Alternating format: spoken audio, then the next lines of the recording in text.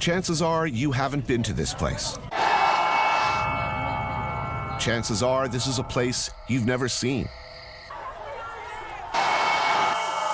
Other than maybe blurry cell phone videos, old black and white newsreels from World War II.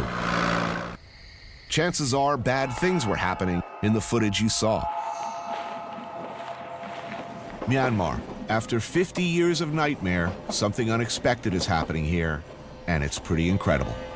I took a walk through this beautiful world, felt the cool rain on my shoulder, found something good in this beautiful world.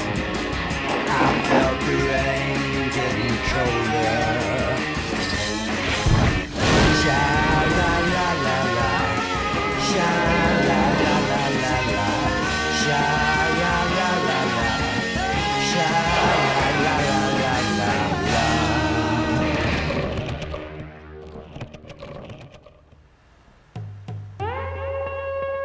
In Yangon, capital city of Myanmar, it's dark. Blackouts are frequent with the ancient power grid. What sources of light there are in the street cast an eerie yellow-orange hue. For almost 100 years under British rule, this was Rangoon. In 1948, after helping the British fight off the Japanese, and with a new taste for self-determination, the country gained independence. After a decade of instability, however, the military consolidated power and never let go. Elections?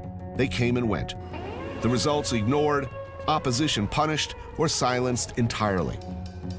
Burma, now Myanmar, where Orwell had once served as a colonial policeman, where he'd first grown to despise the apparatus of a security state, became more Orwellian than even he could have imagined. A nation, or even having an opinion, could be dangerous.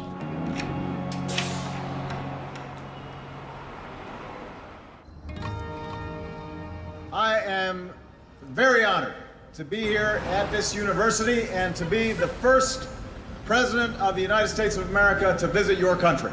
Morning in Yangon. To nearly everyone's surprise, there have been some huge changes in recent months. The most difficult time in any transition is when we think that success is in sight. Nobel Prize-winning democracy champion Aung San Suu Kyi, for nearly 15 years under house arrest, was released and has now taken an active role in politics. Just as the door is opening, my crew and I are among the first to record what has been unseen for decades by most of the world. Meanwhile, this Southeast Asian country of 80 million people is collectively holding its breath, waiting to see what's next, and will this loosening of government grip last?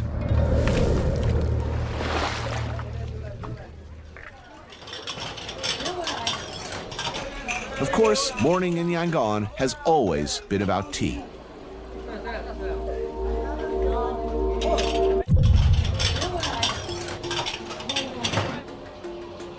It's black, Indian-style tea, usually with a thick dollop of sweetened condensed milk. You want it sweet, less sweet, very sweet, strong, less strong. Everybody's got a preference. Everybody's got a preferred tea shop where they know, presumably, how you like yours. I said normally less sweet and a bit strong. Journalist and publisher Utia Saw. We meet at the Seitai Cha tea shop. Anything could happen in a tea shop. This place means a lot of things, not just a place for breakfast and snacks.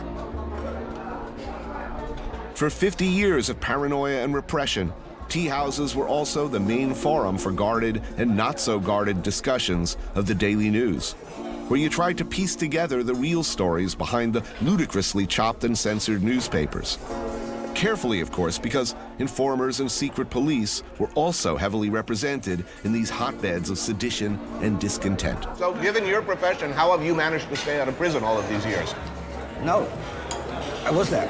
Oh, really? Two times. 2 times. One special ground police called me. Hey, Utia Saw, would you please come into our office? We need to talk. Right. So I went over there, and I talked the last 89 days in the prison. There was this very serious control that came with the first military government, press, scrutiny, and registration department. So Oh, that doesn't sound good. we need to send in our copies to that office and then take a look at everything. They would say you take this out, take that out, or black this out, or just take the whole story out. Magazines that would come into the country they'd literally cut out the pieces. People under this kind of tight censorship, people become more, I think, creative. Take a look, careful reading, there may be something between the lines, messages. Something you were accused of, sending secret messages.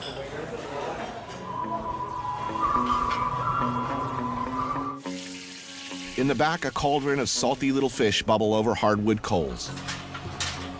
Fingers work mountains of sweet bean, one of the fillings for the variety of pastries that are stuffed, shaped, and put into an old stone oven. In another corner, the heartening slap of fresh bread pressed against the clay wall of a tandoori. And of course, eggs bob and spin in the magical hell broth of fish, spice, and herb.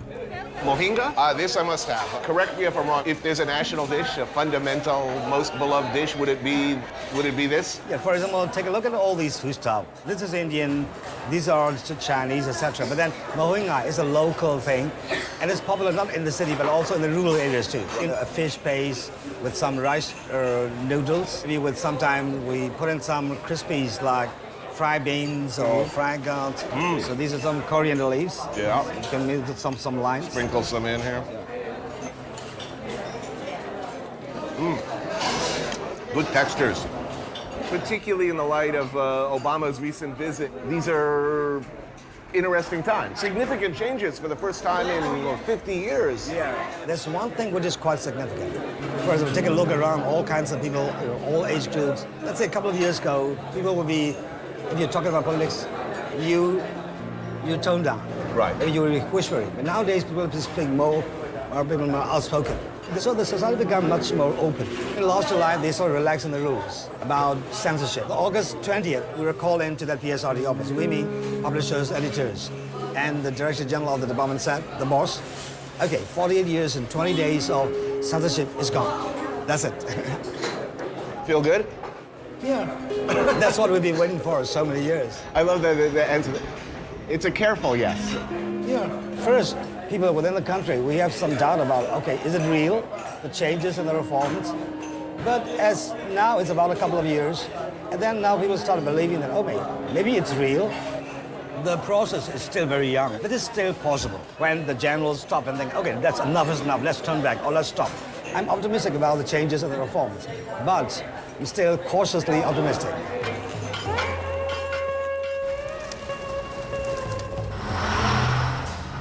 In Yangon, motorbikes are outlawed. Why is a matter of much rumor and speculation. So it's the bus for me. Something seems almost out of sync.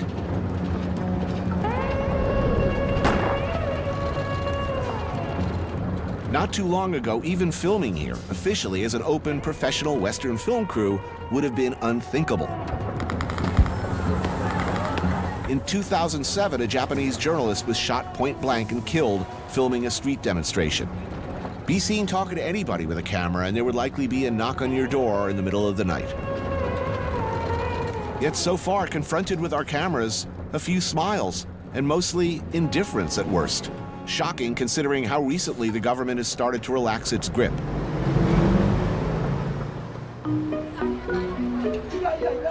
We love to eat, and don't forget, for 50 years we were under two dictatorships, and especially under the socialist era, not a lot of things to do. But cook and share food and, This is Ma Thengi, a famous and very controversial figure in public life. Myanmar or Burma? Myanmar, because that's the original name since the 13th century. Ma Thengi, like U Tia Saw, has also spent time in prison. But on emerging after 3 years, she became, in the minds of many, an apologist for the regime. Fairly or not, I leave to others. Sometimes outsiders act as if, it's only after the military junta went away that, things happen. First we were sort of like in a frozen state, like Snow White, dead. But her many well-known books on the culinary traditions of Myanmar make her a compelling advocate for Burmese cuisine. So you're very passionate about the cooking and the cuisine here, and Well, it's just that I like to eat, and I eat like a pig. This is Yangon's Feel Restaurant. Salads, I think, are the best of our food. I'm going to order a lot of salads that you haven't had. You know, it's going to be like a sort of a tasting thing. There's pig head salad with kaffir lime leaf, long bean salad with sesame and fish sauce, penny leaf salad, even this salad of India-style samosa. everything's out there at the same time. Yes. No first course, second course. No. If I'm invited to a friend's house, the table would be covered with dishes. Right. Covered. And it's really about the interaction between a lot of colors, textures, and flavors in Yes, one dish, yeah. or Different. different. Yeah. Wow, I'm in love. That's good. Yes, it is. And of course, there's the maddeningly delicious condiments and pickles with which to make each dish your own. You make a lot of different combinations with each mouthful. And this is something very confusing in general in this part of the world. Everybody eats everything differently, very much to their taste. Anything goes. Anything goes. You make every mouthful you can make as different as you want.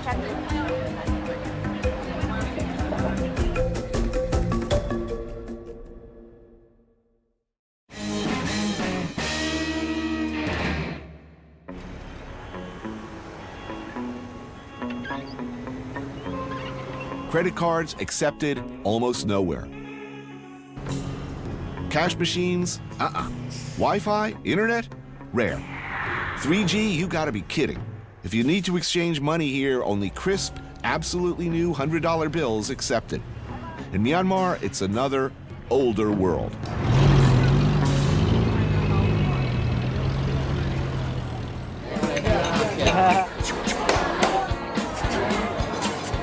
Oh, and what's up with this? With all the kissing sounds, that smooching, kissing, sound that you're hearing all over the place. My wife would have been in like 10 fights so far. Sorry, who you smooching at? Bitch? This is how you summon a waiter in Myanmar. I know. Try that at Hooters and you will be rightly ejected. It takes some getting used to for sure. Min Lane is a big, noisy seafood house where fish is prepared in the style of Yakine, the coastal province to the west, named for the Yakine people, one of over 135 distinct ethnic groups around here. See, now we're talking. Prawn curry is one of those things everybody tells you got to eat here. Prawns from the river, the tomato curry. Try this. Good sauce. Oh, that's good. That is some good shit, my friends. We shall know them by the number of their dead.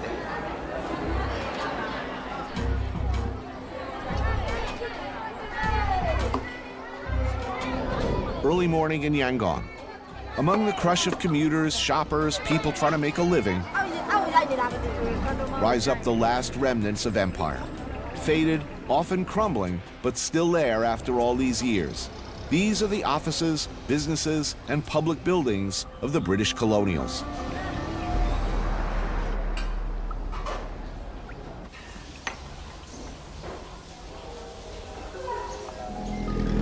The Sofarer building was once one of the swankest department stores in Rangoon.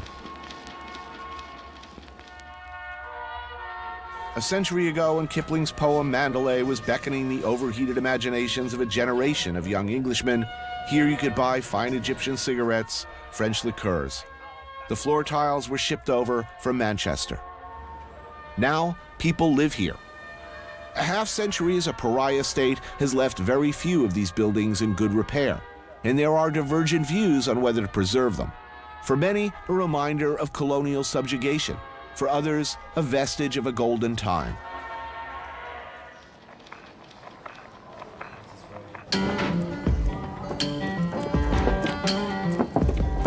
These days in Myanmar, in the streets, on the docks, it's all about moving forward. In an economy ripe to explode if things continue trending in their current direction, the busy hustle and bustle of Yangon's port appears even busier today as workers prepare for the oncoming holiday. Hey, chef. How are you doing? It figures, doesn't it? It does. Welcome to Myanmar. Philippe Lajonie, owner, proprietor of my old restaurant, Leopold. It seems only natural that you'd be in Burma, Myanmar at the same time as me. Back before anything, before I wrote the book that changed my life from broke-ass utility-grade chef to whatever it is I am today, I'd never been to Asia until this guy sent me to Japan and got me hooked on a continent. Well, there we go. Oh, nice. Chicken head, yeah. That is the perfect mood awakener. Oh, yeah. Philippe travels constantly. He's been bouncing around Asia for decades. Like all good travelers, he's relentlessly curious and without fear or prejudice. It's fantastic. It makes perfect sense then that over cold brew and chicken necks in the port of Yangon, Philippe is the one joining me to explore this particular moment in Myanmar. That's the money tree. Oh, it is going to be a party. Yeah. Full moon party tonight. Full moon party. Now, that's what right. that means, we have no idea. We don't know. There's only one way to find out, I suppose.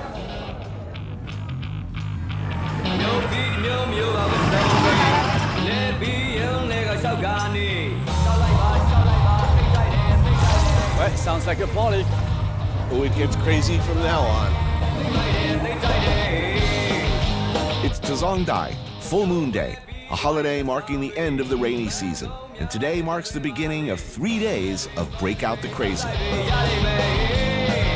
Giant speakers compete for attention, everybody cheerfully oblivious to the distortion. Cotton candy, trinkets, tube socks, just like a New York street fair, but with infinitely better food. Oh, these are little birds? Yeah. These guys are really good. Was flying just a bit earlier this morning. I'll tell you, it's the backbone of every street fair in the world, isn't it? Deep fried food. That's right. And here they also have the little batter where they break a quail egg in it. One shot, it's pretty good. That's it, he's happy? All right. This is so tasty. Much less greasy than I thought it would be. In fact, rather delicate. Yeah, anytime you tell me crispy little bird, I'm all over it. Good head. Good beak, too. Good beak. Crispy and tender. Oh, and they have rides. Check this out. Okay, it's a Ferris wheel, but the power source, not unusual for these parts, is not electric, it ain't gas. Oh, man, are you kidding me? It's human power. You have to see it to believe it. An absolutely insanely dangerous, closely choreographed process of first getting the giant, heavily laden wheel in motion and then getting it up to top speed and keeping it there. Wow, look at this thing tilting out, too. And that's the break. 3 guys the other way. Note the footwear, by the way. And it's not just this one. Every couple of blocks, bigger and bigger Ferris wheels, each one with its own troupe of acrobatic spinners. And sure, going for a ride is tempting, but... CNN host implicated in death of 4 underage carnies. Guess the thing just came off the hinges, and next thing you know is rolling down the street and sending those kids flying. If I'd had any idea, I never would have taken the ride, says Bourdain. No, I don't think so. Hard making a buck. But again and again, the seats are loaded with smiling families, the team climbs aboard, and the circus begins again. Good luck. May you return to Earth safely with all of your limbs intact.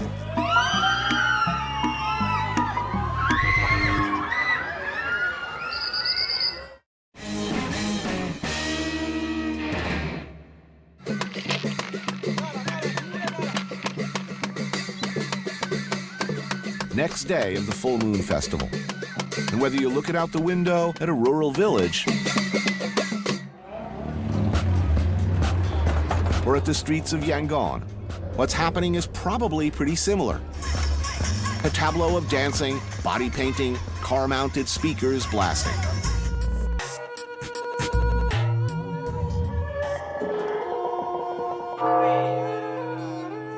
But it's also 3 days of merit accruing, the practice of performing charitable or otherwise good works in the hopes of jacking up your karma. Money trees are paraded around pinned with cash donations for monks. Free banquets and feasts are held, and many moments of spiritual reflection. The majority of people here practice Theravada Buddhism, the oldest, most conservative form of the religion, which simply put asserts that existence is pretty much a continuous cycle of suffering through birth, death, and rebirth.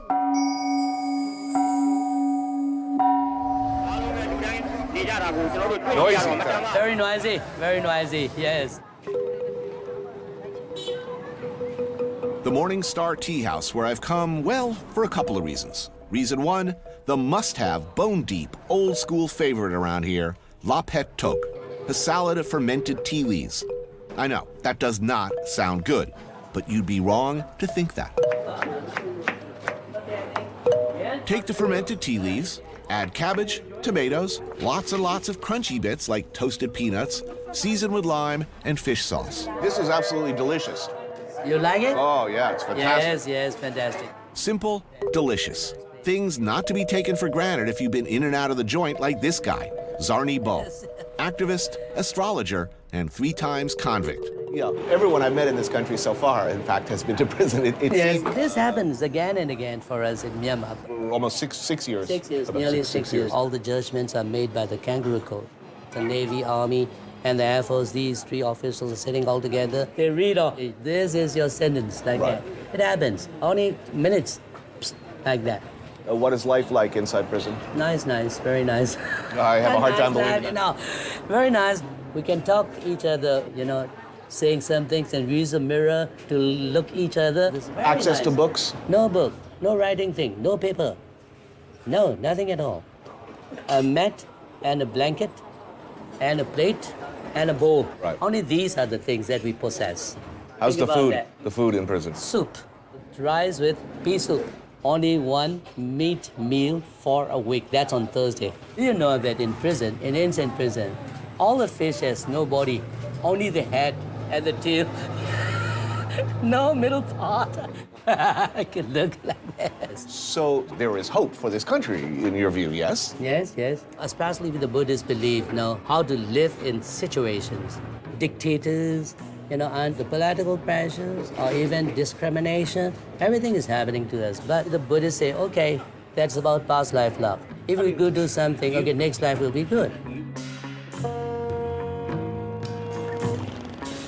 There's something pretty cool about meeting people who've been for so long unable to speak, now so unguarded about their hopes and their feelings.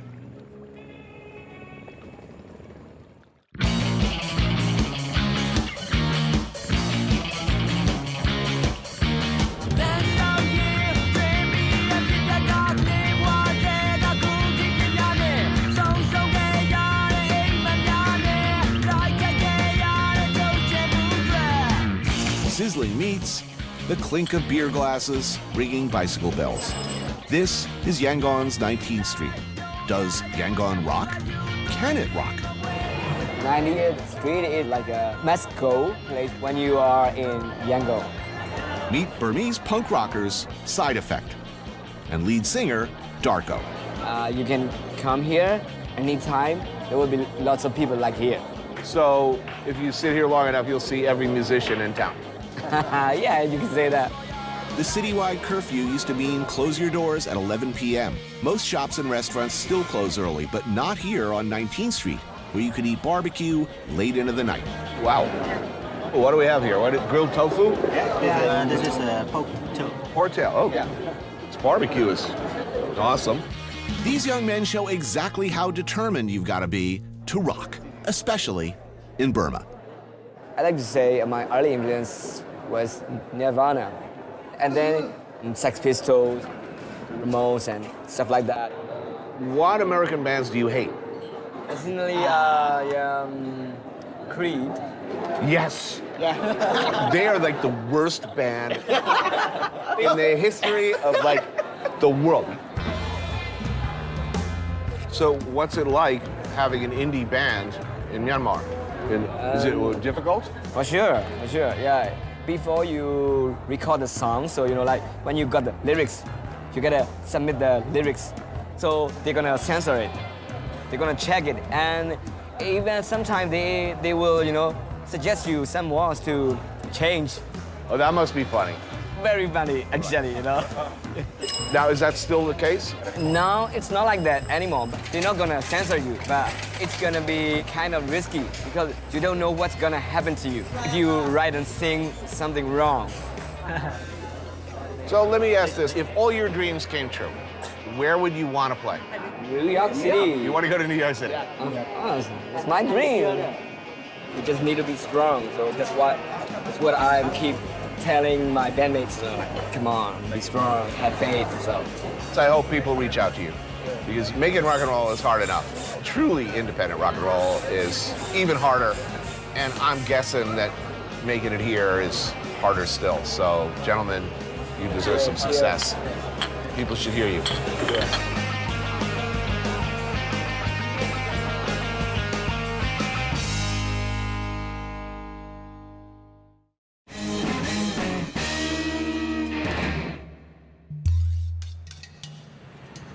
So you heard the sleeping car lost the wheel. The what? The sleeping car lost the wheel, and the dining car. So we get. Well, no, we lost the dining car here. We lost the dining car, but even our original sleeping car lost the wheel. So we just have to hope for the best. The night express to Bagan. 600 kilometers of what will turn out to be kidney-softening travel by rail. But Bagan, Myanmar's ancient capital, I've been told, is a must-see. The true Old English experience. The engine is a French engine from the 70s. We've been told it's a somewhat uncomfortable 10-hour trip. So really the question on this end of the journey is, come back on the train or flying coffin? Mishaps on both Burmese planes and trains are not, shall we say, unheard of. The Widowmaker Express. That is the choice. So that may be the signal to depart at some point. Yep, all aboard.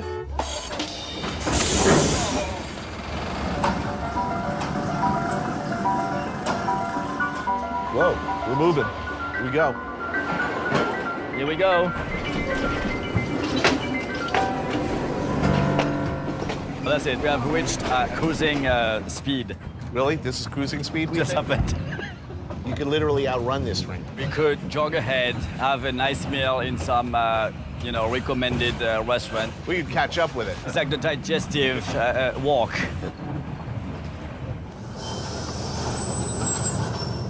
There we go. This is stop number 1 of 75.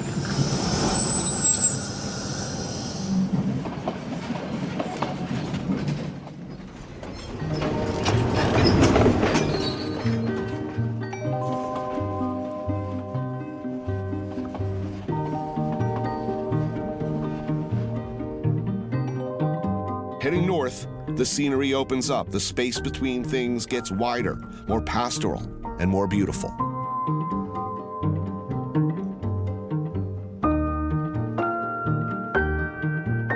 Looking around at my fellow passengers, it could be hard to distinguish between the 135-plus ethnic groups that make up the Burmese population.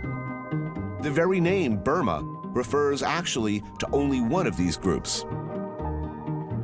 What they all seem to have in common, however, is tanika, a face paint and sunblock made from tree bark that masks many of their faces. It's ubiquitous here. At first jarring to see, it quickly becomes something you get used to and take for granted.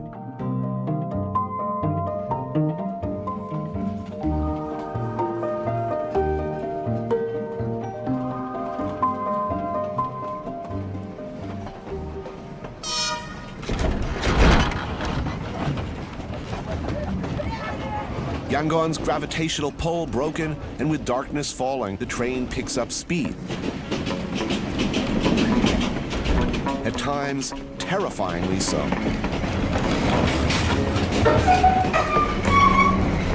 mean, this thing is going to derail at some point. They have lost how many wheels yesterday on this one train? So truly, it's about being in the right car, the one that keeps its wheel. Derailments, or rail slips as they are referred to here, a somewhat more benign sounding occurrence than, say, rolling off the tracks into a rice paddy, are not uncommon.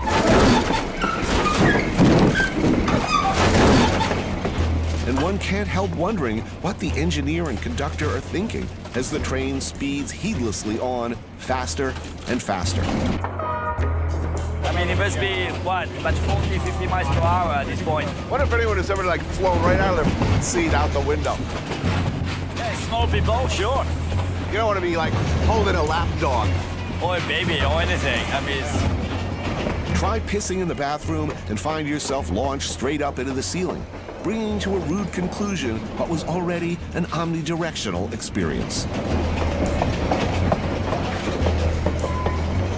It's smooth now. It's very relaxing. What kind of beer did he have? I want the same.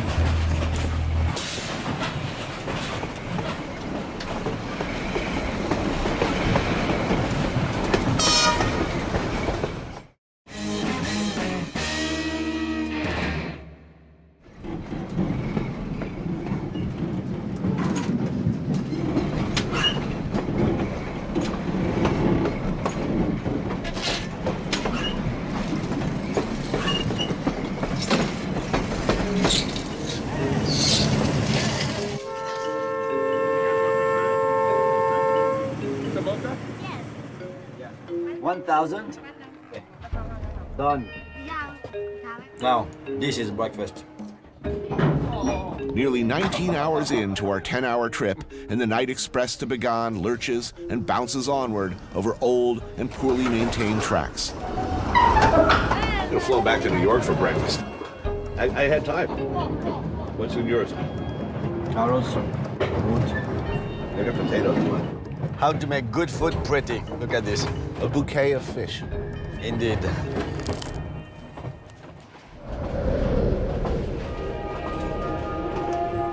So this is it, this the plain of Bagan.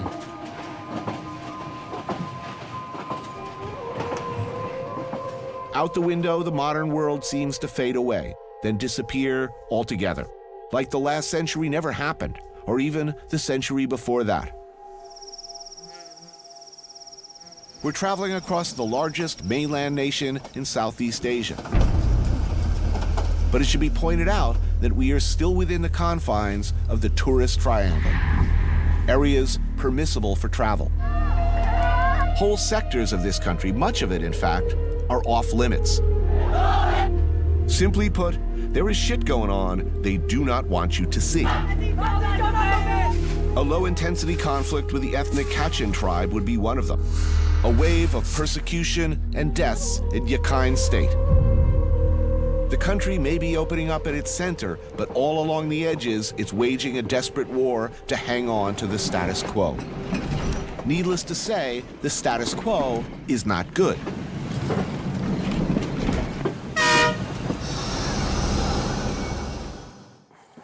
All right. Bagan, here we come.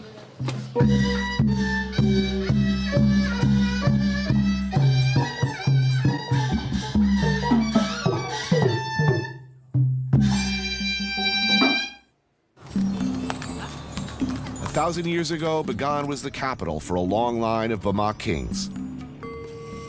It's the sort of place where the old coexists with the even older. As elsewhere in this part of the world, in many of the Buddhist temples here, far older animist, spirit-based beliefs coexist with more recent Buddhism. And in Myanmar, worship of the Nats is widespread. Nats, as I understand it, are more like Greek gods, former humans, demigods, spirits, often with very human qualities and failings.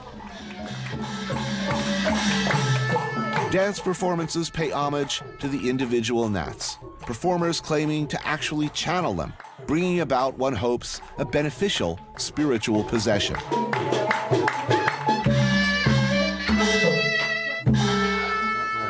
But I'm not just here for a Nat Pue.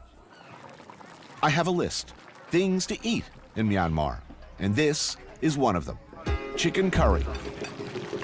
And from roadside joints like this, nestled among the temple ruins, you're more than likely to catch a very enticing whiff.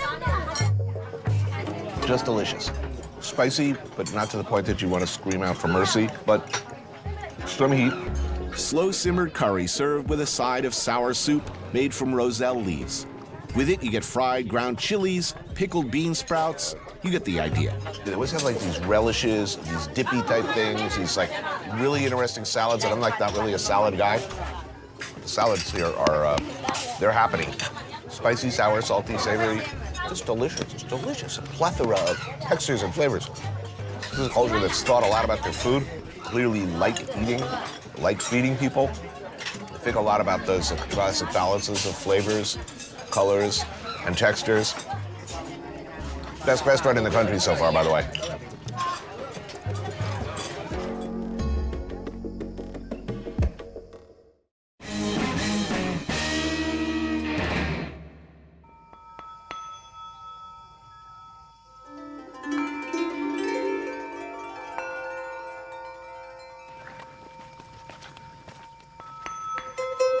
You'd expect this, an ancient city of nearly unparalleled size and beauty, to be overrun with tourists, souvenir shops, snack bars, tours on tape. But no. Oh, this is stunning. You'll encounter some Western travelers at Bagan's temple sites for sure, but generally speaking, they're a hardy bunch. Even the bus tours here are not for the faint of heart or the weak of spirit. But for the most part, you're far more likely to bump into a goat than a foreigner. This is so beautiful, so much like an ode to human, beliefs and adoration and worshiping and Slave labor. and slave labor. I'm thinking, you build this many temples, thousands of them in a relatively short period of time. Now, chances are, if somebody was working for less than minimum wage, let's put it that way. For sure. Ah, we could fly here. Look at that.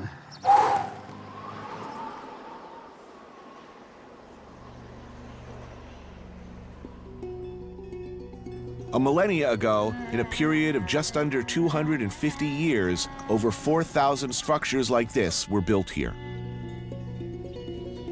They say that a Burma king, Anarata, began this project after a conversion to Theravada-style Buddhism.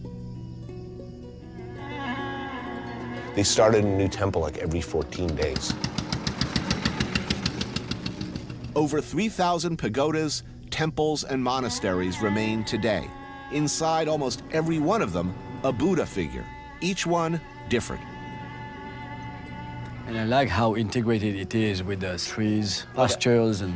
Actually, funny you should mention that. People used to live here, but the government came along in the 80s, I believe, and relocated. It was a mass relocation project. So any homes, anything, it was understood this is a good, there's some tourist bucks here. They've relocated the entire population.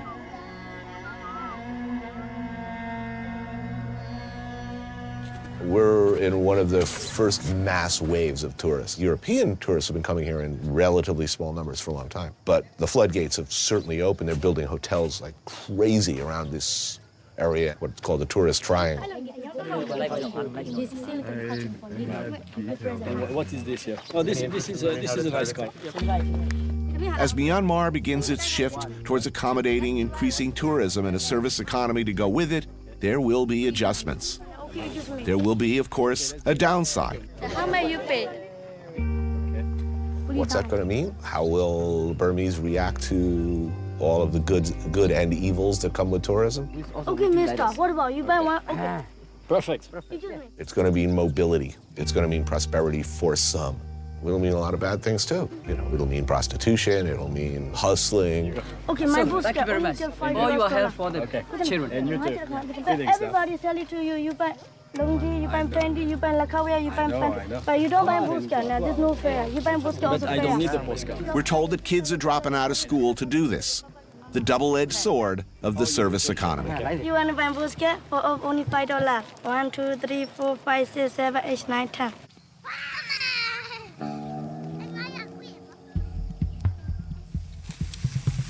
What I'm amazed is how friendly and open people are with us. It's very easy for me to sit here and say whatever I want about the government, right? We can go home. Our lives will go on. We don't pay the price for that show. Everybody who helped us could very well pay that price. It should be pointed out that a lot of people did not. A lot of people were very nice to us, but said, look, I've already been in jail. I really don't want to go back. It's a very real concern. What happens to the people we leave behind? One would think that you can't, once freedom, they've tasted freedom, Well,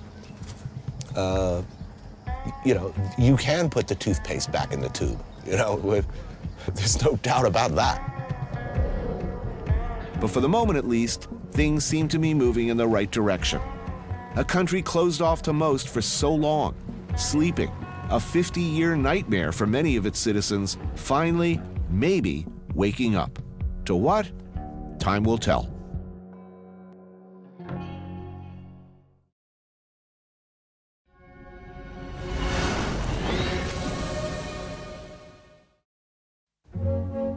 For Korean Americans, according to the stereotype anyway, it used to be that you grew up to be a doctor, a lawyer, an engineer. There were a specific set of rules and expectations. Are you asking me to be in a porno? Is that what you're asking me? Thanks to some remarkably bad Koreans, though, things are beginning to change. I went to 1 year law school and I walked out. So you're a bad Korean? Yeah, I'm a bad Korean. Any final advice for someone who's actually about to marry a Korean woman? The answer, don't do it! I took a walk through this beautiful world. Felt the cool rain on my shoulder. Found something good in this beautiful world. I felt the rain getting colder. Sha-la-la-la-la, sha-la-la-la-la, sha-la-la-la-la, sha-la-la-la-la.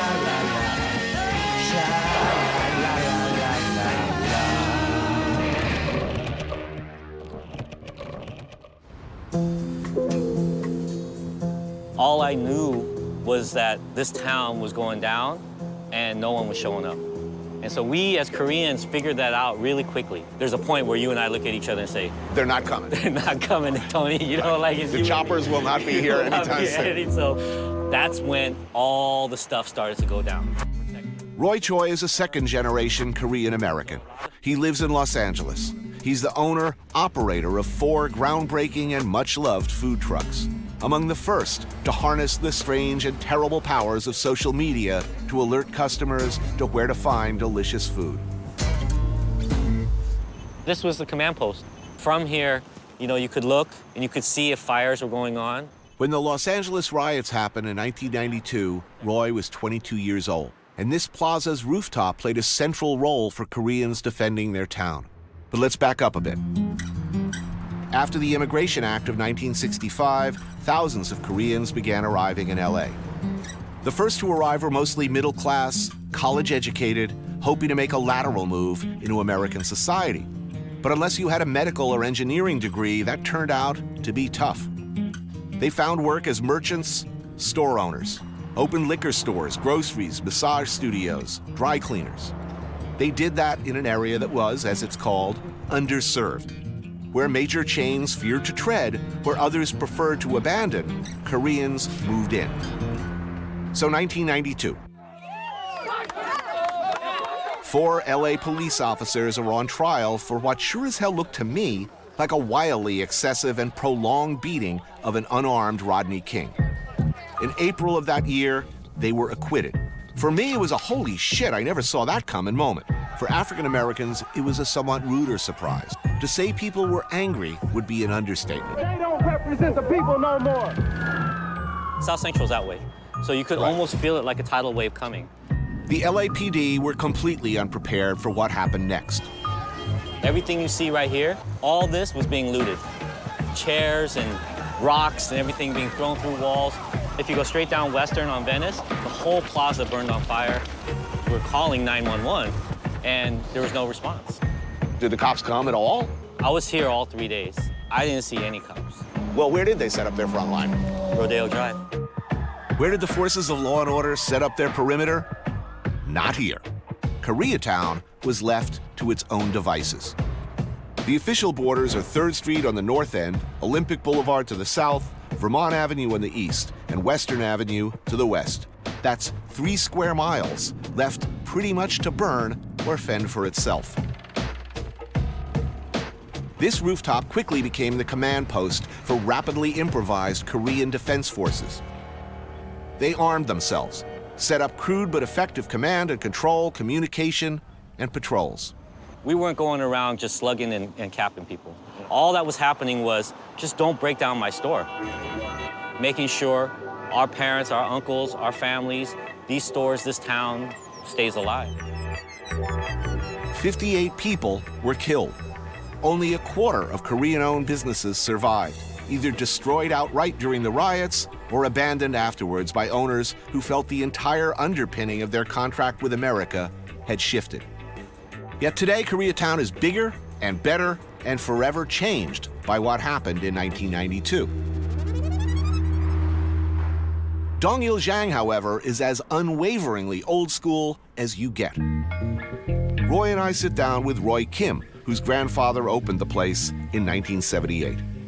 Like most Korean restaurants of the time, you didn't mess with the original, ever. And like most Korean father-son relationships, you obeyed Dad's wishes no matter what. My father put all this, redwood in and all this cherry and all this, but to this day, I can't touch certain things here. I can see he doesn't let you change the uniforms either. No. But he still controls the restaurant. You just do the work. I just do the work. As a Korean, he knows. We start with banchan. All those delicious little freebie plates of pickles, preserves, kimchi, a spicy squid snack or two. No banchan, no meal. You know what this restaurant has that a lot of restaurants are going away from is the chairless rooms. The feet under, knees forward, feet under. The tea ceremonies, the seating. Yeah. Okay. That was punishment for Koreans. That's a punishment. And with the book over your head. For hours. What would a crime be? What got you into that position? I mean, it could be as minimal as a 94 on the test. Korean parents? Well, let's just say they veered towards the strict. Moms and dads were not, shall we say, conflicted about corporal punishment. I love that you both immediately recognize this. This is the roast gooey. This is what we're known as thinly sliced ribeye, marbled ribeye. Oh, it's beautiful. Roast gooey, thin sliced ribeye. And bulgogi, thinly sliced fat marbled beef, barbecued, tableside. For us Koreans, it's kind of funny that barbecue has become the gateway to our food, though. It could be worse. I mean, at least it's delicious. It's delicious, and we're like, okay, this is the portal, and we're cool with that. And this kimchi bulgogi, bokkeumbap. Basically, kimchi fried rice, but it fries into the pan like paella, or so many great rice dishes with that outer layer of crispy stuff is just the best. And the tableside cooking, I think people overlook that a lot. This is like crepe Suzette, filleting a Dover sole. Oh man, this is ridiculously delicious. Will you be doing this in 20 years? It wouldn't change. If we did change tonight, I would get a complaint. And you'd have to talk to your dad. Yeah. That's the problem. What do you do if you're a locavore in LA? You look around. What's local and delicious, artisanal and authentic, and as iconically LA as it gets? If you're Roy Choe, you see tacos. And with Kogi Truck, Roy Choe brought one of the first great mutation mashups of Korean and Mexican to the people. What started as one truck became 4 trucks and 3 brick-and-mortar restaurants to go with them. For me, Kogi was always one truck in my mind. But then the lines got big, and it evolved. Hola, Herlindo. ¿Qué haciendo ahorita? Nada? Solamente limpia? Okay. Roy trained at the Culinary Institute of America and interned at Le Bernardin in New York City. He runs his trucks like you'd expect of someone with that background. Within our food media landscape, we've romanticized certain compositions of what a great chef and a great kitchen are supposed to look and smell and feel like. But just because those are beautiful doesn't mean that this is not beautiful. For me, I don't see mustard plants and sheep grazing. I see barbed wire and telephone poles. And I see puddles and, all of that stuff contribute to the flavor of the food. So it's truly what I call a terroir, a regional food. Hola, gracias, buena suerte. And they're off.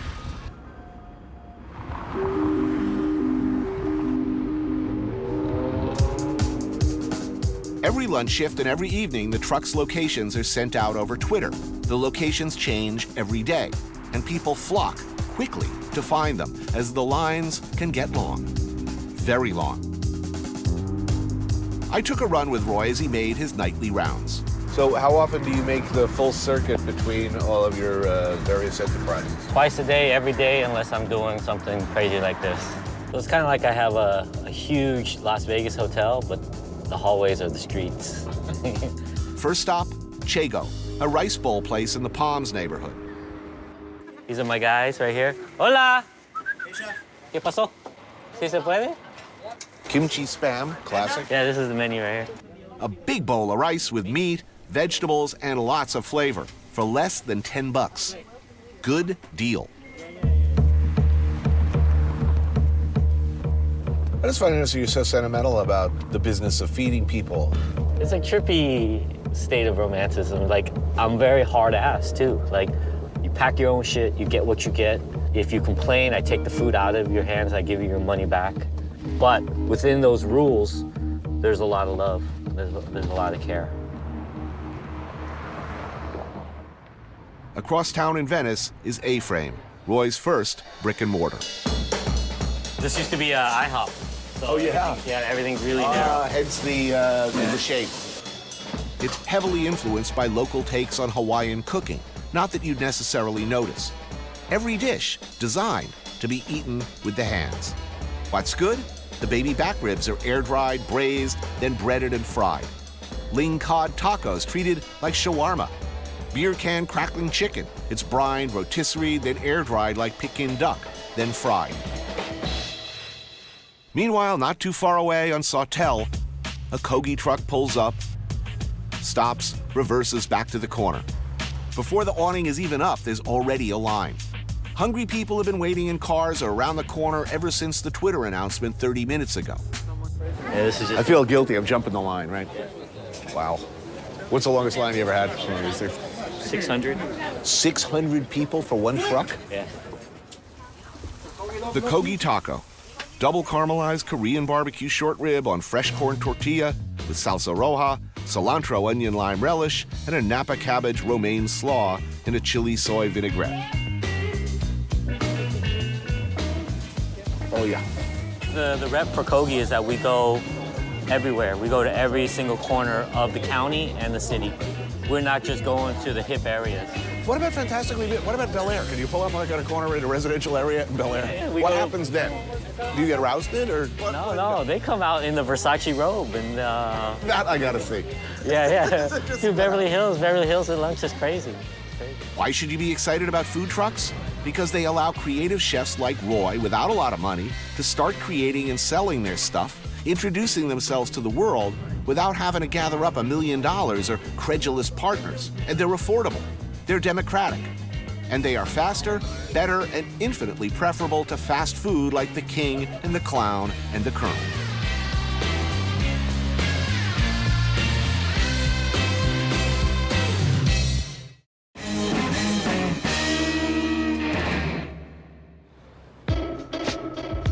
Stereotyping coming.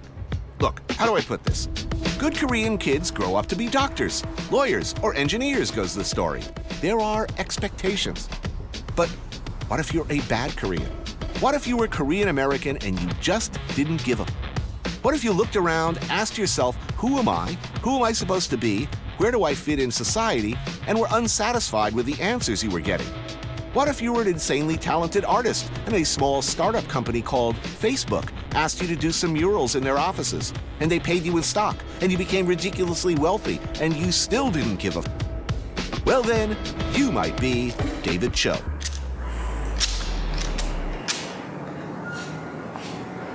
Hi, I'm Dave Choe.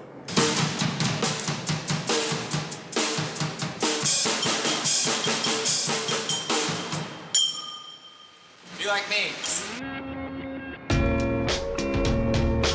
Is that an AK piñata?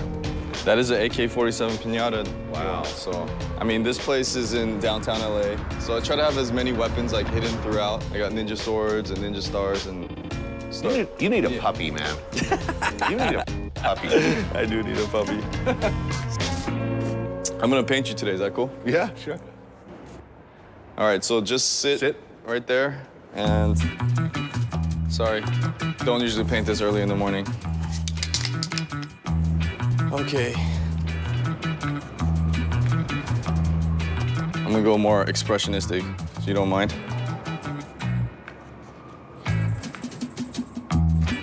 I want to know, you were on record, you said, young people are looking to follow your road to success. Your advice is, whatever you do, don't date a Korean girl. Okay. I try to be open-minded about things, right? But, well, I'm racist, you know? For me, I've given it a shot. And then I end up in this situation where I feel like I'm dating my mom. So what characteristics in common were overbearing, jealous, unreasonable, like unrealistic about life, demanding, like I mean, I could go on, but also the men too. Like if you're a woman, I wouldn't never recommend dating a Korean guy. For the very few women out there that are into Asian guys, if you are gonna go that route, definitely go Chinese.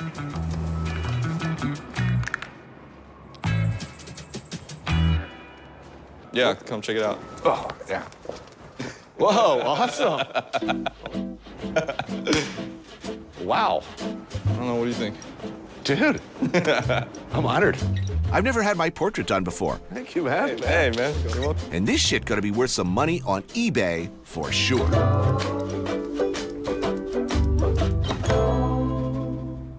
Now I'm definitely ready for Sizzler. Nice.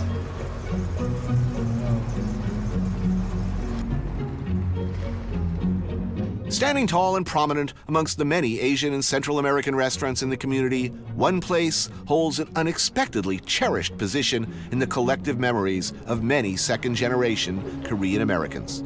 I am personally unfamiliar with the Sizzler brand. Oh, I know it by name, but never have I managed to actually cross its doors. After you. Thank you. Wow. How you doing today? I'm doing fantastic. I got my Sizzler outfit on. So here's the thing. You can get like a steak and then add the salad bar with it. You get the best bang for your buck, or you could just get the salad bar. I gotta have a little bit of steak. I am gonna go traditional and just get just the salad bar. Yeah. Thank you. Have a seat anywhere you like. Perfect. Enjoy your Thanks. meal.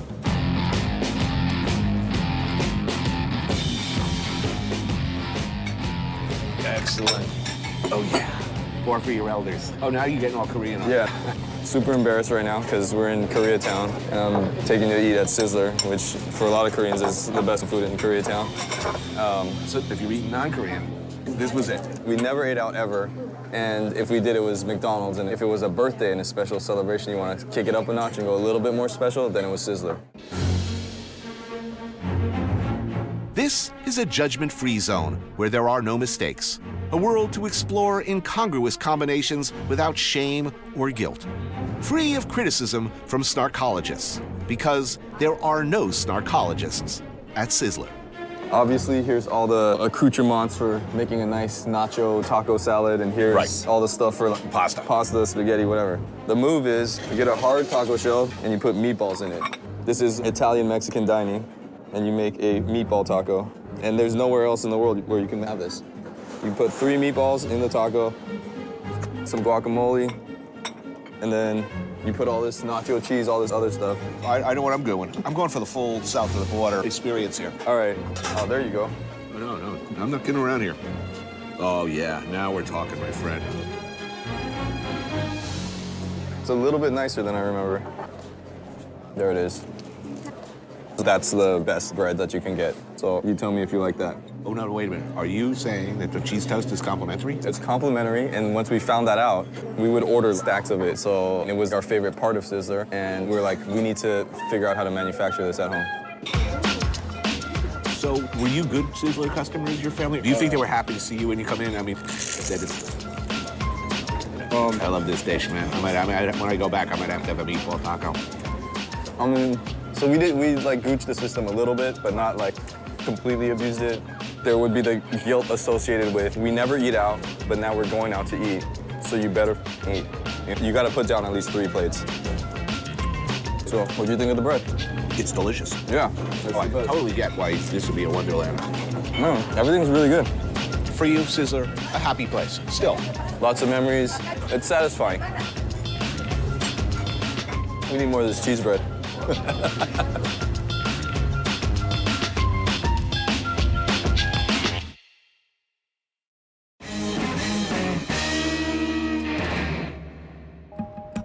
Something Dave Choe and Roy Choi have in common is that they may be Korean American, but they are also very much creatures of LA. And what is LA? LA is Mexican, Central American, Filipino, Vietnamese, Thai, Samoan, Bangladeshi. Everybody has left their mark, continues to shape the town, determine its character. K-Town exists right upside its Latino neighbors, and I guess it's natural that both Choe and Choe identify very much with Mexican street culture. Few things embody that particularly Southern California Latino street culture more than low riding.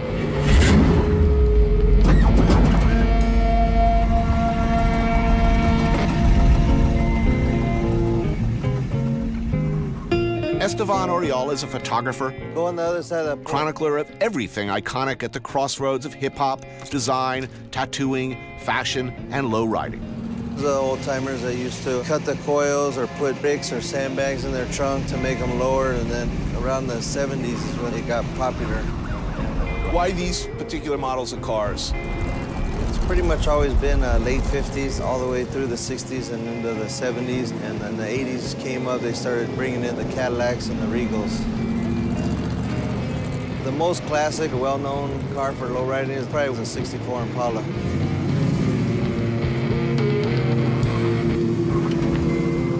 How many Korean lowriders are there? There's a few Asian ones sprinkled in the other clubs. More Asians, more Koreans than 15 years ago? We're seeing a crossover with the food. Right. For the most part, things are starting to get a lot more open. If you're asking, I think there's going to be a lot more Asian, Hispanic mixed babies coming up in the future. I am mad at that. Ideal lowriding is about getting appreciated by the people who best appreciate the traditions and techniques, the getting it right. For that, you head to East LA.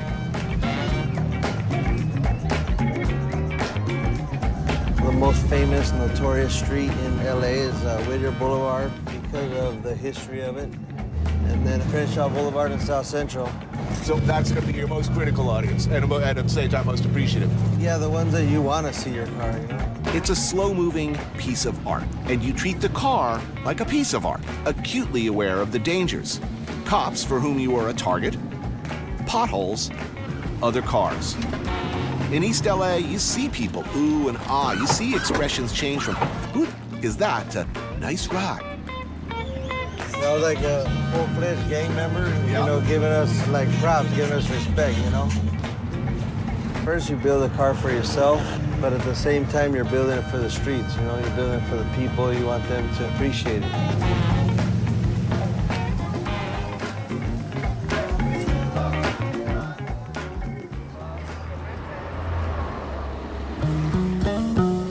Within the borders of Koreatown, it's not just Koreans. There are new arrivals every day.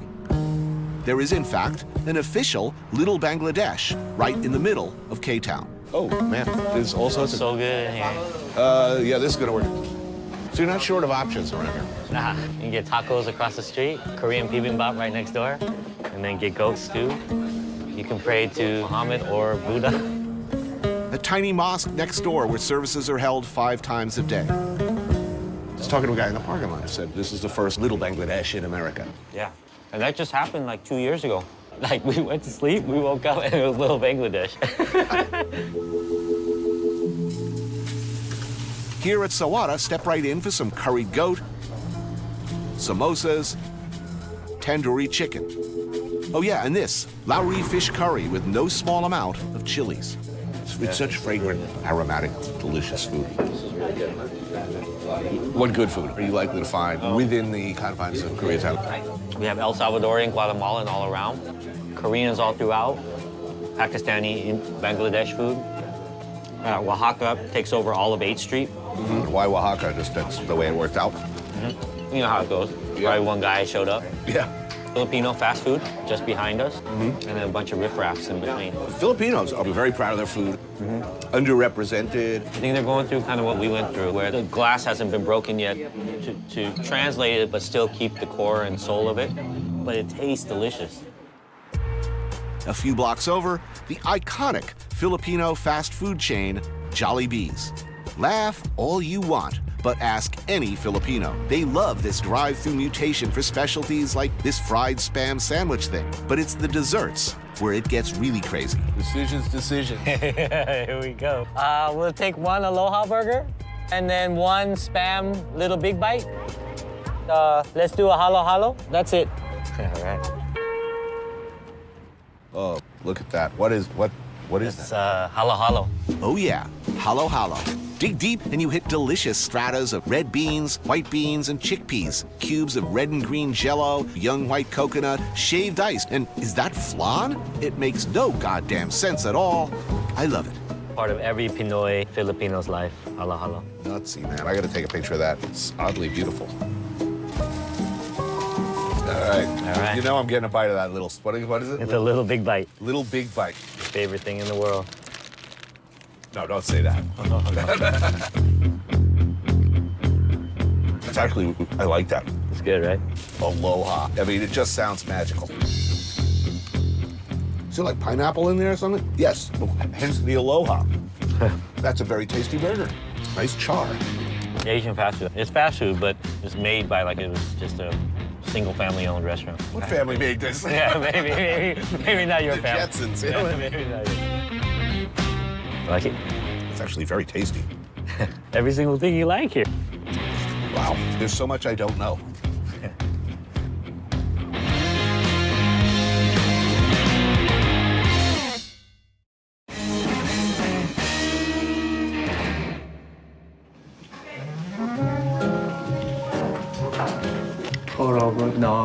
대치면 어떤 때 어렸을 땐 다 비슷비슷해. It's true, Dad. We all look the same. I love it. He may be a Korean gone bad, but Dave Choe still tries, best he can, to be a good son. He bought them this house in Los Feliz and visits for family meals often. In fact, when we first met, sensing it had been a long time without a true home-cooked meal, he invited me to dinner with him. So guests are not unusual. Jane Choe is an amazing cook. It's going to be very delicious. Mom, Dad, look who's here. Hello. Tony's here. Can you smell something? Oh, yeah. Yeah. Good stuff. Yeah, all the good stuff's coming. Maybe somebody gonna hire me later.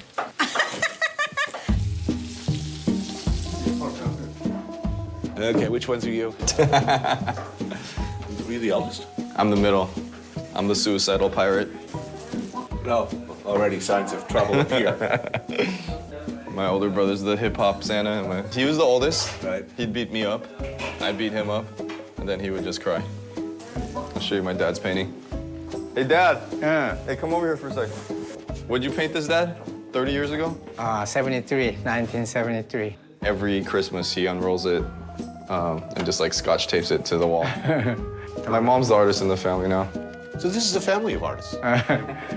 The Choes are devout Christians, which is not unusual in the Korean community, but they are unusual in that they're both artists of a sort. Jane treats the house like an ongoing art project, drawing sunglasses on family pictures, stapling angels to Dave's paintings that have hung in the White House, getting crazy with the glue gun, adorning wreaths with Happy Meal toys, sticker bombing the kitchen with birds, cows, spaceships piloted by her 3 boys. She is relentlessly, energetically, and inarguably creative. She brainwashed me from the time we were kids. She was like, "You're the best artist in the world. You're the best artist in the world." You are. Oh, thanks. But now she's telling me she's gonna be the best artist in the world. So she's very competitive. She says she's gonna destroy me. Awesome. Food is ready. So you want to explain what everything is, Mom? The food I prepared tonight is a very common Korean food. Galbi, jim, which is beef ribs, the stew. That kimchi's looking fresh. Yeah, kimchi is fresh. Today is chestnut rice. No one has this kind of rice. Special rice. Special rice for Tony and all. And then stuffed peppers. Oh, that's David's favorite. Chungpo mook, seaweed and jellied mung bean. Japchae, vermicelli noodles with shiitake mushrooms and vegetables. Avocado egg rolls, fried squid and shrimps. Potato pancake. Often at the Choe house, there's a few Mexican dishes sprinkled in as well. It is always a great meal, I can tell you that. Thanks, Mom. This is delicious. This is awesome. It is indeed. Thank you. I love it. During the riots of '92, Jim and Jane Choe worked as real estate agents and property managers, so the destruction in Koreatown had a direct impact on their lives. The Choes watched from home as the chaos unfolded on TV. After the riots, Jim wrote a letter to the editor that was published in the LA Times. I'm extremely angry with the LAPD for their outrageous action. While the cops let looters run wild and rape our city, they somehow had time to bother Korean shop owners guarding their stores. How can the owner of business just sit back and watch his life be burned to the ground? David would have a very different reaction.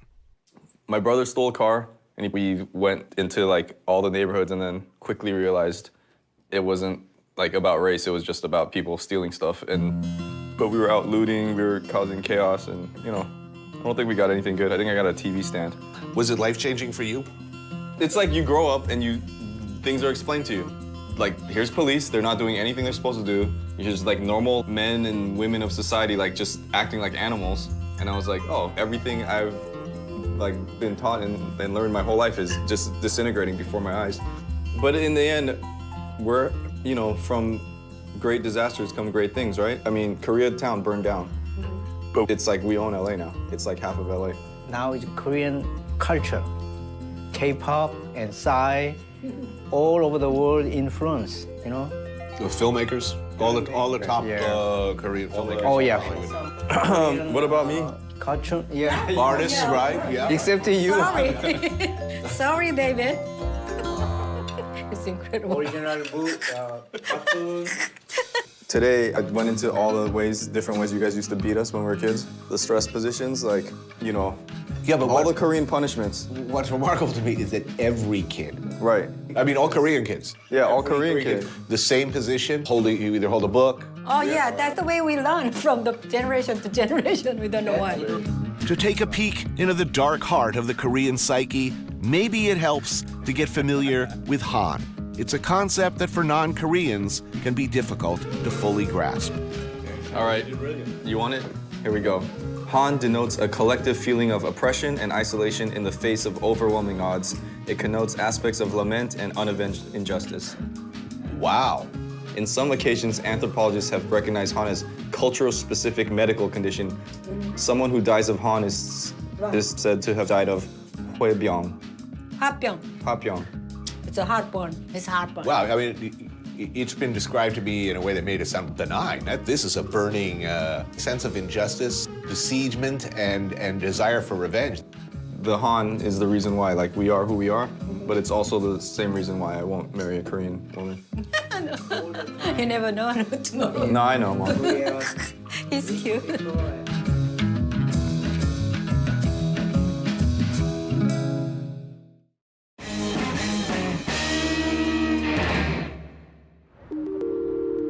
Main drag of K-Town. Another mini mall among many. Karaoke? No. This is the best dumpling spot in town. My mom would just order all these dumplings and just like leave them on my door because she's not allowed in my house. And then I just said, where are you getting these? You know, my mom likes to withhold information, so I finally got it out of her. Myeongin dumplings, where they serve a mix between Korean and Chinese. Each plate handmade to order by friends. Opened in 2007 on Olympic Boulevard, it's run by Yu Jin, a Korean by way of Shenyang province in China. Been coming here for about 2 years now. There's no one ever in here. Every time I've ever come in, I don't understand how they're open. They're the best dumplings I've ever had. Maybe people just get them to go. Right. They all look like buttholes, actually. But kind of, yeah, pre-prolapse. Wang Mandu, king dumpling. Thick dough stuffed to the gills with pork, kimchi, and vegetables. Precisely made, weighed, and crimped. Steamed until soft, eat. Wow, that's nearly the size of your head. Yeah, you know, it's like pizza. I'll eat them cold too. Right. Save 2 and have them for dinner. And mandu, smaller with thinner dumpling skins, served with red chili paste. It's a dessert one. That's got red meat in it. Wow. Oh, these are delicious. These are just like so huge. Go for it. Still can't believe it. So would this be classically post-drinking food or pre-drinking food? Laid out a base of absorbent material? Yeah, I mean, there's a lot of bread here. I don't really drink. I'm just falling under peer pressure right now. I'll be one of the cool guys, so.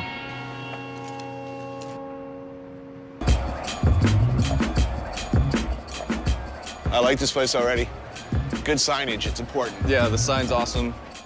If that sign does not sing to you, then we cannot be friends. Mari, hi. Hi, David. How are you? This is my Uncle Tony. This is Mari. Good. This is Harry Kim, AKA Guam Cruz. There's more Koreans right here. Some friends of Choe seem to favor this place. They are a thirsty and diverse bunch. I'm asking everybody, stress position as a child? Did you have to do the knees forward? You know that. It went right into it. Yeah. Stress positions? Kids. You did that, see? There's this too. The speed with which they assumed the position. You have to hold the bucket over your head with the water. Water. Wow. What if your arms get tired? They make you do it again for another 45 minutes and an hour. You know. The whole thing is doing it again. Look, I'm not Korean. I'm not Asian. I'm a white boy from the suburb, but I noticed something over time in my K-Town adventure. Similar anecdotes, you might say. You know, they've done this quite a bit, so they came up with a new one. I was very aware that all my Korean friends, no matter how creative or successful, seem strangely haunted by something. But I never knew this. How do you do it? Oh, the dongchi.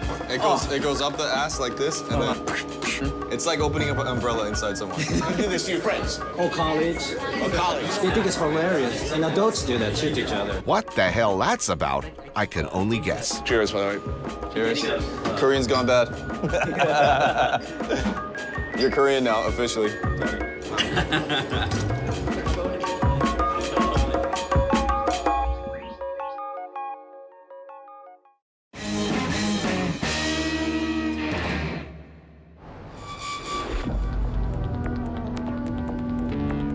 Pretty much any Korean you meet anywhere, you can take it for granted they like food, that they're passionate about food, particularly their food, which of all the immigrant cuisines has probably been messed with the least.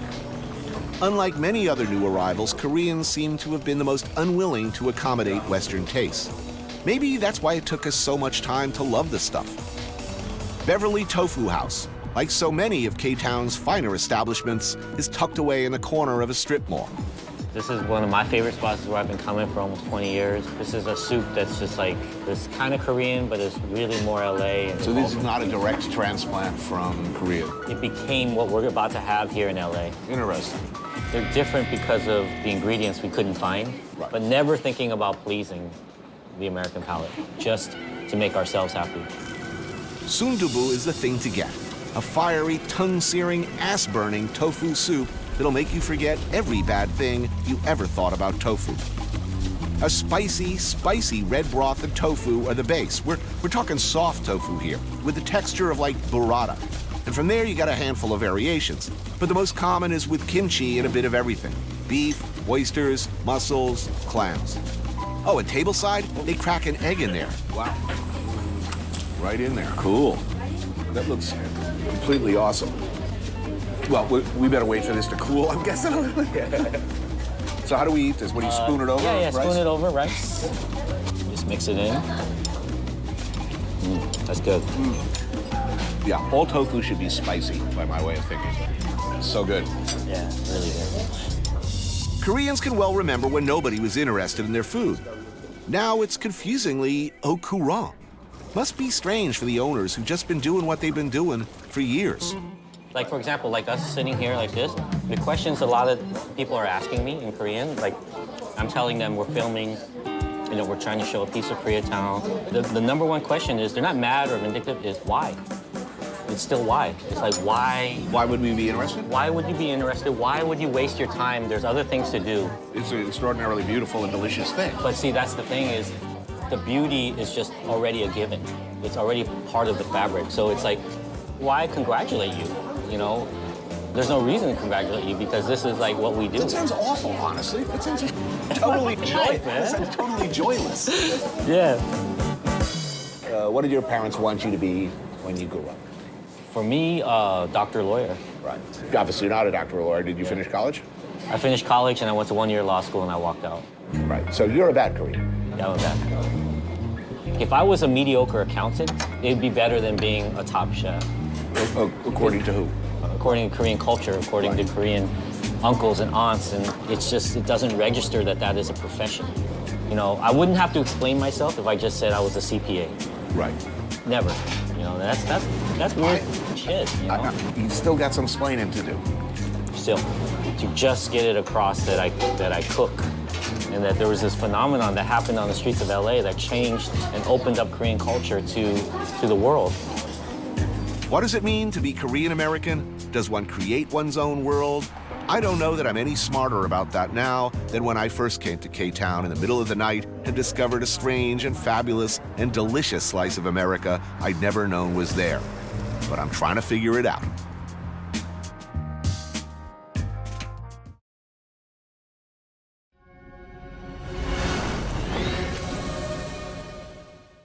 This is a good place to both experience fantasy and reality.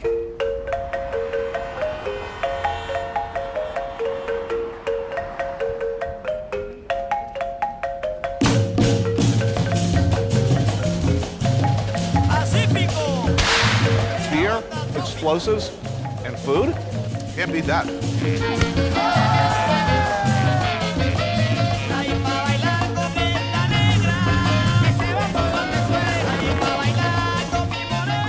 Well, gracias. So you just stand here in the street and random strangers bring you delicious foods.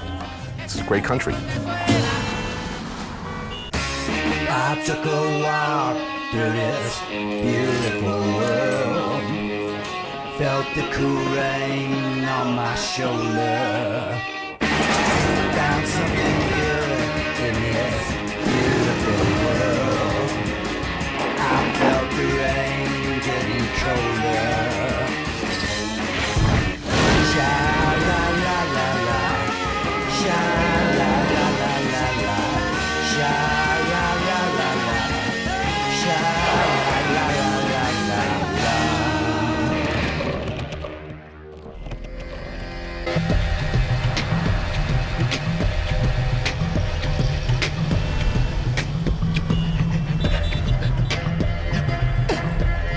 Colombia.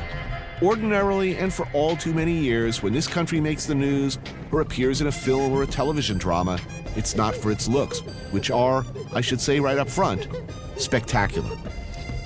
It's not for its people, who are, everyone I've ever met anyway, warm, proud, generous, and fun. Or for its food, which is truly great. I don't know what this is, but it's good. Food in this country, excellent.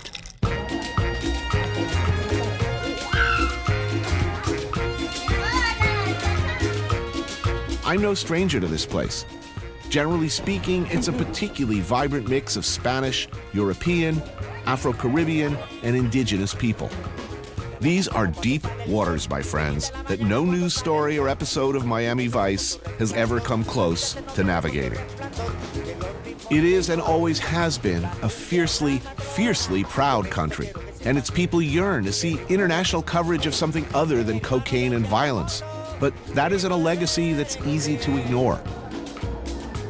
Its decades of civil unrest have left vast swaths of Colombia relatively unknown, even to its own citizens. To reach a place previously considered a no-go area, I'll fly out of an airport in Villavicencio, 45 miles southeast of the capital city of Bogota. On first inspection, this is an airplane boneyard, where unwanted props from Romancing the Stone corrode artfully. But in reality, this sleepy hangar is an important gateway to the more impenetrable parts of the country. The remote settlements in the Amazon basin are cut off from the country with neither rail nor roads connecting them. There are only two ways in: either boat for several days downriver or aboard a jungle bus, which is what locals call the World War II era DC-3. I've flown worse. I've been brought here by Pablo Mora, a teacher at Medellin University and a particular enthusiast for this classic of Golden Age aviation. You've taken this flight before? Yes. Every time I have a chance, I come here and fly one. It's a romantic thing. He sees the work that these hulking great airships and their pilots do as daredevil humanitarian missions for the more remote Colombians. They have an in-flight movie. No, no, no. Nor first class either. What? No, no.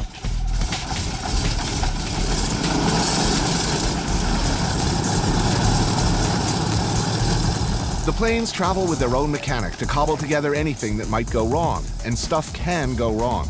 The risk is that we'll be able to land but not take off again. So this guy is our return ticket out of the jungle.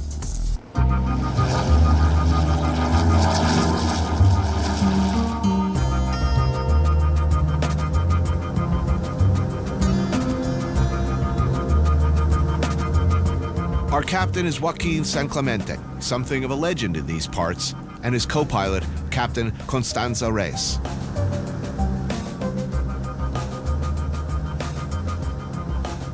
It's mystical, you know, and they develop this sensibility with the plane. There's no intel inside here. There's no software. They have GPS, but that's about it. It's beautiful, you know, they have to sense everything. They know when the sound of the plane is not right. It's just man and machine.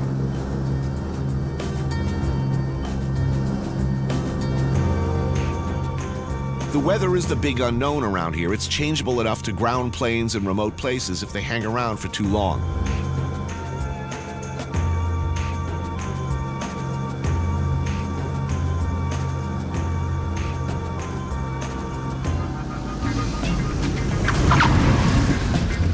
We have to make one stop on the way to pick up more cargo. Vital cargo, by the way.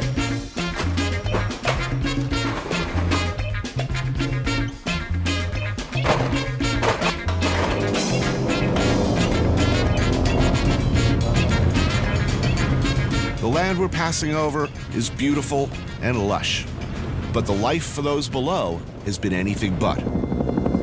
Colombia seems to be trapped in a vicious FARC has circle. used the territory as a haven for kidnapping and drug. Until recently, most of the news coming out of this part of Colombia was not good.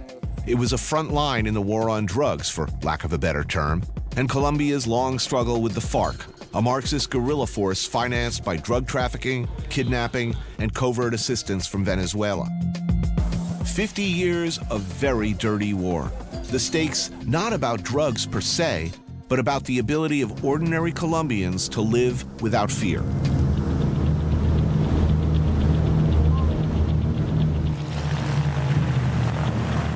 We land in the jungle outpost of Miraflores in the southern province of Guaviare in the Amazonian Forest Reserve. The heavy presence of army and special police is a result of its strategic location and recent history as a one-time center of coca production. Farmers here would grow the stuff and make leaves into paste. Traffickers would come and buy it. The FARC had this area under its sphere of influence for years. 9 years ago, the government moved to expel the FARC, the traffickers, and any paramilitaries, with apparently much success. Overnight, however, its population shrank by 85%, and what remains struggles to survive.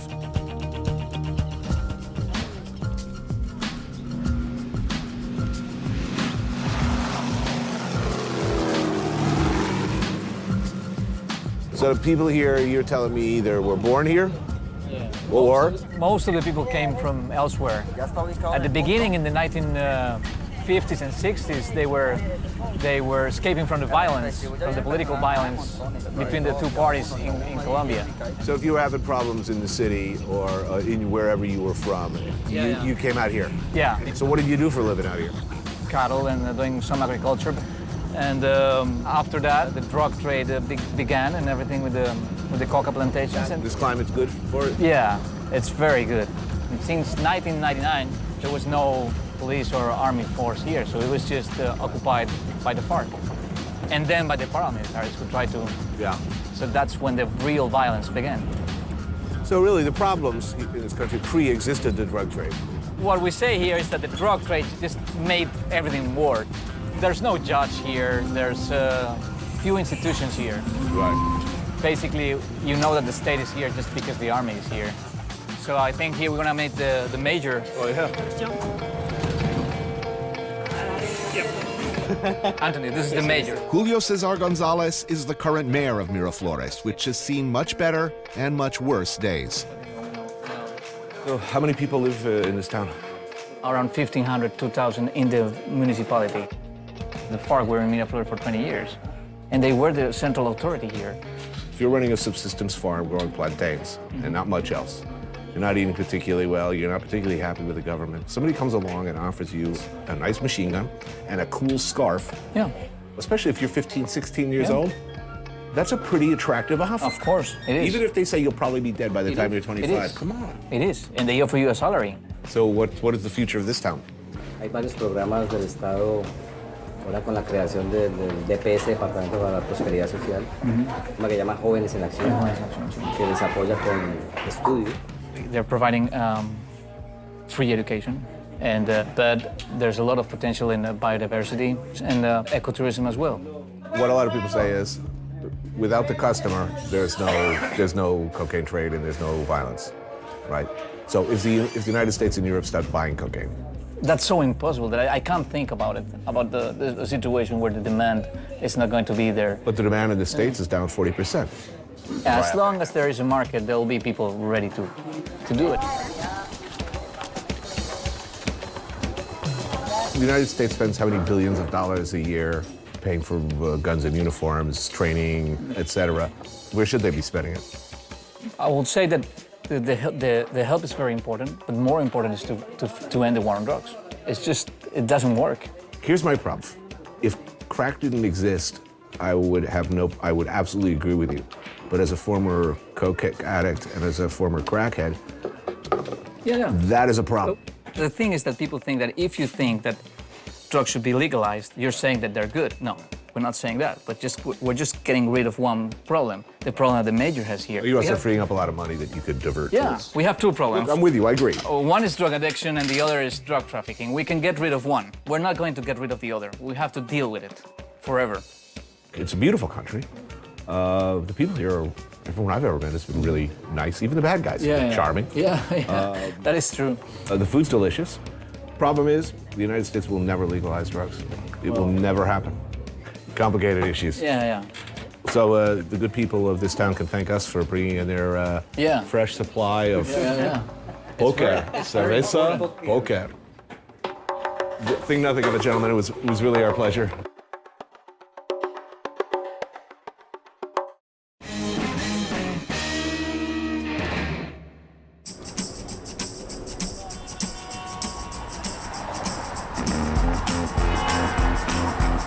Bogota, the country's capital, and an almost 2-mile-high city with new, lofty food ambitions, where previously a restaurant scene didn't really exist. Now, young restaurateurs such as musician-turned-chef Tomás Rueda are beginning to make a name for themselves in Colombia.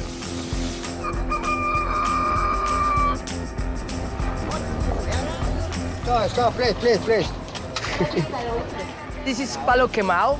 This is one of the biggest markets in Bogota. I love this place. It's very beautiful, the colors. My mom come here to buy flowers, my grandma also. Did I mention that this city is over 8,000 feet up? Hence the altitude sickness I'm feeling. Not good. Tomas comes here a few times a week for an early breakfast, which I'm hoping will make me feel better. Palo Quemado Market has been running in one form or another since the 1940s. This place is huge. Want some juice? Yeah, what do you have? I love it, orange juice with carrot.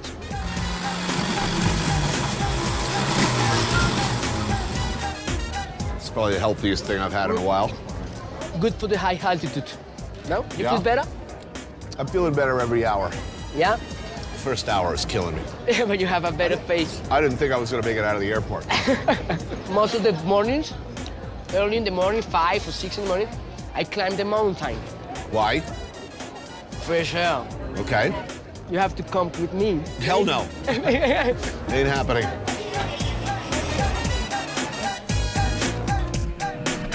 You wanna taste some arepa? This arepa is made with corn. Hola, 2 arepas, por favor. It's fantastic, I love it. Chao, pues.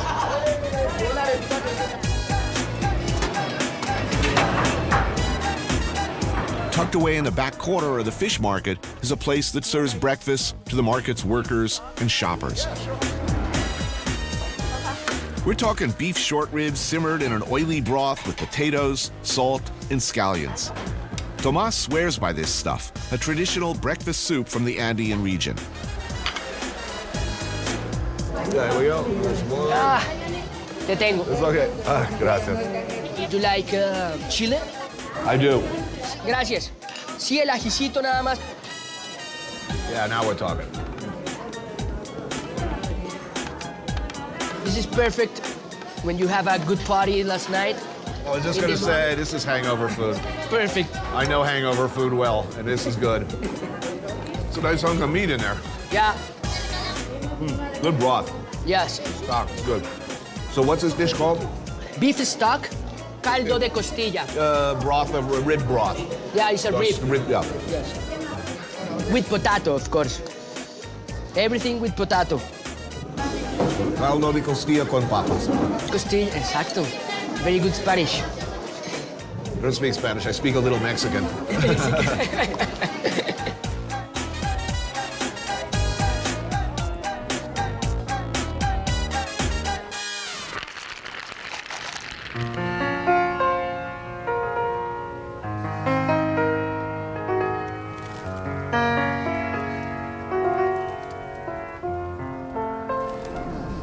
Bogota. Back in the 90s, a very dangerous and violent place to be. Today, not so much. Today, in my repeated experiences here, kind of awesome. La Candelaria is the recently renovated Old City, where I meet up with Hector Abad, distinguished author and one of the most important and supremely talented writers in Latin America. Hector's recent work, a memoir called Oblivion, is about his father, who was killed for his outspoken attempts to change things for the better. So, first of all, where are we? Puerta Falsa. This is a place where many Bogotanos come to eat something in the middle of the morning or in the middle of the afternoon. The tamales here are made with chicken and pork belly, combined with vegetables, rice, and masa, wrapped in a banana leaf and slow-cooked for hours. This place has been serving chocolate completo to the politicians of nearby Plaza Bolivar for a couple of 100 years. Here are the tamales. It's beautiful. It is a thing of beauty, isn't it? Let's see if it is like my mother's. Oh, well, that's a high standard. I suppose it is not. I was just in Miraflores yesterday. Yes. What economy there was entirely drug-based economy. I mean, now the drugs are gone, there is no economy. It's a ghost town. It's a military and people sitting there staring at the space waiting for the beer to arrive, best I can understand. Tell me something hopeful. I think we are becoming more and more conscious that this past decades of violence have been absolutely useless, and that we have to change many things. So I think it's not as good as my mother's, I'm sorry. Well, it never is. If you remove cocaine from the equation, if you remove the drug trade as a financial engine, you would still have serious divisions over ideology here.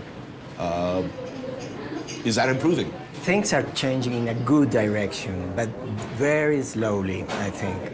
You know, 10 years ago in Medellin, they killed 7,500 people every year. And 3 years ago, this number came to 700 people killed in Medellin in the year. So the situation changed. Right. I have only questions. I have no answers. I'm so sorry. If I were the president, I don't know what to do. You wouldn't know what to do? No, I wouldn't. To suggest that a nation should expand its social services, do its best to lift people out of poverty, to provide medical care for everyone. As you well know, that made you, in the minds of many, as the same as the communists. Are those as dangerous and potentially deadly ideas as they used to be? Well, 25 years ago, my father was killed just because he was asking for these basic things like clean water, a glass of milk, and an arepa for every child. We still don't have that, and we need that. Now, we in Colombia, maybe we are trying. I think there are some people here, even in the government, who are working for that.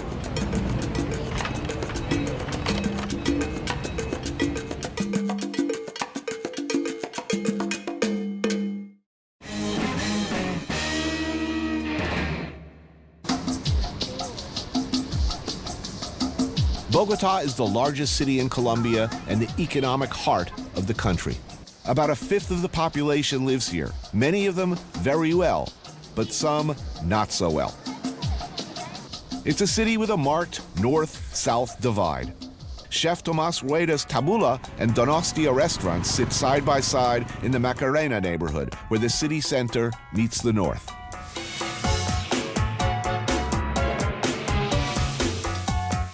The lunch Tomas is serving us here at Tabula is defined more by high-quality fundamentals than by high-concept theories.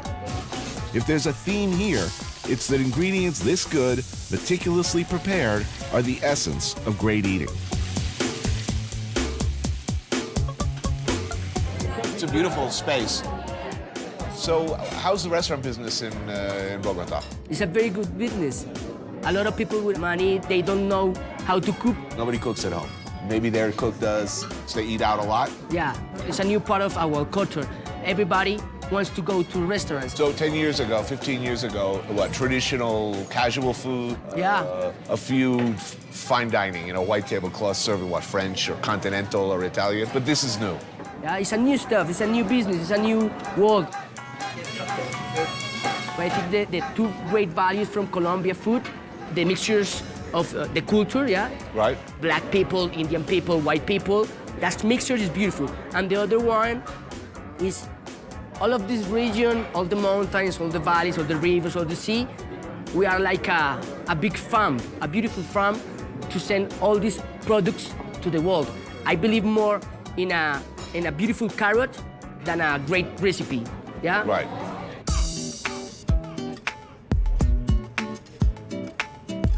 This one is a crab salad. Right. And this one is a homemade pasta. Thin sheets of handmade pasta are filled with labneh cheese and finished with a chorizo sauce. So you used to be in a band. You used to be a musician. Yeah, right? I'm still. Still. So what happened, man? How did you go from music to restaurants? Rock and roll don't give me money. Good. It's good, yeah, it's really good. Well, it's great that business is good because generally speaking, the only worse idea that I think I'll try to make a living making music is I think I'll make a living like opening a restaurant. I see why that's so popular. Good stuff. Thank you, Tony. Tomas's take on ossobuco uses beef shank instead of veal, which is braised overnight with vegetables, wine, and broth in a wood-fired oven. Oh, whoa! It's huge. Yes. Oh yeah. You don't need the knife, only with the spoon. You're right. Sorry.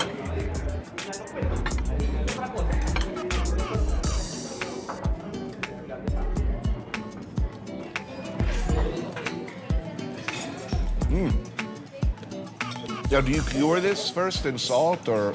No. Dry it, salt it? No. Just fresh, the. Yes. Delicious. So you're never getting this off your menu. You'll have to keep this on your menu forever, right? Forever. Yeah. Oh, the best part. Mama didn't raise no fools.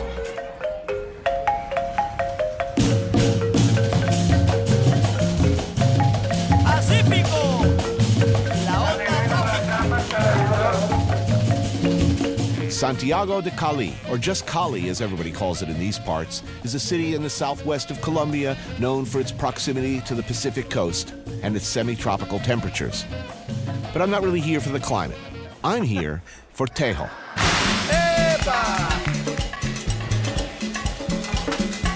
It involves alcohol and explosives. Colombian Mario Galeno, expat Will Holland, and their bandmates are to be my guides to this ancient and traditional Colombian sport.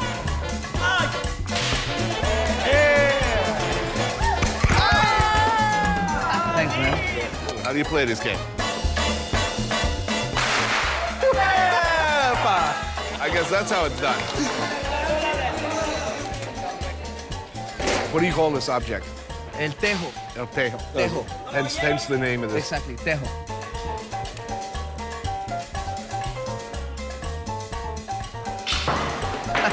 I should be good at this. I've been throwing pots into the dish sink from across the room for years.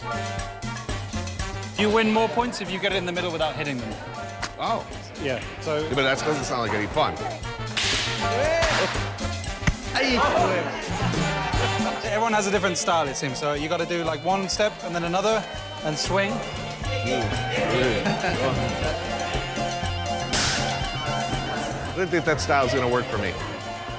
After some early success, it turns out we all pretty much suck at this. Not enough beer, that's my problem. Time to bring in some outside muscle. So we're going to mix in now the experts. Ahí nos vamos turnando entre todos. Who am I with? Over here. I'm over here with these guys. Whoa! Por la ventana. See you on my team?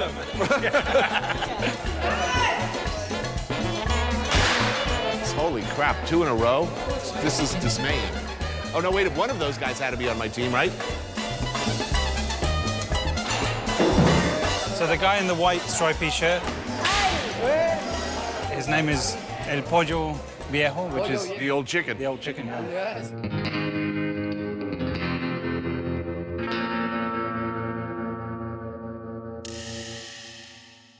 I need a poultry name. He's calling himself the old chicken. I shall be the enormous cock. Chicken dude is killing it. Yeah, he's every time.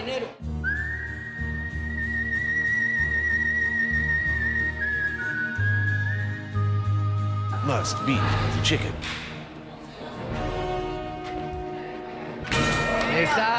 That's what I'm talking about. But I wanted something to blow up. Tejo is hungry work, but the kitchen here is up to the challenge, making a Colombian picada. This is a huge selection of fried pork, pork rib, steak, cassava, potatoes, and deep-fried plantain. I smell food.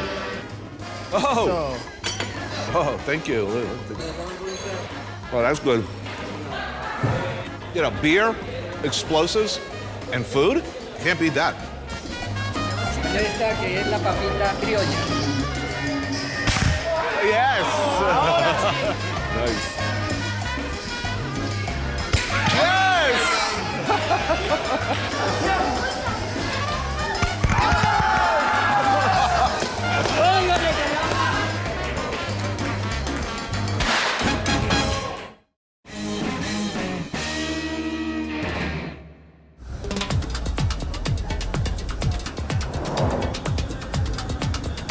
If Bogota is Colombia's financial heart, then Cali is its shaking hips. People here like their music.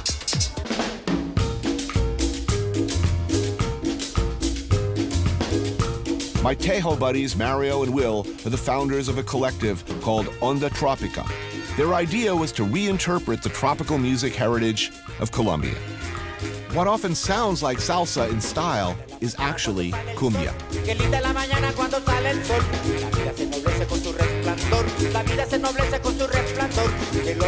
If there's one type of music that can be classified as distinctly Colombian, this is it.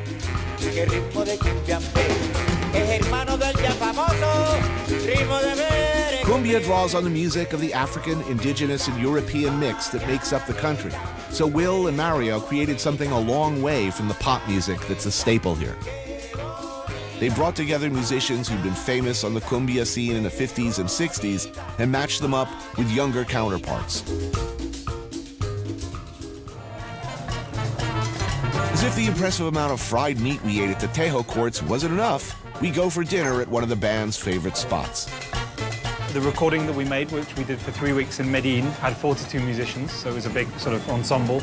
And there were musicians from, what, I think the youngest was 25, maybe, and the oldest was 82. So, old school and new school mixed, is that an oversimplification? That was the idea, so we can meet not only doing music, but like also exchanging lots of like information about how music was made, how music was recorded, Right. what was the spirit of the music. So that's the idea. It's to get back to the roots.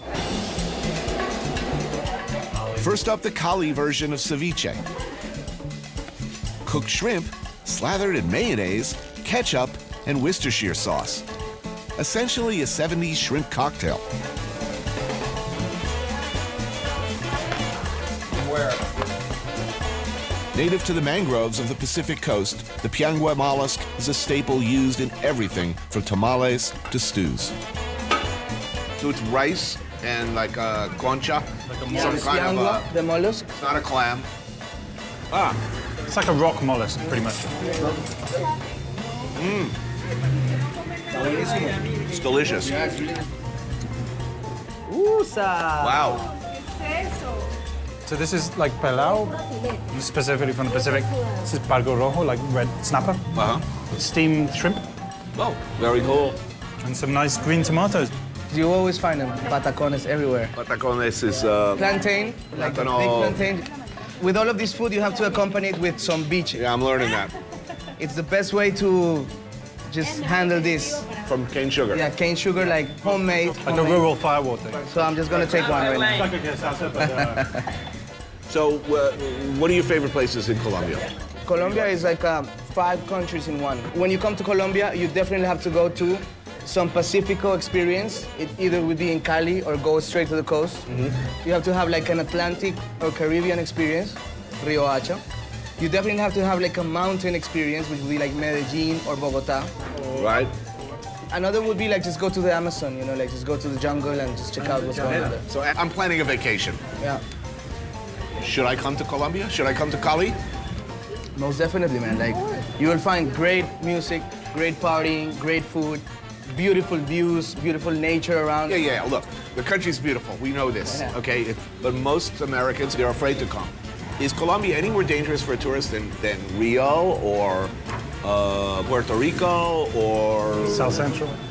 I mean, my impression is no. You know, when you go to Rio, you don't wear a big watch, you don't wear an expensive suit, you don't behave like an idiot, and life is going to be good.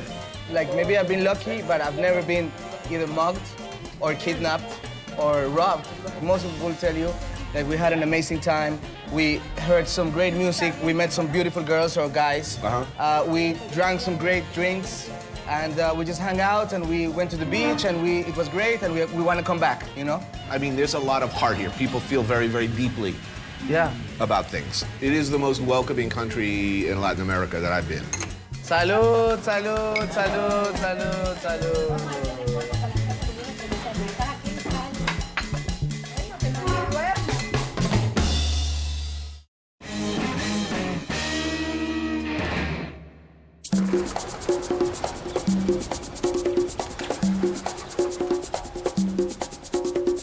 I leave the subtropics for more extreme climes. Riohacha is a city 600 miles northeast of Cali on Colombia's Caribbean Sea. The Guajira is the most northern part of South America and borders Venezuela in the east. It's home to the native semi-nomadic people of Colombia called the Wayuu. The Wayuu are a tough, autonomous tribe who've never taken sides with either the government, the FARC, or the paramilitaries. As a result, they remain independent politically and live pretty much by their own code. I'm meeting Juan Pablo Mayorga, a chef from Bogota who comes to this spot on a regular basis. This is not another country. This is Colombia, but it's a very different part of Colombia. The Guajira is a very rugged terrain, but it's desert. There's not that much water. So that's part of why the Spaniards, they weren't able to colonize them. You've been coming here for some time. I became very interested in Guajira because I began dealing with fresh fish and fresh lobster, fresh shrimp, and for goat meat to take back to Bogota. Is it good? It's very good. Goats are important to the Wayuu as they're used for food, for bartering, and even as dowry payments. Rancho owners come to the old market in Riohacha to sell, slaughter, and cook goat in the mornings.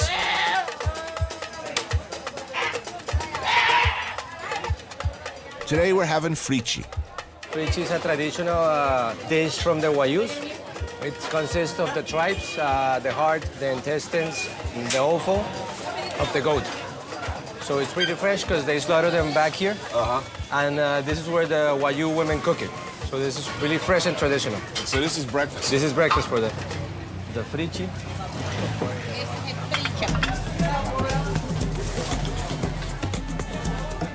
And there's a little bit of everything in there. Yeah.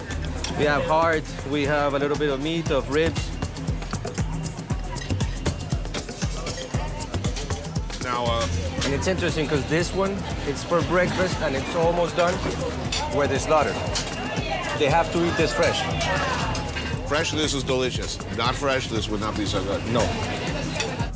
This is where I say something that takes us seamlessly from a discussion about fresh meat to me hauling my aging carcass onto an ATV, Sugar Bear style.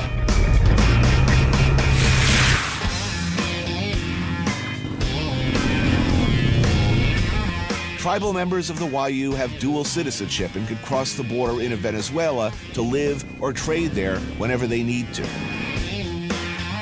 Luckily for us, it means that cheap gas is easy to come by in these parts. There are no stations as such, you just keep an eye out for the cans. Most of this gasoline is from Venezuela. It's extremely cheap. I think it's like 50 cents a gallon. The government subsidizes a lot of it. They're able to buy Venezuelan gasoline and sell legally Venezuelan gasoline in Colombia. Having taken on as much gas as can be mouth-siphoned in one sitting, we're off again.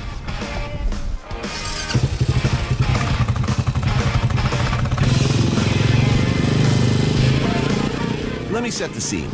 It's hot out here, desert hot, and we plan to ride 3 hours along the coast to our lunch spot. And I ate salty goat innards for breakfast, and I refuse to wear a helmet or sunblock. We avoid wild donkeys and goats and get lost more than a few times. So a little heat stroke leads to a lot of horsing around, and we decide to open these puppies up.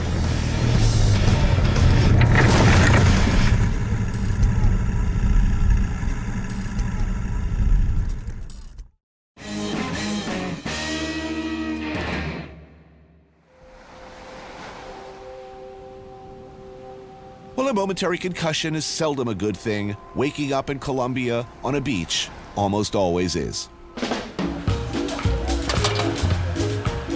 Having abandoned the epic ride, we're back where we started at Mayapo, in the Guajira, at the Blue Sea restaurant. How come you're all clean? I changed. You brought a change of clothes? Yes. I'm hurting up. I'm feeling it every minute, every hour, every month and year of my age. So you ready for some cazuela? Yes. And I trust it will make me feel all much better. It's a good end to a fun day. Man, you can't ask for better scenery. It's beautiful here. A beer? I need the anesthetic qualities of the local firewater. That's probably a really good idea. That's gonna be a good start for the night. Good start, I'm done. Oh man, that dog has the right idea. See, I would be very happy if that was me right now. You know, just like laying down in the sand with my chin out like that. Man, it's so beautiful here. Who comes here? It's basically tourists from Colombia and a lot of backpackers that are making their way up to the northern Guajira. Right. But I mean, we saw one tourist all day. And it's nice, you can really just get completely off the grid. You know? This used to be a fisherman village. There are definitely worse places to eat seafood than beachside in a fishing village, and the strength of this stew, cazuela de mariscos, lies in the variety of fish available. It's basically like a fish chowder, right? Made with shrimp, clams, right? Chipi chipi, which is a small kind of clam, lobster, fish, yeah, and, conch. Oh, I need it bad. Very clear sky for the Caribbean. Oh yeah.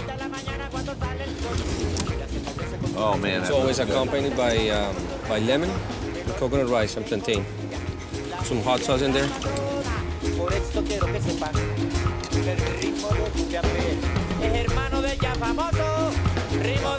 Some good food, a few shots of aguardiente, the sounds of waves in the background, a nice sunset.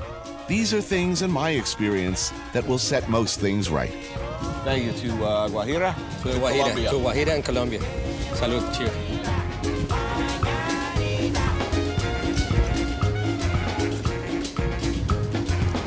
We had good fun. We had good fun. Cheers.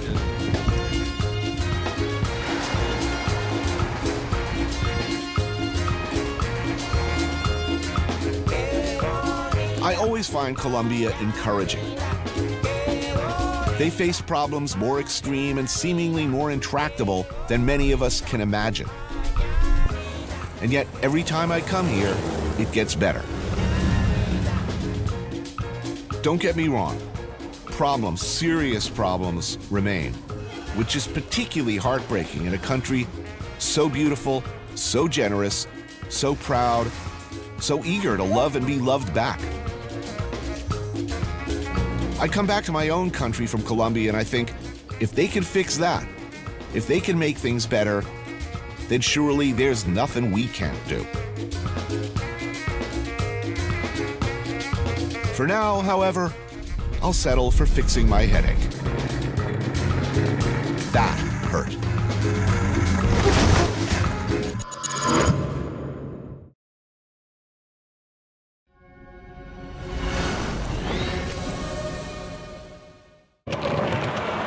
For most of my life, Libya was a word with bad associations. Libya meant Gaddafi. Libya meant terrorism. Pan Am Flight 103 went down in a blazing fireball. Libya meant a bad place where a comical, megalomaniacal dictator was the absolute power.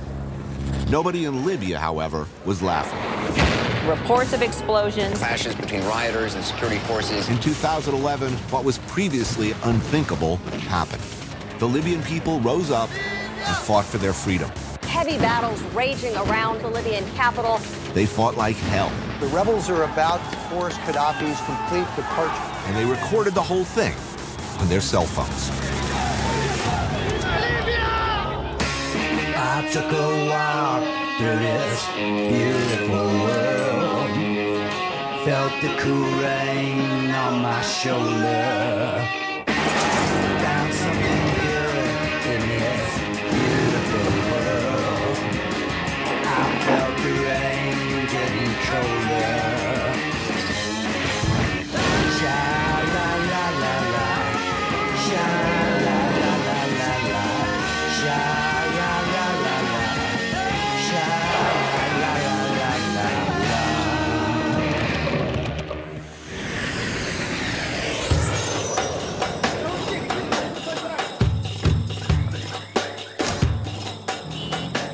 It's amazing arriving here after all you see on TV these days that Libya is in fact functioning at all. But it is. The fountains across from the Corniche are operating. Traffic works, kind of. At the Radisson, club sandwiches arrive on time in the lobby. The occasional flash of camo and a security scanner are really the only discordant notes. Todd, you don't want to take the video. Oh, they don't? Okay. Inside the old part of the city, men slaughter a camel while a girl records it with her iPad. No? Okay. You say no. Kids are setting off fireworks in the Medina. Incoming. Tomorrow is the Prophet Muhammad's birthday, and people who have not known freedom for nearly 50 years are ready to celebrate.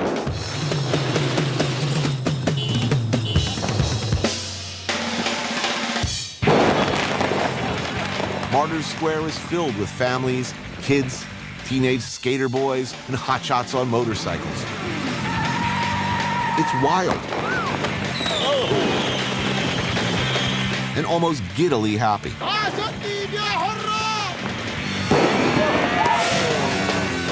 man. Young men in the camouflage pants of the militias, most of whom were civilians until last year, do their best to sporadically keep order or just join in the fun.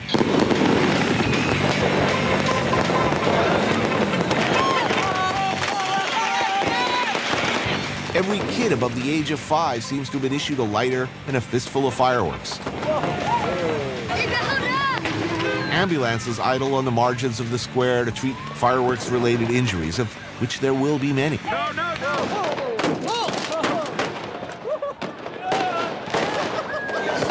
was good.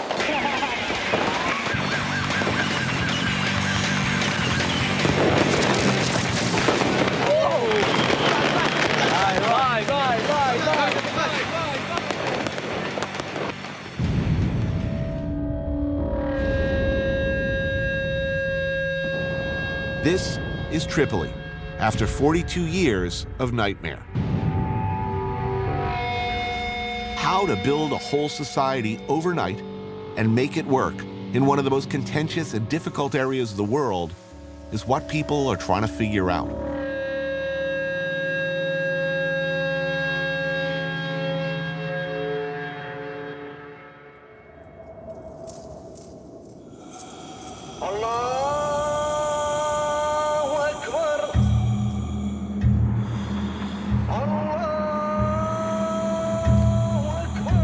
So before the war, did you think it would ever be possible? Did you dream someday this will change? No. In Gaddafi's time, you cannot say a word. You get killed. That's it. It was impossible. But then I joined the group, you know? Right. The revolutionary. Omar is young and was even younger when the fighting started. He, like so many Libyans from around the country, and many who had left, heeded the calls for revolution on Facebook and Twitter. They fought in Tripoli, Benghazi, Misrata, and everywhere in between. Who won this war? Young people or everybody? Everybody. But the young people, they started it. What was your day like as a revolutionary? You keep one thought in your mind. You do this for the next generation, for a better country, for a better life. You have a future now. Before people, you know, there what was people a future in Libya before Gaddafi's regime. We're not gonna sugarcoat it. We were slaves for the Gaddafi. Oh, this looks good. Yeah, it is. Barracuda is a seafood restaurant just outside of town on the Mediterranean coast. One of the best foods in Libya, I think, the seafood. The menu's not printed on paper. It's laid out right there for you on ice. We have dots here. What do? They just grill that? Yeah, they open it and grill it. Some garlic, some sauce. It's really awesome. You pick out the stuff that interests you from the daily catch. Okay, let's get one of these. One of these. Some shrimps, calamari too. And they cook it for you the way you want. Oh, beautiful. Wow. That's delicious. This is the stuffed calamari, Libyan style. With so many seafood, stuffed inside of it, like a turkey. Good sauce. Wow. Man, we are living large today. Yes, we are. Bismillah. Bismillah. So, what were you doing before the war? I was a travel agent. You were a travel agent? Yes, and I was studying too, in medical school. Many of the people who started the revolution, who fought in the streets with makeshift weapons, were, like Omar, medical students, garage mechanics, or simply teenagers. They transformed themselves in a matter of months from kids playing PlayStation to hardened fighters and field medics. Nobody believed that he can be removed, really. Extraordinary. Yeah. How quickly after the uprising started did you begin to think that, wow, this is possible? That we might actually win? The first day when the uprising. First day? Yeah. The day before, you're thinking, impossible. We'll be stuck with this son of a bitch Whatsoever. forever. And then a few hours later, it's like, wow, this might work. Seeing groups with you going toward the Mortal Square, demanding their rights. At that moment, you feel that you can do anything. That this is gonna happen. If it didn't, well, I've died trying doing it. At least we've died like men doing it.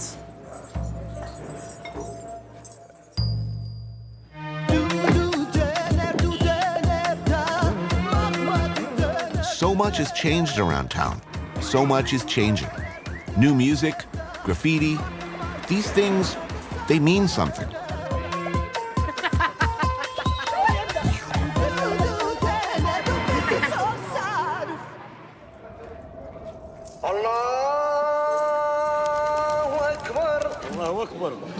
But centuries of strict social and religious values keep some things solidly the same. Alcohol, for instance, is strictly forbidden. Men and women follow hierarchical roles as before. Since the revolution, there's a tug-of-war over what is acceptable.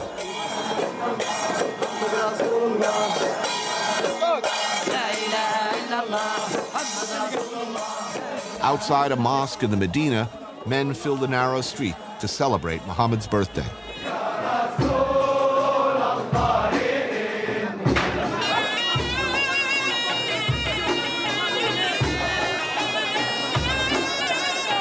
Snacks are passed around. Women watch and record from the rooftops.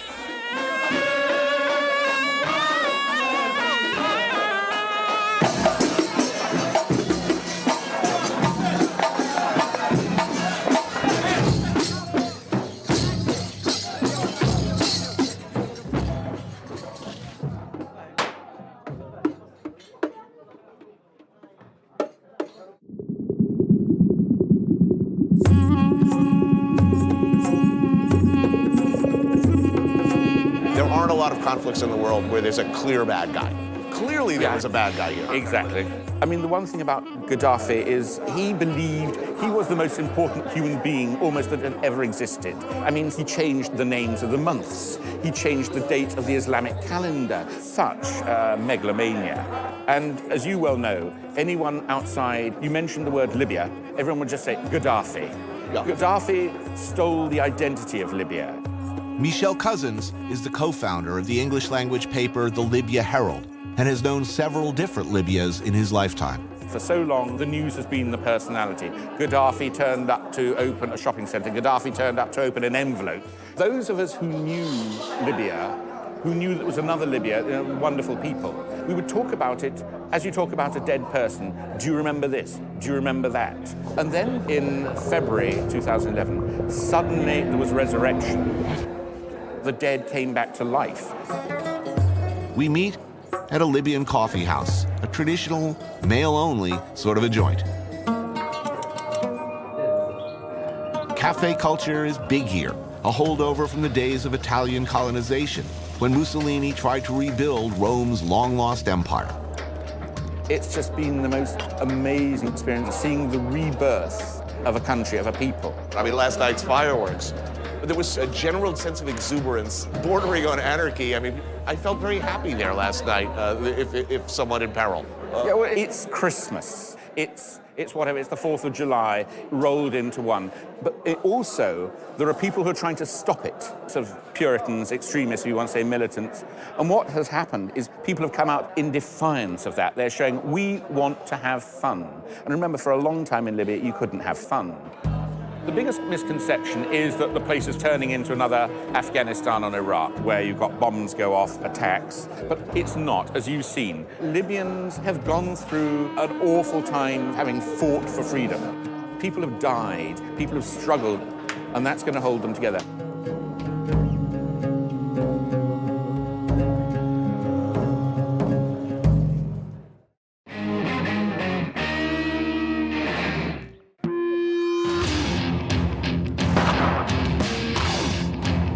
Kids are selling fireworks across from the Marcus Aurelius Arch. One is constantly reminded that Libya was once a vital part of the ancient Roman Empire. That was nearly 2,000 years ago. Tonight, I was told, was going to be an even bigger, wilder celebration in Martyrs Square. But something has happened since last night. The British Foreign Office has just told all UK citizens to leave Benghazi, Libya's second largest city, due to an unspecified threat. The Libyan government, such as it is, has denied any basis for such drastic action. A lone cherry bomb now and again, an awkward flurry of Roman candles. The buzz of last night's chaotic partying harshed, big time. Whether or not this is a result of the larger geopolitical situation, the vibe towards this Western film crew seems apprehensive, uncertain.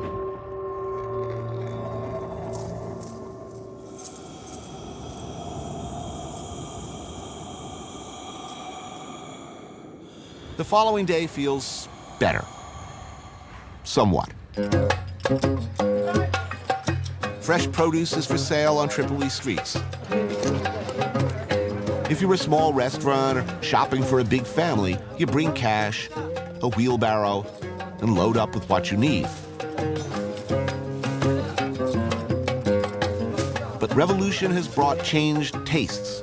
Libyans, especially young Libyans, hunger for more than just freedom.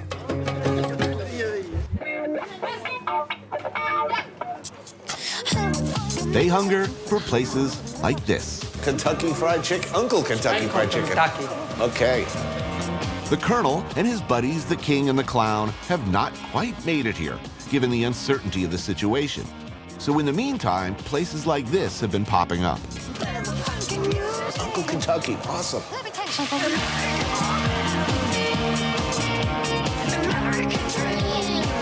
Do you know where Kentucky is? The Kentucky is from USA. The part, yeah. Yeah. This place is new? Yeah, he's new. Before the Gaddafi, he don't... Impossible. Yeah. And now, it's normally. Oh, that's nice. How you found it? Spicy delicious. Bismillah. Bismillah. Johar, like many Libyans his age, fought to overthrow Gaddafi. He was there, gun in hand, when they stormed Gaddafi's palace compound. Happy? Excited? And It's a good day? Yeah. It's giving to me nice feeling. Nice feeling, the Gaddafi. He's killed my cousin. How you should be feeling? Exactly, I'm feeling good. Because I wanted to kill them. I don't want to see anyone die more. He's killed for nothing. The first time I think the kill people is bad, but he's leave me do that.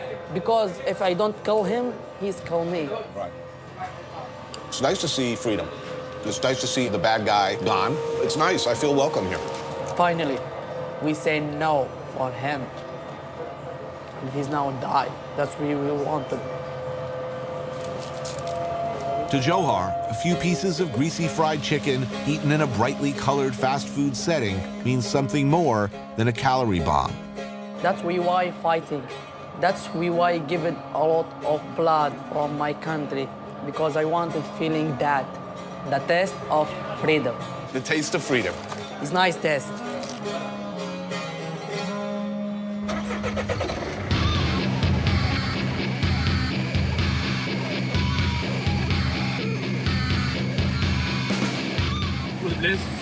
Good. Yeah. Good. Good food.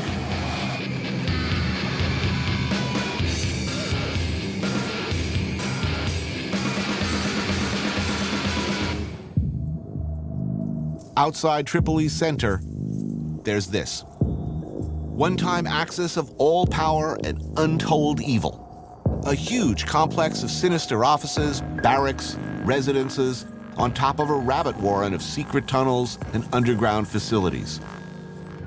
The Bab al-Azizia, Gaddafi's enormous compound.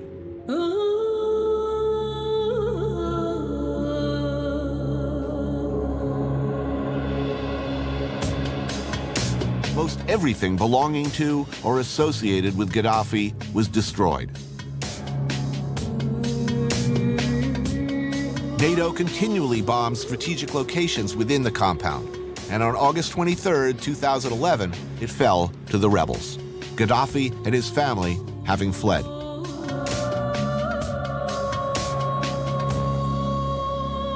This is what's left of Gaddafi's palace.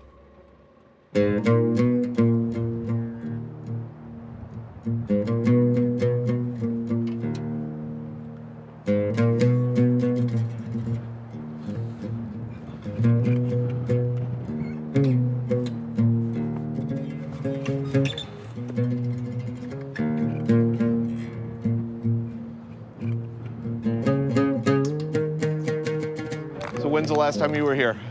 Last time the revolution is finished. The machine is going to be first fighting. After that, the people who have the guns. After that, coming a lot of people, normal people, listening about something expensive here, like the salt and like the gold. And stop now. What? They want us to stop filming right now. Okay. While talking, we didn't notice several pickup trucks of local militia had closed in on us. No, stop. I've stopped. Okay, you stop. Just relax. Relax. No, relax. What's happening? This is their turf or their area of operation or somehow under their control. Whatever the case, they're the group in charge today. An argument ensues between our guys and their guys, all of whom fought against the same forces on this ground a year ago. I'm asking you guys to step that side. You want to delete the tape, just leave. They say that you have to delete what you've got, let's leave. Okay, let's go. Let's go. Let's go. Go.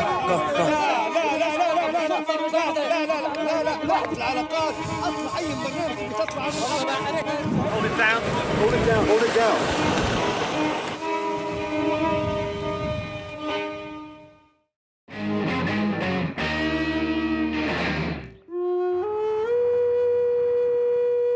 Libya is denying that there is an imminent threat to the safety of Westerners in Benghazi. This follows Britain's advice on Thursday that Westerners should get out of the city, warning of a specific and imminent threat. If you follow the news, you'll be reminded about how the lack of centralized power in the wake of the 2011 conflict has seen an increase in Islamic militancy in Libya. Westerners and Libyans are still very concerned with the fragile... What you see is not encouraging. Kidnappings in Algeria, unrest in Mali, terrorist cells to the south, deadly riots in Egypt, and of course, extremist attacks in Benghazi that killed the U.S. ambassador. All those things are very real concerns. But if you only look at what's on the news, you can miss maybe what's a bigger picture.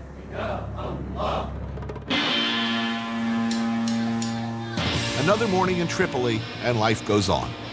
Vendors are out, people go about their daily routines.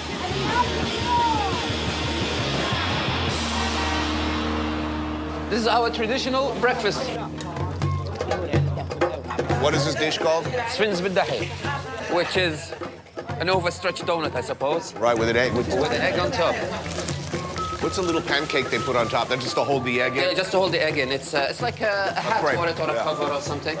You can get them with cheese, you can get them with chili paste, you can have them with honey, with sugar. How do you like yours? I like mine cooked, to be honest. What's the name of this neighborhood? This is Fashloom. This is the cradle of the revolution. Right, now this was the first neighborhood to rise up. Yes, this is the first place to rise up. Why do you think this neighborhood and not... It's an impoverished neighborhood. It's been always lied to by this regime. They made them feel like they are not from this country, to be honest.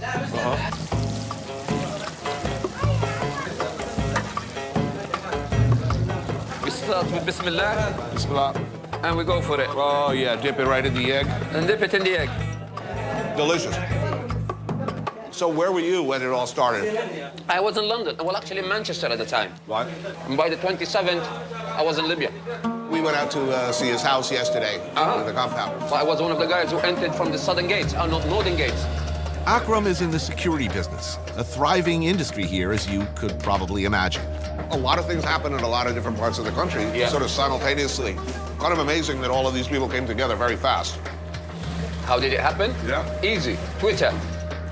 Yeah. It was really like that. Yes. We sent so much information to NATO via Twitter. We get a phone call from Tripoli or Benghazi or wherever. We get the coordinates via Google Earth. Right. We verify that there is a location there that needs to be hit. Send it to NATO at NATO, and then it's gone. Really? Yeah. How does that feel, knowing you can call in a Tomahawk missile over there? It's out of the movies. Did anyone think it was possible that in their lifetime they were going to see the end of this son of a bitch? Most people are telling me they never dreamed. I don't know if you can call them dreams, hopes, wishes. It was just something in the sky. Something I look at every night. Right. But when I hit that point and got into Misrata and stood on Gaddafi's body, any dream will come true. What's the situation now? It's fluid. It can swing any direction. Well, look, what happened in Benghazi a few months ago, I mean, what does this mean to the country? I think there is a dark, mysterious hand who doesn't like this country to prosper. They see system and organization as a big enemy to them. These dark hands are slowly getting diminished. It's a matter of time before we can get rid of them. How hard do you think that's going to be? Not hard at all. We got rid of Gaddafi, nothing else is hard. I like your attitude. The fluid situation in Libya has been intensifying since our arrival, and we've had to change our behavior, constantly moving. Should I be wearing, one of those cool, journalist safari jackets at this point? So it seemed a good time, or maybe not, saddle up, to go to Misrata. Just watch this down at your feet there, Tony. Yeah. Okay, guys, we can go. Roger that. Since the revolution, Misrata's been the most secure city in Libya. But over the last 2 weeks, in a hail of bullets and hand-thrown grenade attacks, an imam, security forces, and a police officer have all been killed.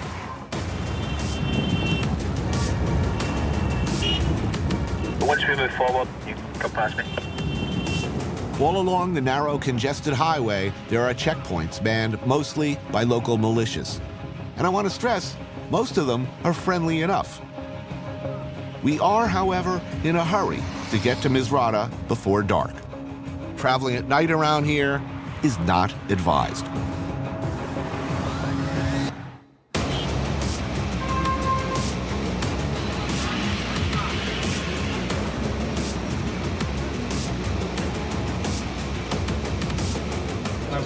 Drop the camera in 20 seconds. Yep. Stop the camera. Stop the camera. No.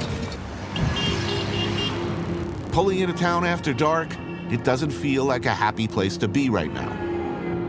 Misrata is where some of the fiercest and most heroic struggles of the war occurred. Resistance was the most determined, and the response by the Gaddafi forces especially merciless. We've just learned that earlier in the day, a city councilman who was a hero of the revolution was assassinated, and it's not clear who's responsible. Misrata is on full lockdown. Another checkpoint. Looking around at the price this city paid for freedom, you can see why they don't want to lose what they fought so hard for.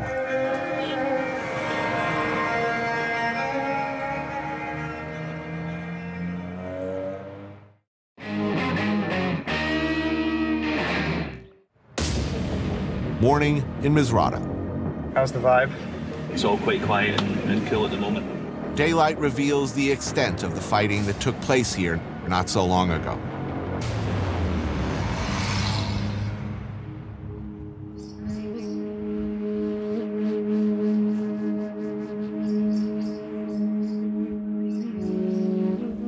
This used to be a vegetable market. Clothes. One of Gaddafi's soldiers' clothes. He left him here and ran. Yeah, because that's what they did in Tripoli. Yeah. When we entered the city, they just moved their clothes and ran away in the streets, so nobody would know who are they. This is Hamid, one of the guys we called the Misrata Boys, basically militia members from the area who looked out for us here and in Tripoli when things started to get hinky in neighboring Algeria and in Benghazi. It is a seriously up tank. His job these days is hunting down former Gaddafi supporters. So, the Gaddafi forces rolled in. They would use these tanks to fire on... Around the city. Around. Yeah. It was full of tanks here. This was the operation room here.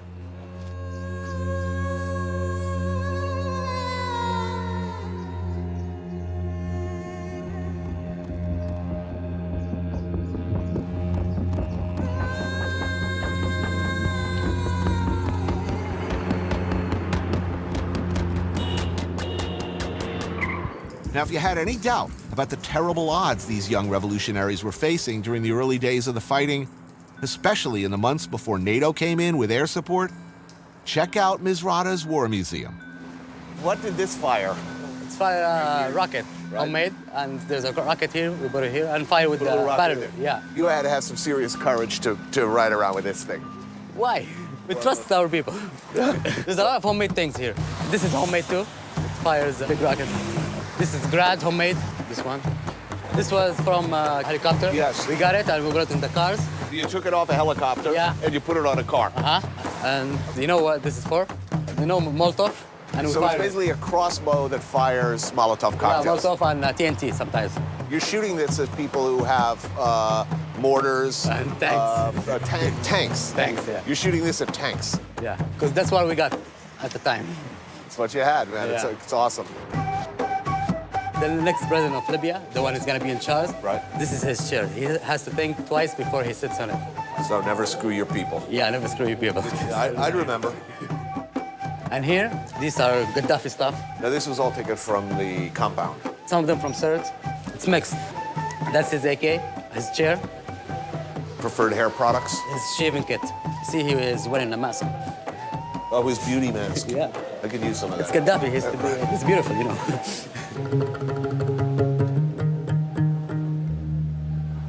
And this is the first martyr in Misrata. That's the first? Yeah, that's the first one. Who was he? He was like a businessman. No, he's just a normal guy. They went out to protest the first rally, and somebody came in and shoot him. So the next day, the whole city came out.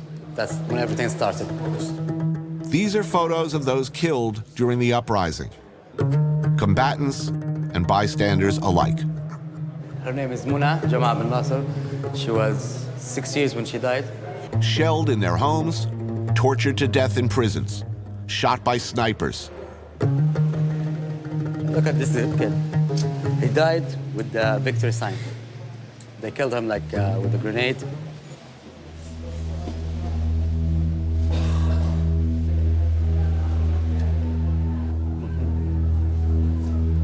That's his lucky day. Yeah.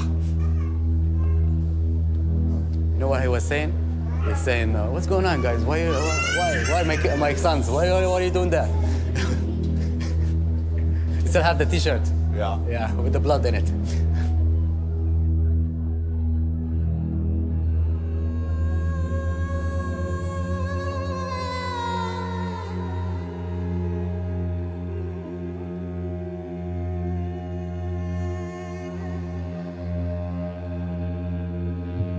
Know any of these people?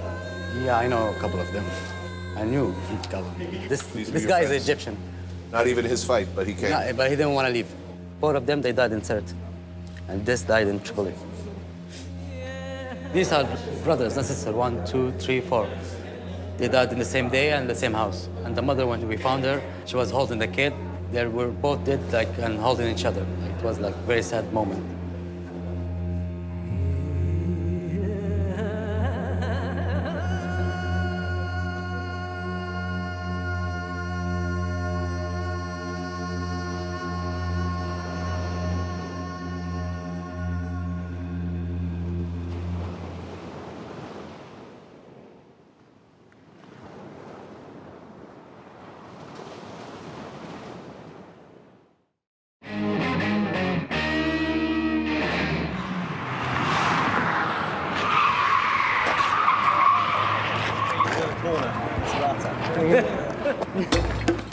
Well, you notice I'm going full blitzer on this shoot. The Mediterranean Sea defines Libya's northern border. In shacks built along the coast, people get together on weekends to do what people do everywhere in the world in one form or another since the beginnings of society. Like barbecue? Who does not like barbecue? Here he is. They sure like them here. Chase down an animal? Kill it? Cycle of life. Cut it into pieces and throw it on a flame. So all these people are freedom fighters, ex-freedom fighters. Right. So just now chilling, having fun, making barbecue. To start, they grill the lamb in small pieces with a few veggies. Not a beer, but something like it. I've been about a week without alcohol of any kind. And I'm enjoying my new clean living lifestyle. Balls. Balls, yeah. Yeah, balls. That's hospitality. I've said it before, I'll say it again. Barbecue may not be the road to world peace, but it's a start. People in Misrata are good. Yeah. Relax. Yeah, laid back. In English, in American, laid back. Laid back. A stew made of kidneys, liver, and heart, served family style. Feel free to eat with hands. Right hand only, please. And a really traditional thing left over from the Italians. Basically, pasta with ragu. What's this dish called? Bakuki. Because when it's the sound, bok, it means it's ready. Oh, yeah? Yeah. It's good. So the Italians left you one good thing. Yeah. A few nice buildings and pasta. And pasta, yeah.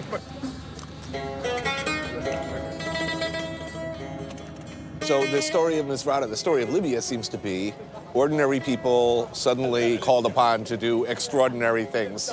Where were you when war broke out? I was in Canada, in Montreal. You're studying medicine. Yes.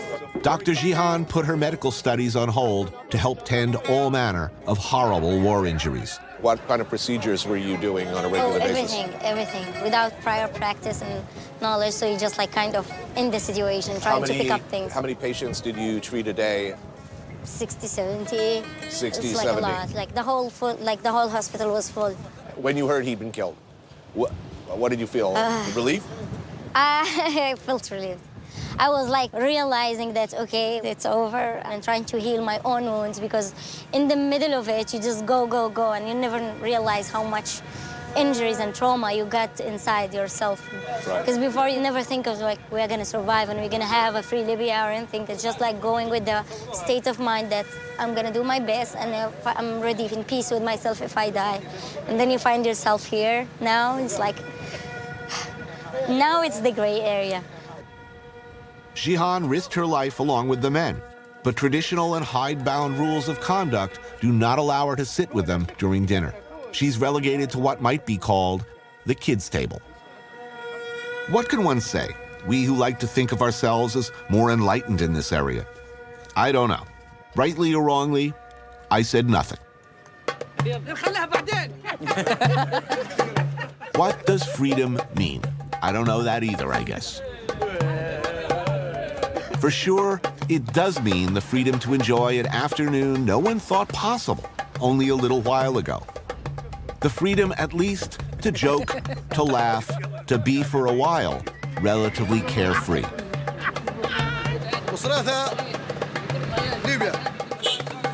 Goodbye.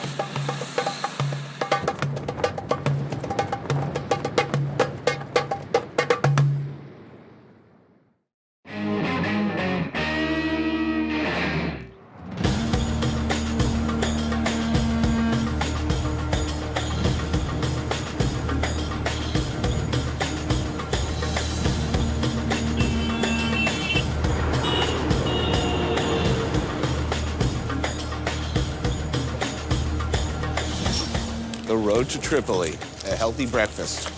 Ooh, liver sandwich. When they talk about a high-risk environment, I think they were talking about this. That's good.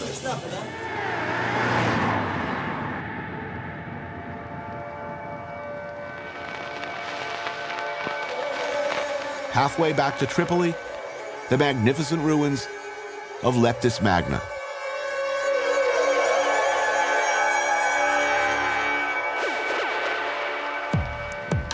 Arguably the most intact remains of a Roman city in the world. It's worth noting that at one time, the emperor of all Rome was himself Libyan. It's pretty amazing. Born right here.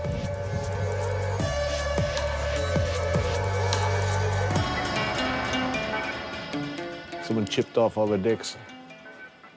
Not that I was looking.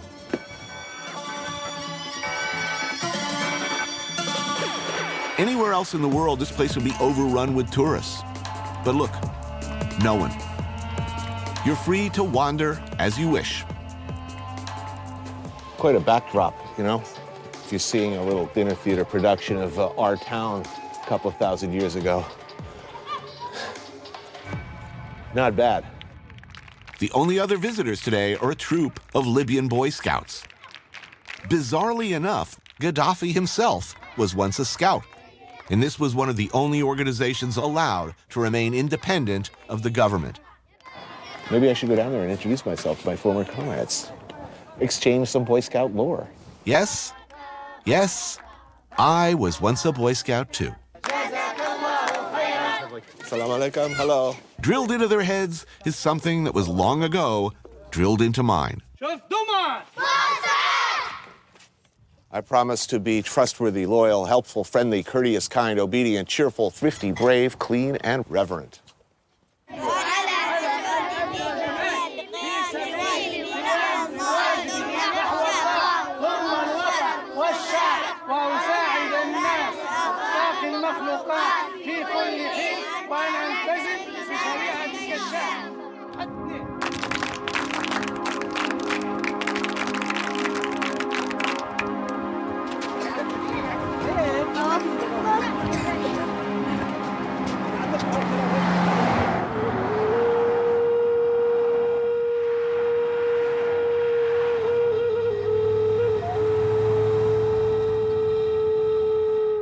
You know, it's been a really difficult shoot for a whole lot of reasons. It's not easy to shoot here.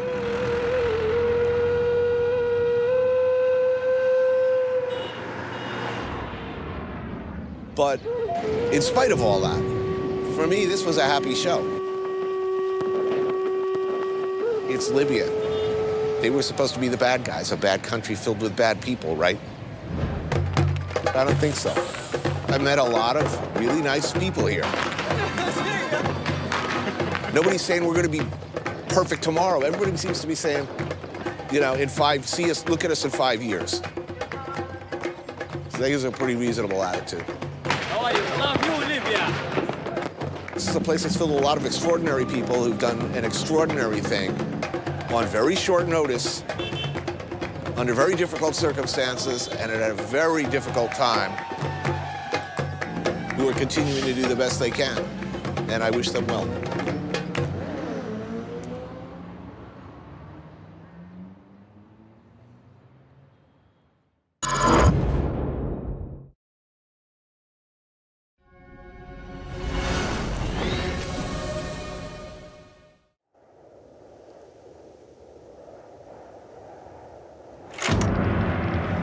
La délicieuse nourriture que vous allez voir est de haute qualité, servie dans des portions gargantuesques. Portions qui pourraient être dangereuses pour l'estomac du convive ordinaire. L'animateur est un professionnel hautement entraîné. N'essayez pas cela à la maison.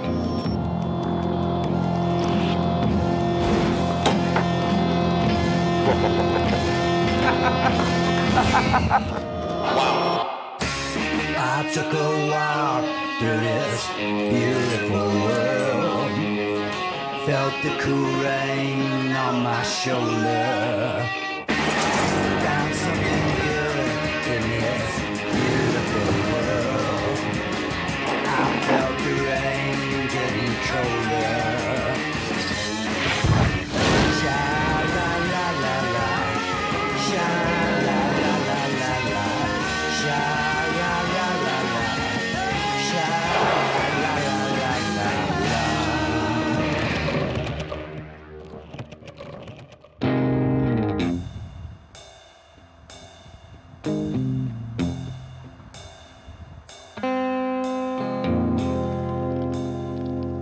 It takes a special breed to live in a province like Quebec.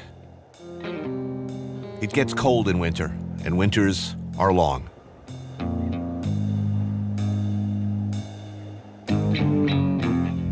It takes a special kind of person for whom frozen rivers, icy, wind-whipped streets, deep, seemingly endless forests are the norm.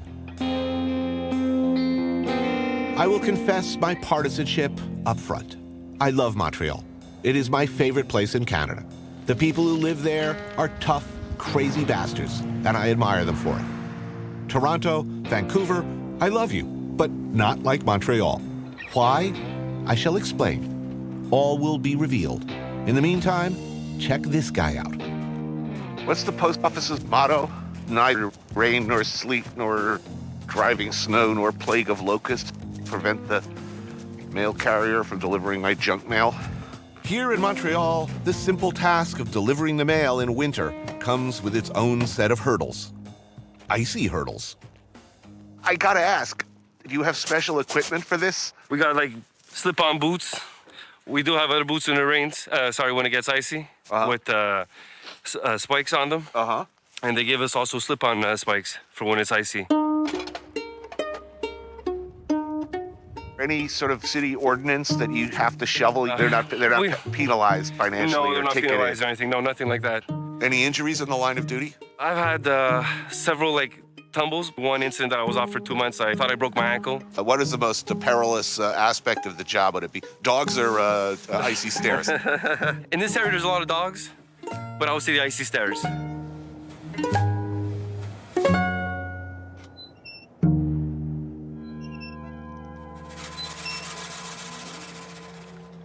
It's one thing to have to work outside in this wintry mess, but it takes a strange and wonderful kind of mutant to actually find it pleasurable. Like, well, these two gentlemen. Do you like the cold? I mean, by you, I mean the Quebecois. It cleans the streets of Ebola. The cold. Yeah. The frigid cold keeps the riffraff out of the city for sure. Fred Morin and David McMillan, restaurateurs, chefs at the legendary Joe Beef, bon vivants, raconteurs, historians of their beloved Great White North, princes of hospitality. And what do men like this do for fun when the rivers turn to ice 3 feet thick, when testicles shrink, and most of us scurry for warmth and shelter? If they were like so many other Canadians, they would go ice fishing on the St. Lawrence River. The cabin fever induces in the Quebecois family, because we are confined, perhaps, to spend so much time indoors. A lot of the families love to do, activities together like this. Go to the cottage, go ice fishing, it's like gets you out of the house, and it's very much a family thing. Like many of their ilk, they'd seek one of the temporary small towns of sled-borne cabins, drill a hole in the ice, and wait. But these are not normal men. So is Quebec better than the rest of Canada? Obviously. It's not that, yeah. I mean, Sure. come on, you didn't have to think about that long.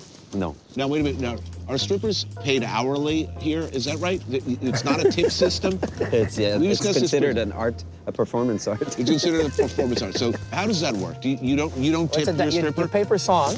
You pay per song. You pay per song. Yeah. And then you can get a dance in the back, which is a private dance, and that's $10 a song, $5 a song in public. That's why I go to prog rock strip bars, because the songs are super long.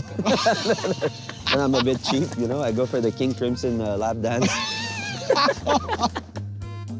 After a suspiciously stunned-looking fish emerges from the deep, previously roof-and-alled by an eager producer, no doubt, it is ignored. Because Fred and Dave do things differently. No crudely fried fish and breadcrumbs for these large, living 19th century men. Oh, whoa, holy shit, look at that. Instead, a hearty lunch of French classics, accompanied by many fine wines and liqueurs, as befitting gentlemen of discerning tastes who've exhausted themselves in the wild. So this is how you live? Well, more often than not, yes. We always have to travel well and eat properly. We're drinking a natural white wine, Prioré Rock. White Burgundy. These are Glacier Bay oysters, as well as there's a couple of Beausoleils thrown in there. They're delicious. In my prized possession, those little Fred's Alsace. wonderful Alsace glasses. Yeah. But the funnest part about the restaurant business, isn't it, the cutlery? Just a spoon is absolutely gorgeous. Fred has a wonderful collection of tableware. Without getting, snobby or elitist, the eating off vintage tableware is one of the great joys out of life. Well, this is the interesting paradox of you guys. On one hand, you aspire to run a democratic establishment, open to all, and yet you are hopeless romantics when it comes to painful nostalgics. The art of living, right? Yeah. What the? Sustenance is required. Holy, look at this. Like, say, a consommé of oxtail to begin, followed perhaps by a chilled lobster à la Parisienne. The art of dining is kind of disappearing, much to our chagrin. I work super hard at being an excellent dining companion. When seeking excellence in a dining companion, what qualities does one look for? I turn my phone off. I never put my elbows on the table. I don't. Really? Of course. Come prepared with stories. Don't drink too much. Don't become sloppy. Come prepared with anecdotes? Absolutely. No elbows on the table? No, it's not proper. I'm a total failure as a dining companion. What is that? What's that, you ask? An iconic Escoffier-era classic of gastronomy? Oh, look at that sauce. Holy crap. The devilishly difficult lièvre à la royale, a boneless wild hare in a sauce of its own blood, a generous heaping of fresh black truffle, garnished with thick slabs of foie gras, seared directly on the top of the cabin's wood stove. Oh, damn, look at that. We're in a wooden shack, over 3 feet of ice, and 100 feet of water. You are hopeless, hopeless romantics, gentlemen.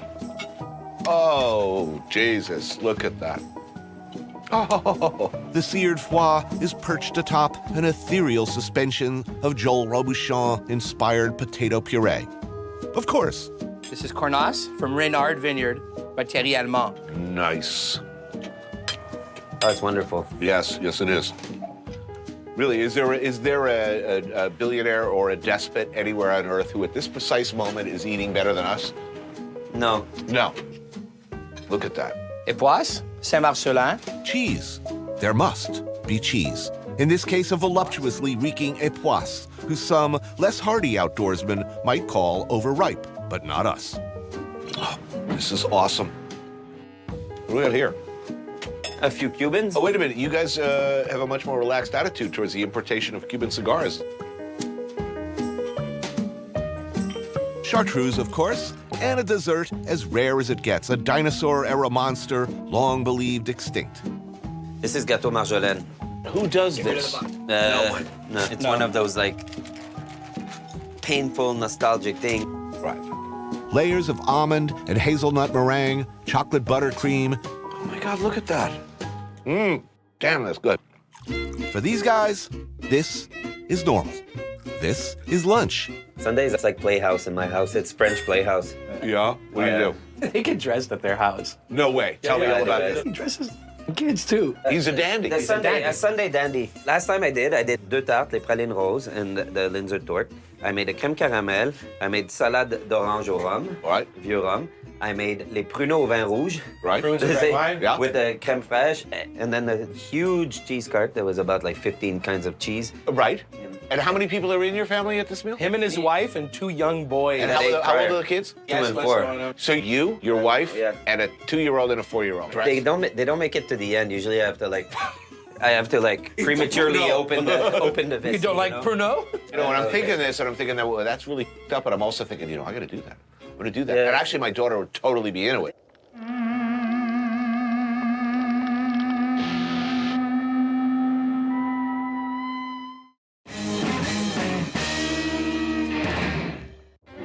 Once every few decades, maybe every century, a nation will produce a hero. An Escoffier, a Muhammad Ali, a Dalai Lama, Joey Ramone. Someone who changes everything about their chosen field, who changes the whole landscape. Life after them is never the same. Martin Picard is such a man. A heretofore unencountered hybrid of rugged outdoorsman, veteran chef with many years of fine dining experience, renegade, innovator, he is one of the most influential chefs in North America. He is also a proud Quebecois, and perhaps he, more than anyone else, has defined for a new generation of Americans and Canadians what that means.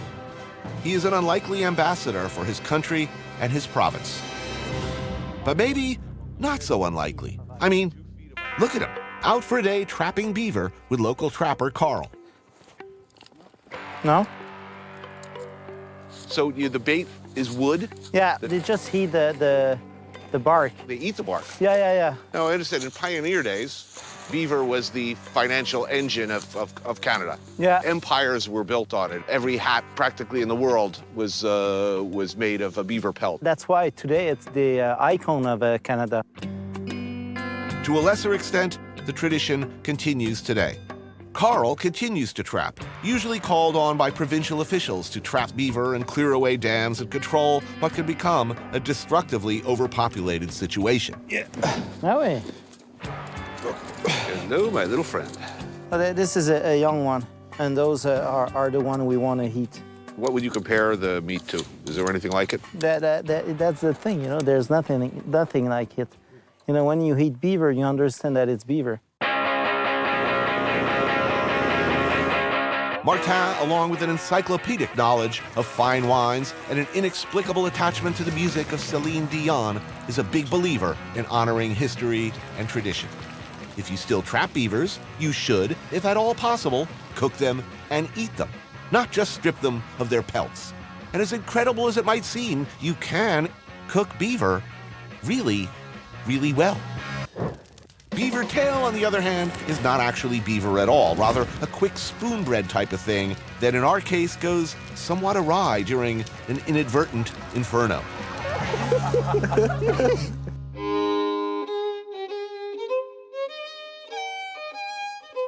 With the sauce, it almost looks like chocolate. It's so rich looking, huh? I love it when it's like that. Some people don't put too much blood, but I like when it's very thick.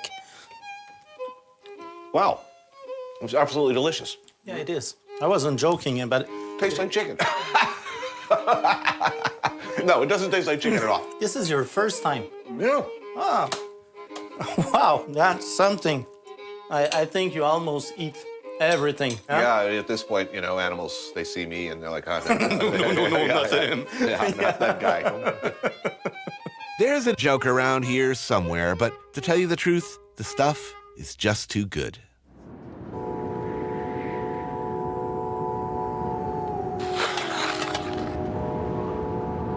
It's like 10 below zero in this freaking town. And that generally does not spell good time for me. A good time for me is more like a palm tree, a beach, a swimming pool, where the only cold thing is my beer. But no, these hardy culinarians of the North like to frolic in the snow and ice. More accurately, they like to obey their genetic Quebecois imperative to risk dental and maxillofacial injury by skating around, slapping at a hard disc, trying to drive it in each other's general direction. I believe they call this sport hockey. This is not in my blood. Do you skate? Yeah, we grew up on rinks like this. Does everyone in Quebec, is it pretty much obligatory? Here's what your else stick can you do? kid. There's no reason to live here if it's no hockey. Hockey rinks pop up all over the city to accommodate Montrealers' desire to risk teeth, groin, and limb. And right behind Fred and Dave's restaurant, Joe Beef, a pickup game of chefs, cooks, and hospitality professionals is underway. Some of these guys have put a charitable a little long in a tooth to be out there swinging sticks at each other and skidding around in the ice. This is a normal behavior. People actually do this for fun. Yeah, absolutely. This is an everyday Quebecois growing up playing hockey. Canadian national sport, man. Right, and this young one is already being indoctrinated. Hello, young man. You gonna play hockey? You're good at hockey? Are you gonna be a goalie or a player? Wow. Player. Oh, damn. Quick. Am I going to get like a mouthful of puck, by the way? It's being catered with Fred and Dave's usual restraint. Come eat. Hot cocoa in styrofoam cups? No.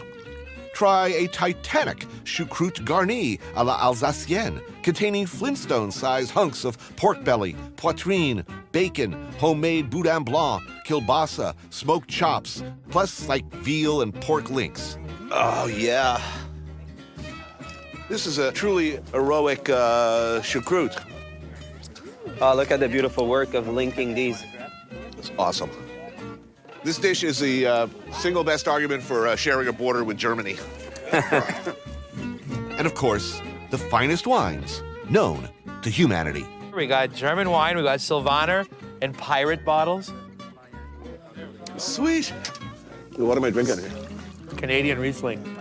This is Norman Hardy Riesling from Prince Edward County, 5 hours from here. Amazing wine. There's an allegory here somewhere. I'm reaching for it. Something about Fred and Dave's reckless abandon coupled with precision and technique. A hockey metaphor, perhaps. The hell with it. Ooh, look, sausages.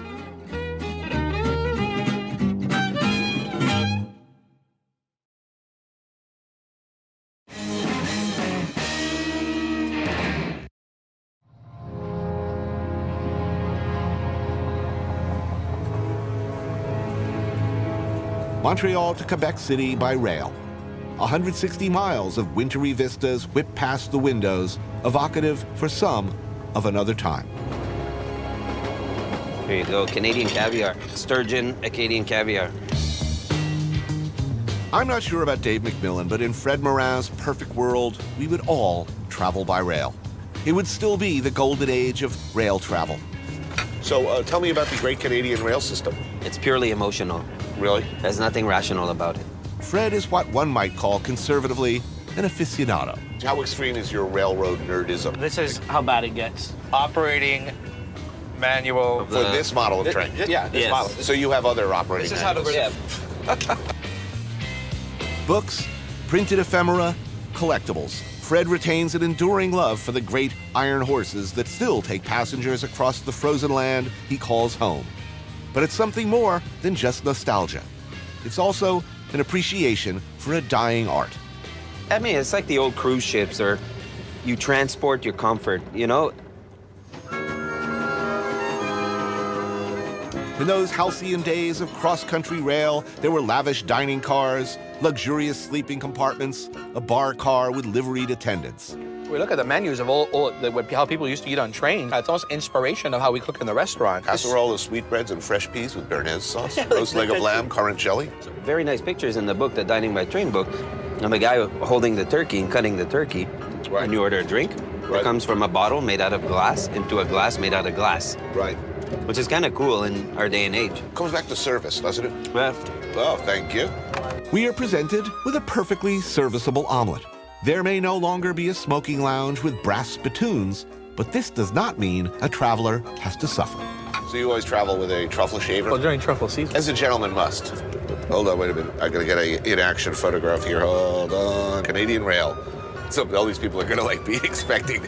Wait a minute, where's my fist-sized black truffle? Can I have the truffle option, please? Oh, of course. And what was the other? Don't forget the foie.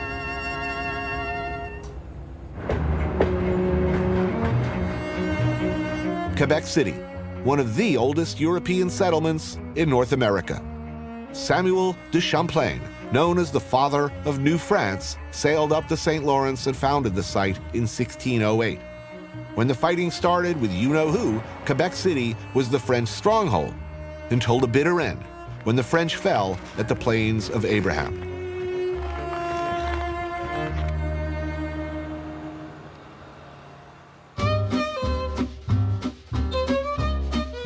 The French may have lost that one, but some things French have stayed firm, unbowed, resiliently unchanged by trends or history. Le Continental is the kind of place about which I am unreservedly sentimental. J'ai mangé ici quand j'étais plus jeune. When I was younger, I ate here with my grandparents and my parents, yes. That's older restaurant in town, opened in 1956. Classic, unironic, cuisine ancienne, meaning dishes you haven't seen since, like, forever. A hipster-free zone of French, continental, ocean liner classics, such as Caesar salad, tossed fresh, to order, tableside, and beef tartare, also prepared tableside, as one must. Shrimp cocktail, not a deconstructed shrimp cocktail, mind you, a shrimp cocktail, the way Jesus wants you to eat them, all served by a dedicated professional. At culinary school, we were taught this. We're real customers as your final class. We'd have to do the field of fruits, tableside, all that, which inevitably would fly off the fork and land in somebody's soup. I was so bad at it, too. I'd start with the orange, run into trouble, I'll be right back behind the screen. I'm like with my teeth, stripping the thing. At least once a day, one of the students would set themselves or the customers on fire. The sterno would like spill and they'd light it. There'd be this line from like the thing down across the floor, up their leg. No, that shit doesn't happen here. Like I said, professionals. This is gonna go like a big fireball. Fireball, good. The kind who know how to properly prepare these dishes. Sweet. I swear I had like a goosebump moment where... Yeah. For Dave, another classic. Filet de boeuf en boîte, a filet mignon, a sauce made of cognac, cream, and glace de viande. That is nice, look at that. And for Fred, Scampi Newburg. When's the last time you saw the word Newburg on a menu? Awesome, absolutely awesome. But for me, that most noble of dishes, Dover sole. This appears to be one of the few remaining servers alive who knows how to take that fish off the bone, sauce it, and properly serve it. Thank you very much. Bon appétit. Merci. Man, I love this place. I'm so happy. It's very comforting. There's continuity in this world.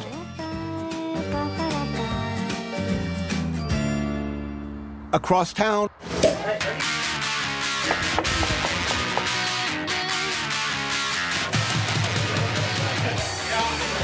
another thing entirely.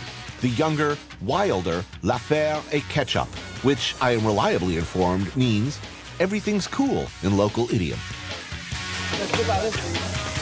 At this point in my life, I just don't know anymore.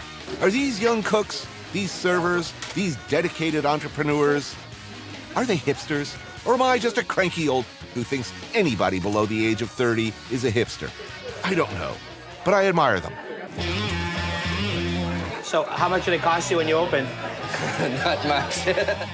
Look at this tiny electric 4-burner stove. At no point in my cooking career could I have worked with one of these without murdering everyone in the vicinity before hanging myself from the nearest beam. How long did it take you to adapt to the I would say like 3 months. At the beginning, I was lucky that I didn't have like a lot of customers because I was like, oh man, oh. I was freaking out. And yet these kids today, look at them go, serving a wildly ambitious and quite substantial, ever-changing menu out of this Suzy homemaker oven. Tonight, there's razor clams with beurre noisette. Ooh, and a cream of haddock roe. Very cool, thank you. I love razor clams. And coquille Saint-Jacques.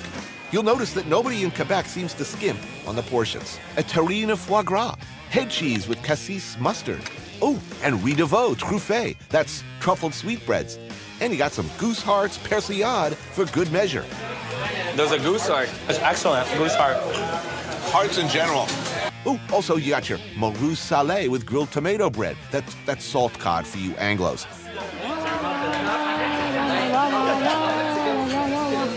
I'm all swollen up like the Michelin tire dude and ready to burst in a livery omnidirectional mist. Hotel motel time for me.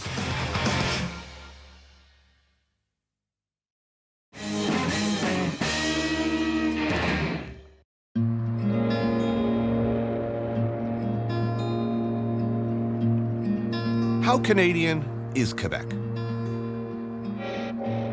Are they truly one entity or two? This is a question that has been wrestled with for some time. Quebec is certainly part of Canada, but in many ways, both culturally, spiritually, and linguistically, it's very much another thing entirely. There's a lot of history, much of it contentious. Go back far enough, and you get a clearer picture of why. The French arrived on the shores of Quebec City in the early 16th century, but succumbed to the military might of Great Britain in the mid-18th. Thus began a gradual but steady persecution of all things French. The Quebecois have struggled mightily to hang on to their French heritage and language. The issue of seceding entirely, a notion that persists, to some extent, even today. Journalist Patrick Lagasse meets me for lunch at Bistro M sur Masson to help me understand a little bit of what many Quebecois feel is at stake. So I was going to talk about the whole history of French, Quebecois identity, the separatist movement, all of this, but I have to get right to the pressing matter of the day, Pasta Gate. Pasta Gate. What do you want to know about Pasta Gate? For those not up on current Quebec politics, Pasta Gate refers to an incident where local authorities notified an Italian restaurant that they were in violation of French laws because they used the word pasta, which is Italian. This is... Okay, stop apologizing, okay? Don't get me wrong, my last name is Bourdain. I lean French. Hard. I am enormously sympathetic to the language laws. You don't think it's preposterous? I do not think it's preposterous. But here we have a situation. It is stupid. I agree with you completely that this province 40 years ago was in some respect an English city. So we needed to have language laws for signage and stuff. Now, signage, for instance, must by law be principally in French. French first in all things. But every bureaucracy produces byproducts of stupidity, and that was it. And you know what? It will not stand. The Anglo-Canadians treated French-speaking Quebecois like second-class crap for much of history, so I get it. I'd be pissed too. I'd want my own thing, and when I got it, I'd want to make sure there's no backsliding to the bad old days. When the Parti Québécois, the first sovereignist party to be elected, was elected in 1976, it didn't come out of a vacuum. It came out from a couple of decades of awakening and struggle. 50 years from now, will people still speaking French? predominantly French in Montreal? Yes. No doubt about it. No doubt about it. French first is something most would agree with. How far and how rigorously you want to go with that? Well... Do you think there was ever any possibility or real majority or a plurality of Quebecois who would have voted in separate nation status? Wow. You know, in English, you guys say timing is everything. Right. And timing was never better than in the period 1990, 1991, 92, because in 95, this country came inches from being broken up. Yeah. Do you think it'll ever happen in the history of the world? I don't know, but I know one thing. Anybody who says separatism is dead in this country and this province is a fool. No matter how you feel about Quebec as either separate from or as essential part of Greater Canada, any reasonable person loves this place. Correct me if I'm wrong, Walensky's is famous for the sandwich, the Walensky special. special, right. And in what tradition does this fall? It basically, Eastern Europe, it was a survival thing. It was because they were poor, and that's what they could make. Walensky's, an old-school corner institution around since 1932, serving up pressed beef bologna and salami sandwiches, or specials as they call them, along with egg creams and milkshakes. So, the special, and an appropriate beverage, egg cream? Very happy. Here's how it goes. There are rules. The special is always served with mustard. It is never cut in two. Don't ask why, just because. That's the way it's always been done. A little respect for tradition, please. I'm happy now. You know, some things are beloved institutions for a reason. This is delicious, thank you.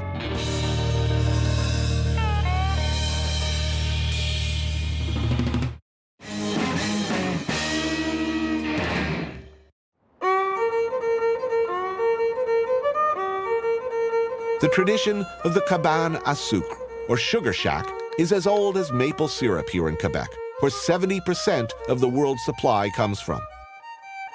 Deeply embedded in the maple syrup outdoor lumberjack lifestyle is the cabin in the woods, where maple sap is collected and boiled down to syrup. Over time, many of these cabins became informal eating houses, dining halls for workers and a few guests, where a lucky few could sit at communal tables and enjoy the bounty of the trees and forests around them. Martin Picard has taken this tradition to what is somehow both its logical conclusion and insane extreme, creating his own cabane à sucre, open only during maple season and serving food stemming directly from those humble yet hearty roots. It makes perfect sense in one way. I mean, 130 acres produce about 32,000 gallons of maple sap, which run through these tubes to here, where they're cooked down to about 800 gallons of syrup, which is more or less what they use per season here. Nothing leaves the property. And it makes sense while you're here to raise hogs and cattle on the property, and maybe keep a cabin or two around for any friends who get too loaded to sleep it off. But this? This? Is there really any reason for this?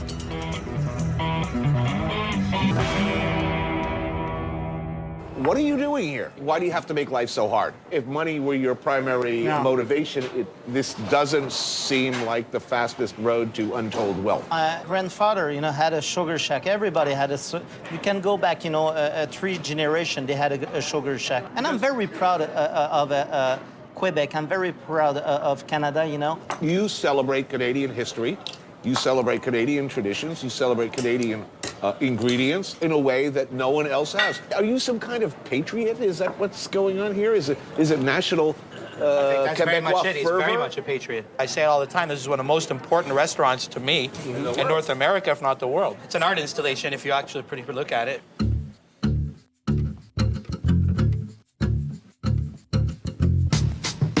meal begins with a tower of maple desserts. Good Lord. Sponge maple toffee, maple donuts, beaver tails, maple cotton candy. But wait, there's more. Almond croissant, whippet biscuits, some nougat. Ah, there we go. I think that's a first for me. I've never seen that done. No? Well, not with a hammer.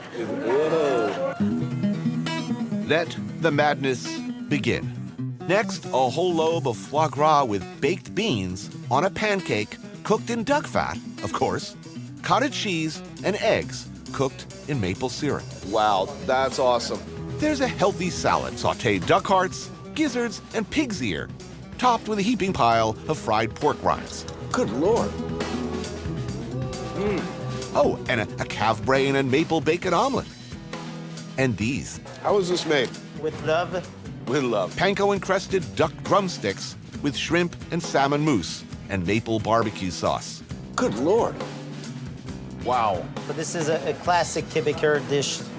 It's called la tourtière, you know, a meat pie. Tourtière du Chac, a whole laracam cheese, foie gras, calf brain, sweetbreads, bacon, and arugula. But with Martin, that's not sufficient. Usually there's no truffle, but I just... Yes, black truffles. More truffle. Yeah, it's gonna be too much truffle. My blood's getting thicker as I look at that.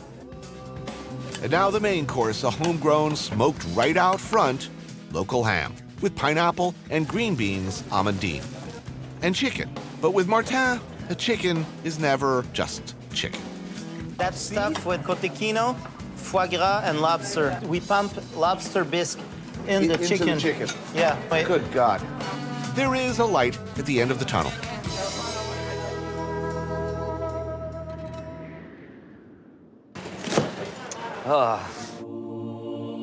Someone should be singing the national anthem now. I mean, really. This is... And practically prehistoric old-school Canadian classic. Maple syrup is heated, then poured on snow, becoming a kind of taffy. But the preferred delivery mechanism does present some issues. No. Take a big one, and you have to suck it. Don't swallow it, you know? Look, you have to go like that. Slowly, slowly, you know? Just that. Slowly, slowly. That's how it's good. That's it. Can I do that in a manly way? Yeah. You just don't look down at it. You sort of look away in a distracted way. It's like, I'm really talking to you. The best way is to look up.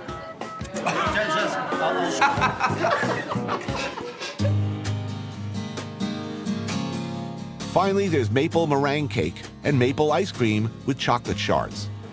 Any suggestion how to attack this? We did it once. I want the chef suggest things for the ice cream cone. Chef suggests that you eat the ice cream like that. That's the thing. I think there's too much focusing on the food. Yeah. You know, like wow, this is very intellectual, and wow, and then blah blah. And I've done too much all those shit. You know, I don't want to do that. I don't want to play game anymore. No? Because food is feces in waiting.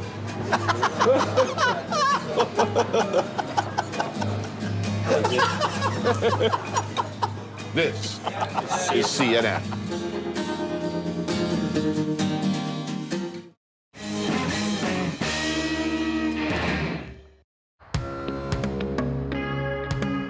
If there's one thing you always need on a cold, snowy night, it's yet another hearty meal.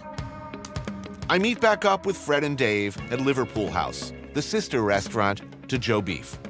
I think we always compensate a little bit with overabundance of food because of our insecurity of not being like good cooks. No, you know what? It's a combination of low self-esteem and generosity that explains the amount of food, perhaps. First course. Jambon blanc. Sauce-amol. Gravlax of char. Solomon Gundy. Meats and eggs. Look at that. Tweet fumé Bellevue. Unbelievable. Look at the aspic work. This is smoked eel and potatoes inside. A brioche d'anguille fumé. Salmon pastrami. And wait a minute, this is super classic. Œuf en gelée. And this, œuf en gelée, egg in aspic, soft-boiled or poached egg in clear gelatin set broth, classically garnished with white ham, tarragon leaves, black truffles. Oh my God. I was pretty sure that I would live the rest of my life without ever seeing this again. Ah, delicious. But tonight, after a full week of Franco-Canadian full-on assaults on our livers and our lights, Fred and Dave thought it would be both delicious and merciful to take advantage of the somewhat lighter and insanely delicious fare by their brilliant chef Omar, who's from Pakistan. Amazing, authentic Pakistani food. So what do we have here? Butter chicken crab, octopus tikka, little eggplants braised with anar seeds, pomegranate, little mushrooms, rabbit korma, fingerlings with a fenugreek and fennel. This is donkey nahari. Yes, he did say donkey meat. Is there something wrong with that? The dishes continue. A Pakistani gumbo with okra and coriander, a sesame seed and green pepper curry, hanger steak palak paneer, all beef scotched egg, a puri with horse meat tartare, and an authentic goat biryani. Wow. Biryani's awesome. Are you full? Yeah, it's food for 12. We did good work here. In the end, and perhaps as a nod to the Anglo tradition, however, there will be Stilton. This is a genius meal. These princes of gastronomy, never a suboptimal moment. Nothing short of excellent accepted. Beyond excellent. Too much excellent. Yes, possibly. Over the top? Yeah, definitely. It all comes around in the end. The circle of life. We begin at the beginning. The heart and soul of every right-thinking Quebecois, apparently. Ice, a stick, and a puck. Fred and Dave and Martin Picard are joined by the original god of Montreal gastronomy, the great chef Normand Laprise, to watch their beloved Montreal Canadians lay waste to the Carolina Hurricanes. All the while eating, of course, and drinking, as it turns out, the finest wines known to humanity. And here we go.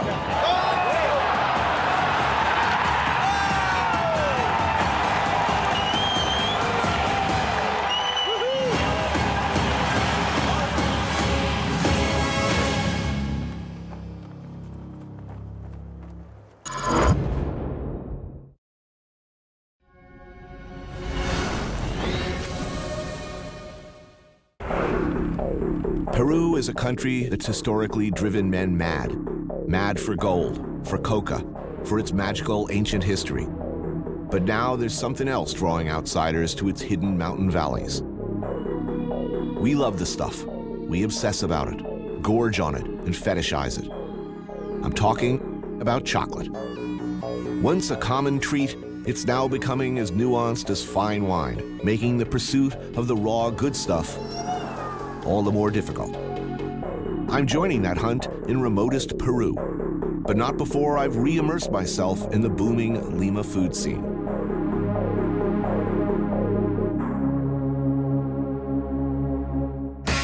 I took a walk through this beautiful world, felt the cool rain on my shoulder, found something good in this beautiful world.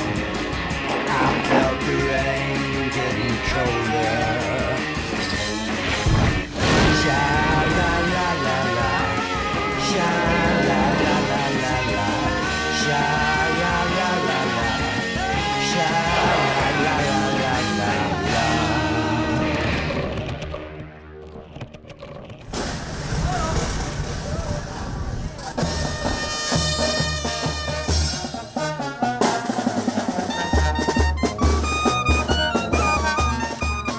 I'm in Peru with this guy, Eric Repair. The guy was looking at us, he went into the tree. That's funny. Chef of the world-famous restaurant Le Bernardin in New York, to look at where chocolate comes from, particularly our chocolate.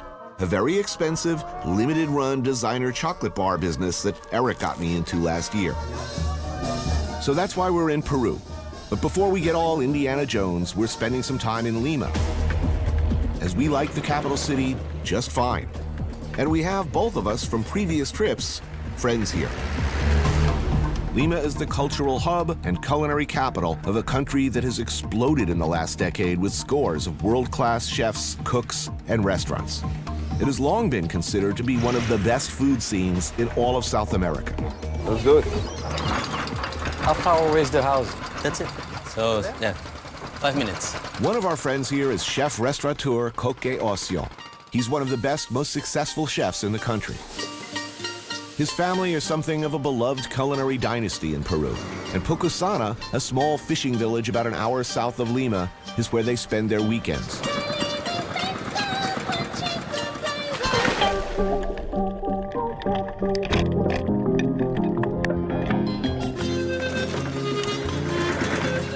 Koke's mom, Marissa Giolfo, is like Peru's Julia Child. Welcome. James Beard rolled into one. Thank you for having us. A caterer, cookbook author, beloved icon of Peruvian gastronomy.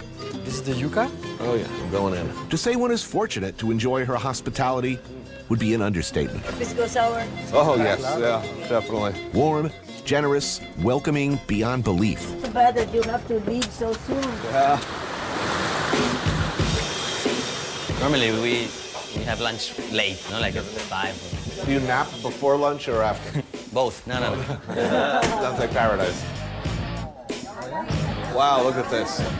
Every weekend, Marissa opens the house to an ever-changing mob of friends, visitors, drop-ins, and family. This is fantastic. They do not skimp on the food. Delicious, delicious things pour out of the kitchen. Wow. A torrent, a deluge of traditional Peruvian favorites. This is a cow salad with crab meat, the yellow potato, and avocado. We love avocado. Caldo de cangrejo is like a terrine of crab meat, eggs, avocado, and mashed yellow potatoes. Okay. This is a tiradito, ceviche from the coast. Beautiful. Tiradito de pejerrey, basically raw kingfish fillets dressed with ají amarillo and lime juice. Perfect. And that's scallop ceviche. Ceviche for sure. Ceviche de conchas, fresh scallops and lemon juice, garlic, and ají limo. Seco de pescado. Drumfish braised in chichi de jora, a corn-based beer. They look fantastic. This is el rocoto. Spicy or not? This is very spicy. Very spicy. Oh, that sounds good. Oh, and stuffed ricotta peppers filled with ground beef and raisins served with parrilla cheese. Yeah. Wow. Are we lucky or what? You're lucky. And that's just the beginning. There's so much more food, there's no way we can show it all, much less describe it. It's incredible, overwhelming, invariably fresh and delicious, and thrillingly different than what I'm used to. Yeah, it's fantastic. I could frankly get out of the chocolate business right now, put up a pup tent on Marissa's porch, and pretty much dig in for the duration. This is living. Yeah. Those little fish are amazing. They're so fresh. I want to be her next door neighbor. It's incredible. It's so good. So has Peruvian cuisine always been this diverse and this delicious, and we're just discovering it, or has it changed over the last 15 years? It's changing anyway, but what you're eating now, it's the traditional food. There's so many products in Peru that are unfamiliar to people in the States. When you eat this food, it's not like, well, this is something like. No, it's not kind of like anything. It's really all its own. There is a lot of ingredients, good ingredients, all year round. The rocoto is very good. What do you do when you're homesick for Peruvian food and you're traveling? There's really... We take always some chilies with us in the luggage. We're the perfect smugglers. I believe you do it, man. I hate to say goodbye to this, but it is what it is. Things to do, places to go. Wild and apparently extremely rare cacao trees to visit. Incredible meal. So happy.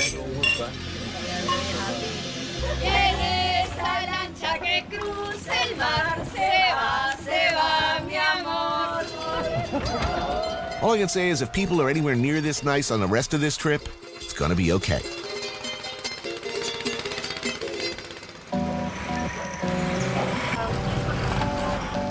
Lima, city of kings, home to a third of Peru's people.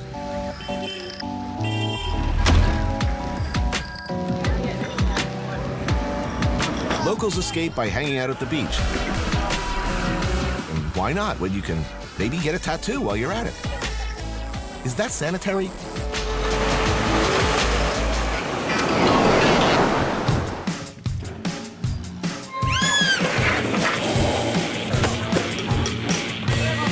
you've been here before. Oh yeah, man.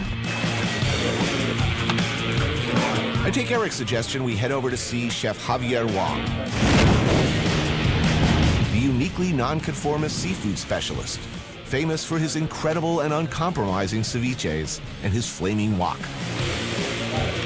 If Peru has a national dish, it's probably ceviche. The freshest fish only needs the right cut, a little citrus, and no heat.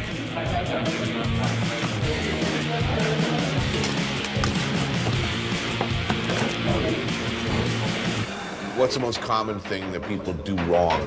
The quality of the ingredients. You don't do a ceviche with something that is not ultra fresh. Right. The cut is very important, the thickness. Right. And when you do the ceviche, you don't do it too much ahead of time. The whole place is served whatever menu he's doing that day. Same for everybody. And today, the flounder he got from the market is particularly nice. So that's what we're getting. Generally thicker pieces to stand up to the spices and acids. First up, an octopus and flounder ceviche. I don't know what to tell you, man. It's damn good. Oh, that is good. Is this one very spicy or not? You ever been spanked in your life and enjoyed it? Yeah, me neither. I don't like pain. Except if you spanked with the pepper. Brutalized with the pepper, I like. That's really hot. Curadito, a flounder dressed with pecans, lime, ají limo, and sesame oil, which clearly Eric likes. This is totally going to Le Bernardin. Oh, really? Yeah. So you're not like foraging into Catskills for your inspiration? You basically just rip your ideas off of small businessmen? Javier, estupendo. ¿Es okay? ¿Está bien? Sí, super. Oh, superb. ¿Preparo algo más? You want another little thing? Sure. Antonio tiene un diente increíble. Chinese and Japanese immigrants came to Peru in great numbers in the 19th and 20th centuries as contract laborers and farmers, and their influence is felt here, particularly in the food, to a greater degree than anywhere else on the continent. It's that influence and the ingredients of Amazonia and the Andes that really distinguishes the food here as something special. Well, what is this, tofu? No, queso fresco, no? This is a very kooky combination. I mean, is that pineapple? Where'd that come from? That's not traditional. I mean, he looks Asian to me. Right. So I believe he's probably... Dude, his name is Wang. I mean, unless he's a retired porn star. This shouldn't be good, but it is. Whew. We're gonna have a sweat on that one. Yeah, I might have a couple more beers after this, pisca sour, and then have a nice nap, midday nap.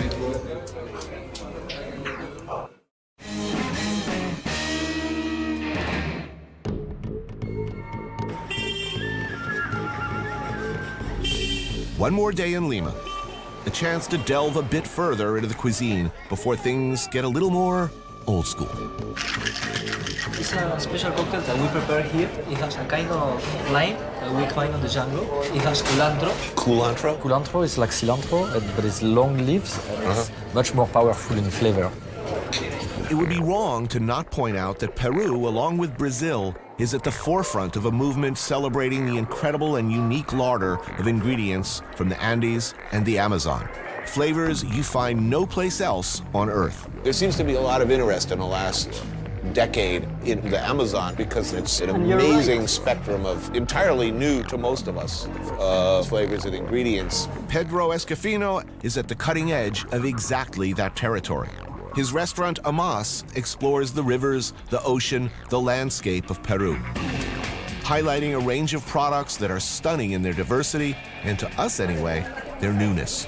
Wow. This one is, you got breadfruit, tuna, and the cashew sauce that is with plantain vinegar. That's a cashew fruit, and so the nut is a fruit, and in Brazil and here we use the peduncle as a fruit. We make these scallops with a wild almond. The almond is very, very soft, like the flavor of it. It complements really well. And this one is freshwater shrimp dashi, made of taro root and a freshwater shrimp. Whole different flavor spectrum, right? All new. It's almost like you need a new section of your tongue.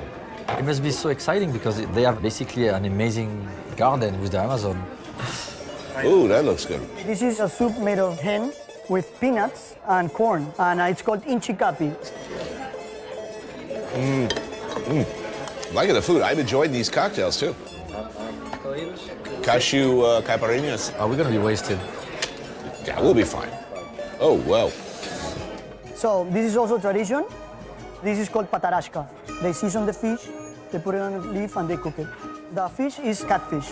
In the Amazon we have like 200 types of catfish. It's in flavor from the leaf too. And here we have paiche. It's the second biggest freshwater fish in the world. Underneath you have a puree of aguaje, that is a palm fruit. And the sauce is a reduction of fermented wild manioc or yuca. Fermented. Yeah, this is, how to say, toxic or... poisonous. Poisonous. Yeah. Yeah, so they let it ferment and it becomes, you can eat it.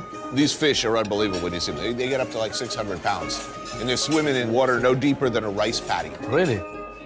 Giant. They're like dinosaur fish. Everyone has been saying for years that Peru is going to be the next big thing as far as restaurants. And it is. This really prove it. And we have a chili pepper made with Brazil nuts. And these are ants. Wow, they're huge. They're huge ants. Okay. You think I should try? Yeah, totally.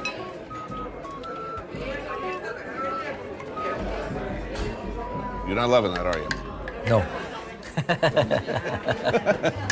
Imagine you took a lot of acid and then you ate that whole bowl of ants and then you go home and you experience violent diarrhea and like you're tripping, it's like 4 o'clock in the morning and you turn around and you look at the toilet and like all these ant heads floating around in there. It'd be cool. Yeah, it will be super cool, Tony. I can't wait. So now that we've confirmed what we already knew, that Peru's food is unequivocally awesome, it seems proper that we take a trip back in time to meet the forebears of this country's rich cultural legacy. The Larco Herrera Museum in Lima has a massive collection of pre-Columbian artifacts. And looking at them, you get an idea of what these ancient peoples were like, how they lived.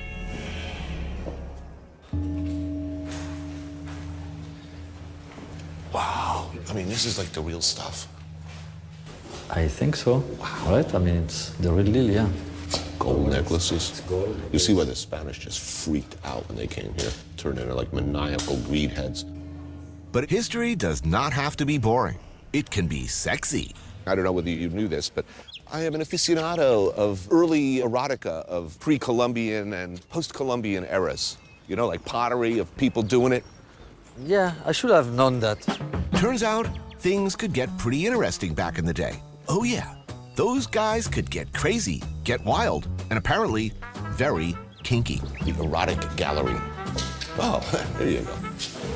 That's a conversation starter. I take Eric to the pre-Columbian boning section. Actually, the erotic pottery section.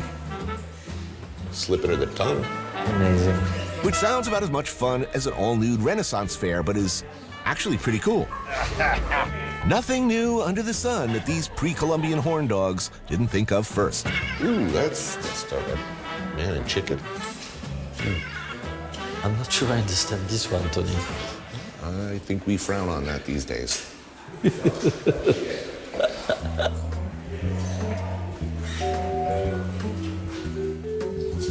Oh, wow, they're doing it under a blanket. This must be after the Spanish arrived to teach them shame. Ooh, skeletons with boners. They are zombies.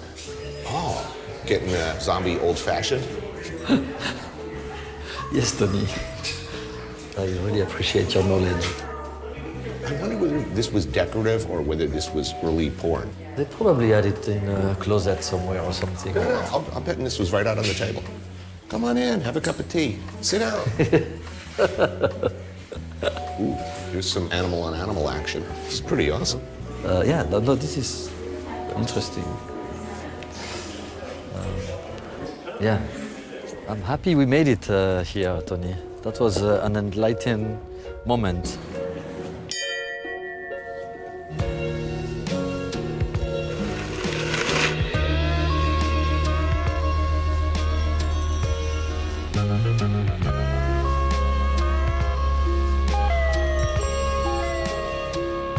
Something about steamy XXX pre-Columbian erotica always makes me hungry.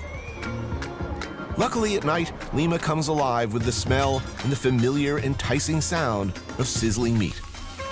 It's time for delicious, screamingly hot garlicky, spicy, flavor-jacked street meats. And as anybody who knows me is well aware, I love me some street meat. The street food in Peru is starting to disappear. Really? Why? Yeah. Because, you know, the neighbors, they... Oh, the neighbors complain? Complain. Our friend Kogi brought us to this place. Sí, chocholí, tripita con su anticucho. To Doña Pochita, a street stall named for the lady who runs the joint.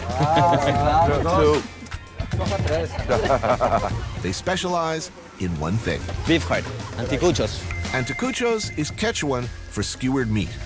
This stuff, they say, goes back all the way to the Incas and was as immediately popular with the Spanish conquistadors as it is today. Ooh, that looks good. Which is to say, I must have some. Damn. Traditionally a mix of beef hearts and other animal parts. Chicken hearts, they're like gizzards, and the stripe. Right. Marinated in garlic, cumin, and onion. Maybe a little vinegar. Oh, yeah. Grill that up and pile it high. These are not small portions. These people are getting these mountains of food. Okay, I'm rolling up. The sauce, the sauce. Let's go to the sauce. Yeah. It does not get any better. Voila. Let's do it. Man, that's awesome. Yeah. Beef heart? Yes. Yeah. That is some magical right there. Salud. Salud. Salud. It's very garlicky. The marinade is nice. This is what the tripe? Corazón de pollo. Corazón de pollo. Chicken heart. Yeah, that is seriously tasty. Delicioso, huh? Buenísimo. The beef heart and the chicken heart, it's the texture is so nice. And it's hot. The sauce is really hot. Como wasabi a little bit. Woo! All right, I'm maxed out. Really delicious. Delicioso. Excellent.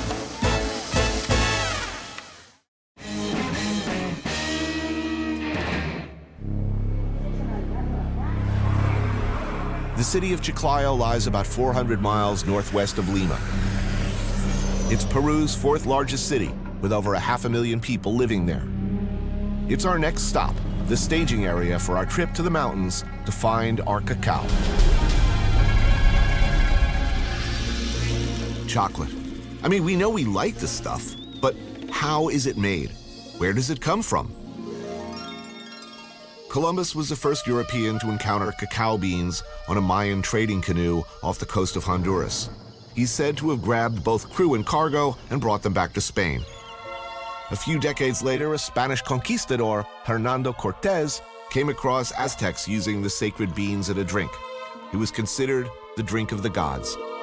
Like most expensive, delicious things from abroad, the largely inbred and frequently syphilitic European royalty did their best to keep what was fast becoming a craze for hot chocolate to themselves. But it soon found its way to America, and in 1765, the first chocolate factory opened in New England.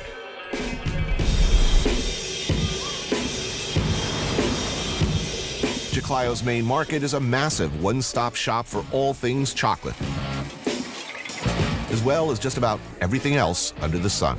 Ooh, what, man? You got your animal skulls. Whoa. That's tempting. Haircut? No, I'm good. Ooh, wow. Ah, el cacao. Those are the raw beans. And that one is the toasted Toasted. one. And then she... Grinds it. And then she put it in a mold. Gracias. Ooh, bitter. Not sweet at all, huh? No. They don't put sugar. Actually, here we are in the area of the market, I believe, where they have what they call santarias. Repair is, how shall I put it? Well, let's just say he's got more of a spiritual side than me. So it's all the ingredients that you need for the shaman to bless the harvest of the cacao. Okay. So he's got us shopping for what I guess you'd call shamanic supplies. Which place are we going to? I like the lady with the sunglasses. Yeah, I like it too. Yeah. Medical medicinal herbs with supposed magical properties, and stuff for this shaman dude to bless us and our cacao crop.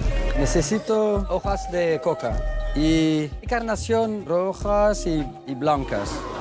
This one is amazing. It smells really good, and it supposedly purifies the house. Yeah. Smells like hippie. No, but it's interesting. The shamans are very, very well respected in the Inca culture and in the region. They cure everything. They do ceremonies. Good? Yeah, I think we're good.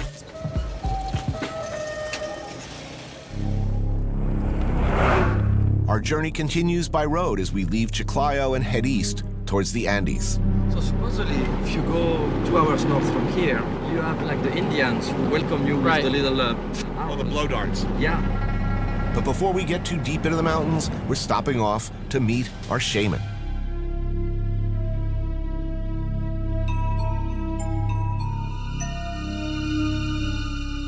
Hola, señor. Mucho ¿Qué tal? gusto. Eric. Francisco, ¿qué tal? Anthony. He's going to teach us how to do the bath for the plants and for us. Okay. ¿Sí? With that. Señor, eso es una piedra de una... De cerro. Meteorita, ¿no? Exactamente, sí. It's a meteor stone. Vamos limpiando, vamos sacando todo.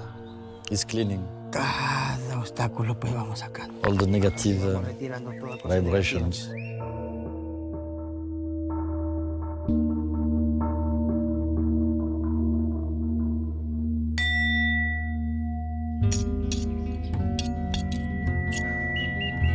Vamos cortando todos los obstáculos.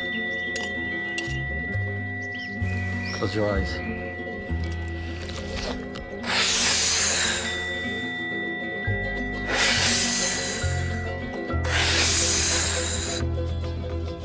He cleaned you and he wish you a lot of success. Póngase acá adelante. Sí, todo, todo. Eso. A little bit more, especially in the back, in the neck, the back. That's it here, yeah. On the chest, a little bit like that, yeah. Eso. We wanted a blessing for our cacao harvest. We got this. My aura is now cleaner than Gwyneth Paltrow's colon after a 3-month juice cleanse. To a successful harvest. Yeah. Mucho gusto y gracias. Cuando gusten. But we're not done. We got to transport this stuff to our trees and finish the job ourselves. I know you're not going to believe it, but the energy has changed here. I'm serious. I'm not joking. Listen, I'm not disbelieving. I have an open mind.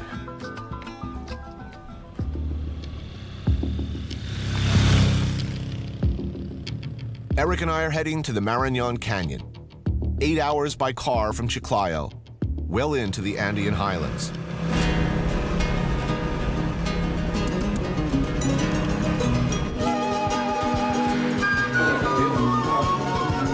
On the way, we stop for lunch and a meet up with this guy. You want a sopa de gallina? Gallina, sí. Tres sopas de gallina, por favor. Chris Curtin, master chocolatier and our business partner in this knuckle-headed adventure. One of life's great joys, eating in a Peruvian market. I love markets for breakfast. It's nice. So, sopa de gallina, basically a hen soup. Gracias, sí. That's good. Where in the world does chocolate come from? Well, 45% of course come from Ivory Coast in Africa. But we don't deal in those beans just because of political situations. There's this stuff, the special chocolate. Yeah. And which is pretty much what we're here to look at. Yes, absolutely. Where it comes from, what's involved. Eric ate some of Chris's chocolate, heard about these wild cacao trees he was sourcing from in Peru, and promptly got me involved in this designer chocolate bar business. I'm rather famously a guy I never really gave a about desserts. You, on the other hand, you eat chocolate every day. Yeah, every day. And so here we are, 3 men and a chocolate bar. Good thing for the world or exploitative opportunism? Yet to be determined. What do I, after all, know about chocolate? Next to freaking nothing. It's good like that, right? Like Oliver Twist there. Yeah, we used to eat it like that in the orphanage.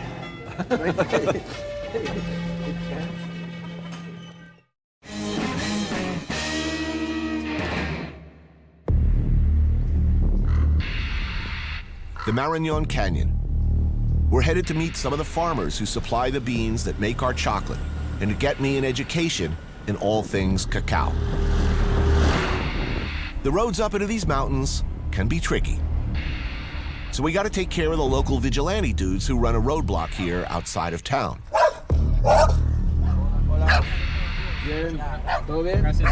It looks like a shakedown, but they're a welcome sight. This hill where cars have to slow down was where all sorts of highwaymen and miscreants used to waylay travelers like us. So these guys stepped in to take care of business. Wow, that was a big shotgun. That'll shoot through an engine block. Actually, I don't really know, but I'm assuming.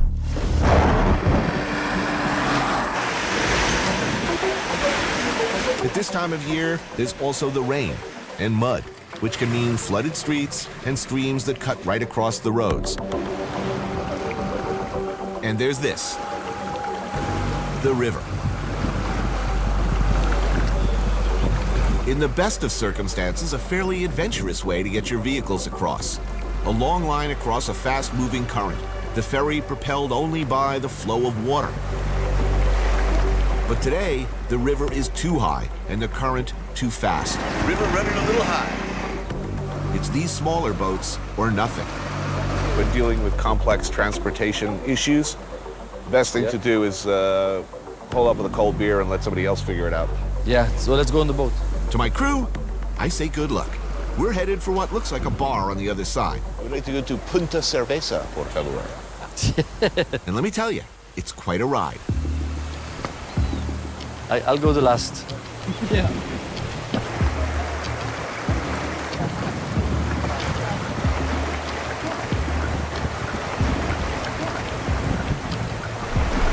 Hey, water inside the boat. Look, look, look. The boat is sinking.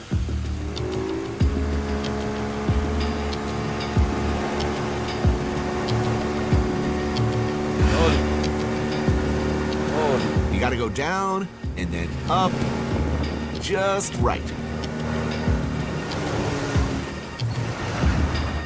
We make it to the other side reasonably dry. Beer? The Marañón Canyon is home to a wide range of species, including, and most interesting to us, a strain of cacao previously thought to be almost extinct. A few years ago, the valley's cacao trees were genetically tested at a USDA lab and proven to have identical DNA to one of the rarest forms of cacao in the world. This stuff, the real deal, pure Nacional.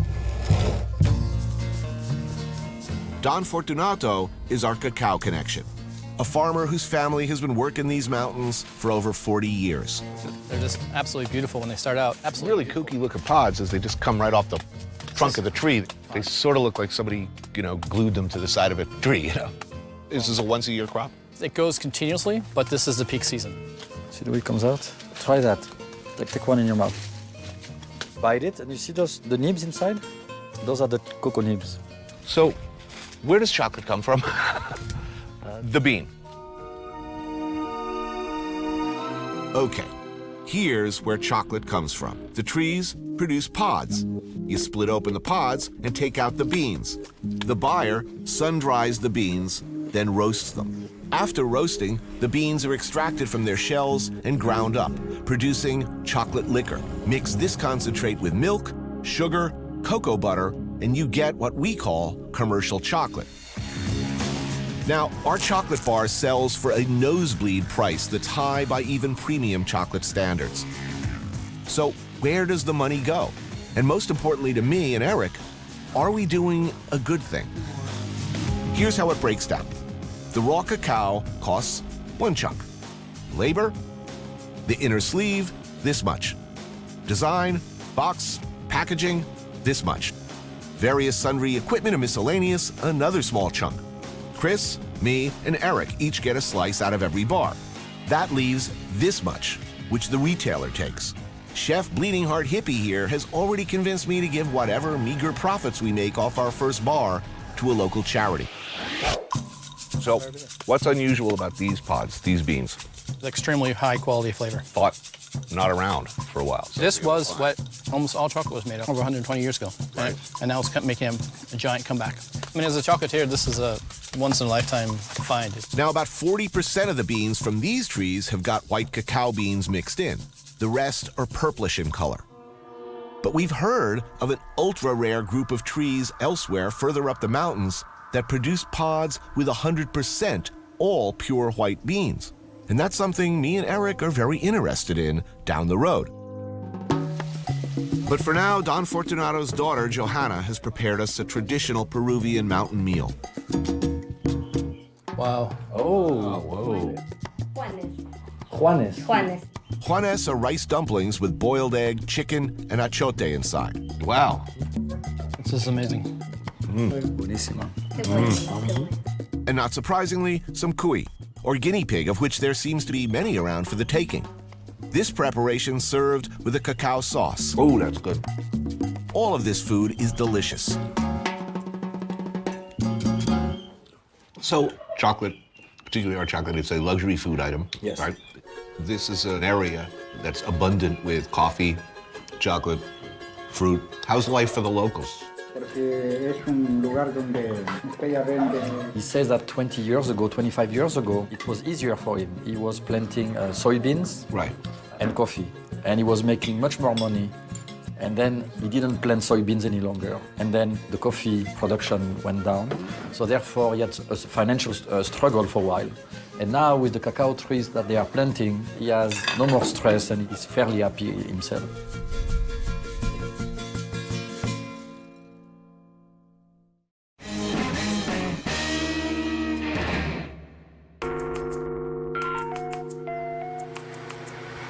I'm in the Marañón Canyon of Peru with my friend and partner in chocolate bars, Chef Eric Repair. Eric and I are intrigued by these ultra-rare, all-white beans we heard about from Don Fortunato. So we set up a meeting with another farmer, Don Edilberto, elsewhere in the valley. Now we thought it would be a nice gesture, given all the high-test culinary talent between us, to make him and his family dinner in return for his hospitality. What are you thinking? Look what they have. Squabs. Squabs. Butterfly marinade grill. We could do that. Look, but we have this nice sausage. They have sausage. Which would be nice to throw into a stew. Chorizo, chicken, onion, maybe some peppers, a little bit of spice. Okay, I'm taking chorizo and potatoes. So we're kind of moving into the Spanish, what's it called, zarzuela, but with zarzuela. chicken. And we can even use shrimp from the guy. Shrimp and chicken works. That sounds like a plan. ¿Me puede dar camarones, por favor? 24. You have 24? Yeah. Successful. Yeah, so far, but wait until we arrive there. It's going to be interesting. Don't be a downer, man. I'm optimistic. We arrive at the village where the fabled white cacao beans are said to be growing and meet with the village's unofficial mayor and our cacao farmer, Don Edilberto, who will lead us to the trees. Okay, we're going to follow him. What was depicted as a short walk up a slight incline turns out to be an epic hump up one hill after another. When you're tired, you tell us, we stop, okay? When I slump to the ground and urinate all over myself, that'll be a tip that I probably want to stop.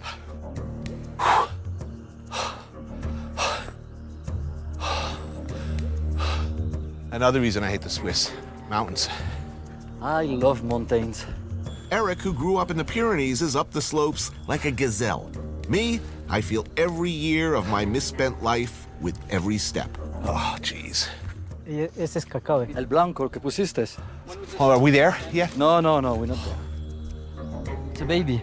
He's rafting because he has only 22 trees. I wish I could hear you over the sound of my exploding capillaries. Okay. By the time we get near the fabled trees, I'm toast, gasping for air, ready to puke from the altitude and the exertion. So tell us again, what's unique about these trees? It's because they're all white beans, All which is a white. rarity. So these are the only known all-white, 100% pure nacional. Okay, and why is that good? It's a new variety and gives different flavor profiles to it. A good flavor profile? Yes. I'm assuming, because I've just humped up a big mother. Excuse me, kid.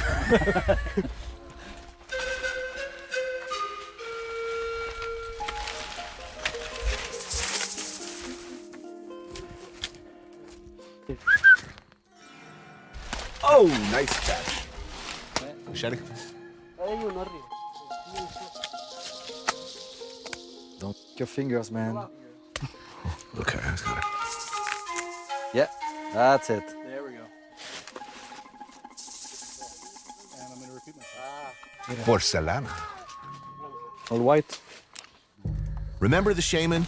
Well, we still have stuff to do with that package he gave us. We do, presumably, want a good crop. Better get right with the spirit world. Oh, jeez. To me? A little shaman juice thrown around, bury the purified soil, and there you go. Chocolate magnates. Well, good luck, dude. To a good harvest. Done deal.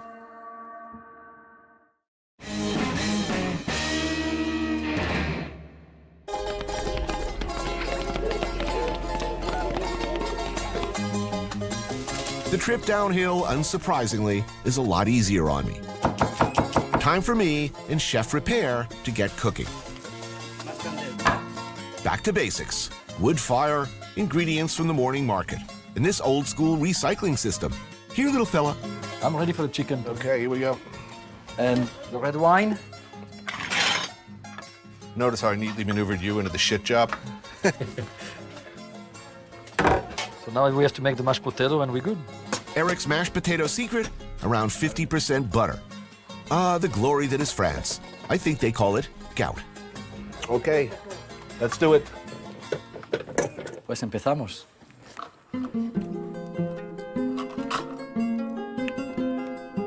Párense la comida, muy delicioso. Gracias. You guys can cook. Some say. Sometimes. Usted es el único que tiene el cacao blanco. Soy el único en la cantidad que sembraron los 15,000 plantones. He's the only guy who has the white cacao. He asked all the farmers of the village here to do exactly what he has done. So the other farmers are starting to copy him. Right. And he's happy because it's going to bring wealth in the village and the valley and the community.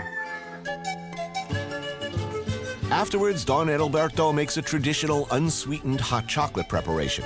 Ground cacao nibs and hot water. No milk, no sweeteners, no nothing. Just like the ancient kings liked it. Oh, here we go. Gracias. Wow, the real deal. Only water, and this is what they really use cacao for. Before chocolate hit Europe, this is what the Aztec kings would drink. I'm a little bit jealous right now, since I have nothing. We'll get yours eventually. Here you go. Gracias. Muchas gracias. Salud. That's good. Salud. Salud. Salud. Gentlemen, to education. Yes. So, did we do the right thing? Is it all right for two New Yorkers to make money, however much or however little, off the work of struggling farmers in a faraway land? Fortunato, Adalberto, Chris, everybody down the line, all the way to the families who picked the pods off the trees, seem pretty happy to be doing what they're doing. But do I want to be in the chocolate business? That's something I'm going to have to figure out. But for now, one last thing needs to be done to fulfill our shamanic obligations. Guys, you have to get out. The guy is coming with his bike and he doesn't care. A bridge, a bundle of eucalyptus leaves, a badly working lighter. Gotta get right. It smells like ganja.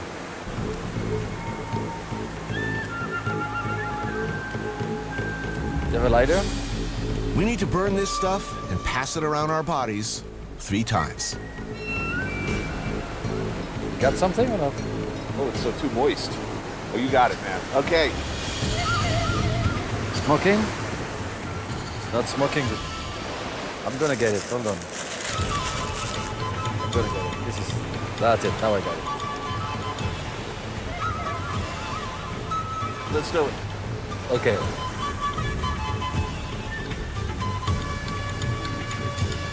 Yeah. It's coming.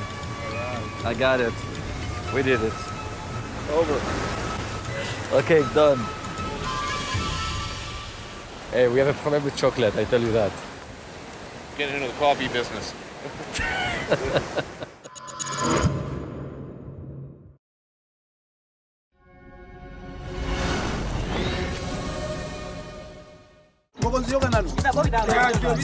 After 9 days of threats of imprisonment, confiscation of footage, and what was the most chaotic, difficult, yet amazing trip of my life, the last thing that stands between us and our flight home is the reason we came: the Congo River itself. Eric, this ferry cannot move today because now the bird and it's they have to repair it tomorrow. The UN truck just said he's been here since this morning. I've had times where I've been held up for days. What's up, Freddie? To start the engine. They're starting the engine. Awesome. It just broke down again? Yeah. We now have 1 hour of daylight left. They're starting the engine from the started. Okay, great. Here it comes. Yeah.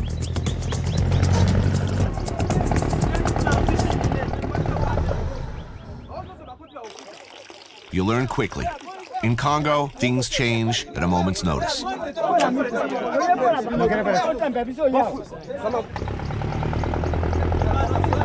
to the jungle.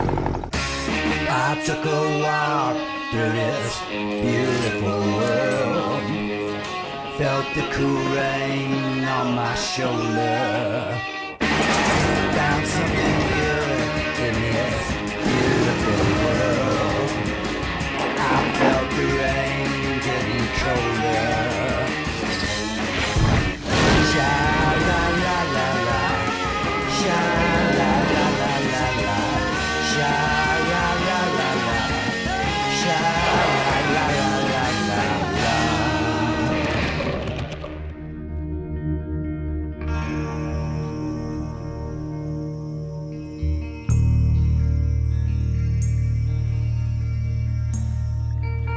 Everyone gets everything he wants. I wanted to see the Congo, and for my sins, they let me.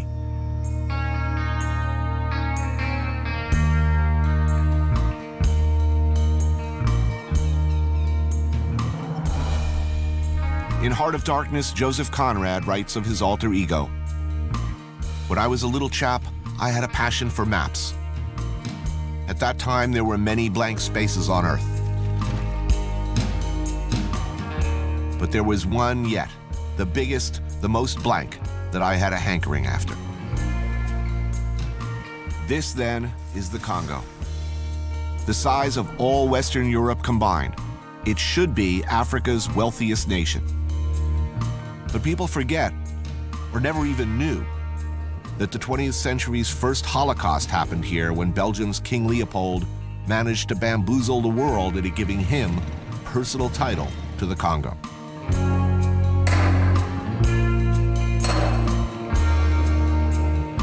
Leopold's agents, of whom the mythical Kurtz was one, raided, slaughtered, mutilated, and pressed into forced labor much of the population in a bloodthirsty quest for first ivory and then rubber. When independence finally came, the Belgians trashed what they could and left behind a completely unprepared, tribally divided, and largely ungovernable landmass filled with stuff that everybody in the world wanted. And things pretty much went downhill from there.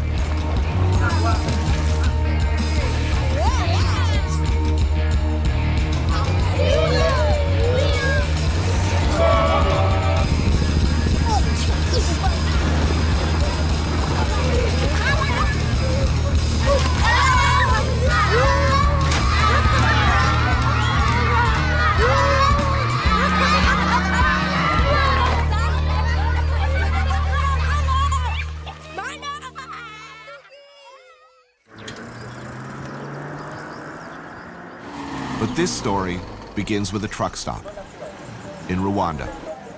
Stocking up in Rwanda, because my expectations for food in the Congo are more measured.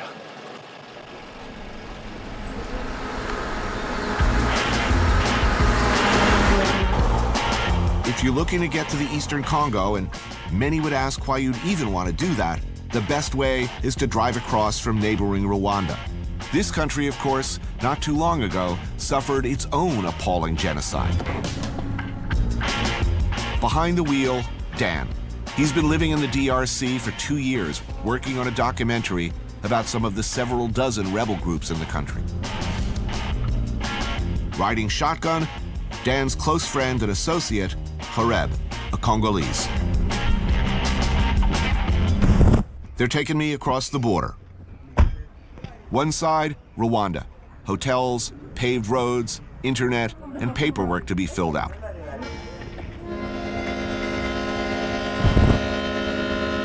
Just a few feet of barbed wire, machine guns, and cement walls away, this.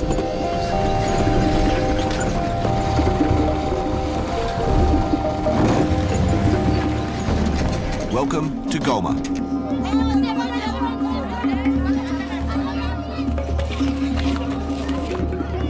A city of 1 million, a significant number of whom are IDPs, internally displaced people, sitting rather inconveniently at the base of Mount Nyiragongo, a still smoldering volcano. Current street level is about 12 feet above where it was in January 2002 when it last erupted. Lava everywhere. which explains the less than smooth ride. One of the first things you notice out the car window, the UN.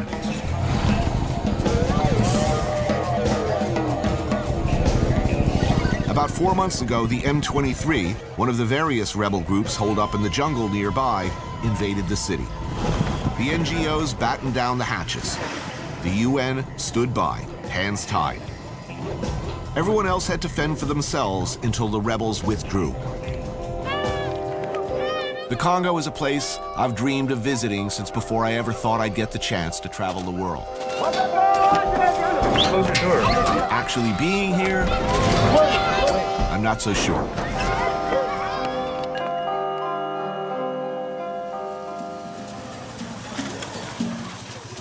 Dan, Horeb, and I head for a local restaurant. Good food is going to be a challenge soon, so we take the opportunity to fill up on what we can. Grilled chicken, ugali, piri-piri pepper. A pretty nice meal. Goma in the 50s, you know, tourists used to come from as far down as Rhodesia, up here to vacation. Amazing wildlife. And also, I remember my childhood seeing lions just alongside of the road sometime. Goma was a touristy place for a long time. They're not coming anymore? No. No, you're just saying no. It's a red zone. It's looking like there won't be house-to-house fighting or artillery or mortars dropping into Goma. Was today a good day? Well, right now we have a rebel group just 10 kilometers north of us. Right. And then we have maybe 7 other rebel groups that are all caught in the blender, you know? So things change quickly in Congo. Confused yet? Virtually all of the eastern part of the country is being contested by rebel groups, some local and others allegedly acting on behalf of interests based in neighboring countries. Recently, the largely Tutsi Rwandan-backed M23 has been active in the area around Goma, but the mostly Hutu FDLR is also here. The Mai Mai can refer to either somewhat generic local self-defense groups or specific entities like APCLS or Cheka. Some groups, like the FRPI, are principally defending a stake in a resource like gold, and others, like the Rea Motomboki, are mainly interested in fighting with a particular enemy. In their case, they have a beef with the FDLR.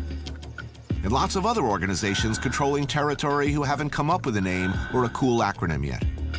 This is only a fraction of the rebel groups in a single area of the Congo. And be advised, this map was hopelessly outdated before we even got here. it's all these variables kind of knotted into one big mess. And these are the reasons why media has a difficult time, why the Western world doesn't hear much about Congo. Because how can you sum it up in a 3-minute report? But for us, Goma is just a stopover on the way to the Congo River. So we need to keep moving. And roads, forget it. Certainly nothing even remotely safe between Goma and where we're headed. We're flying to Kisangani. This is the preferred route. So we've chartered a bush plane, formerly Queen Elizabeth's flying wardrobe. When the Queen traveled, presumably in her younger years, her clothes followed in this beast, or so we're told. I have not seen this model of plane before. A first for me. Of course, you'll learn to take nothing for granted in the Congo. Uh-oh. Just as we're about to take off, thunder, lightning. I don't see what the problem is. Weather looks fine to me. Let's get this thing airborne.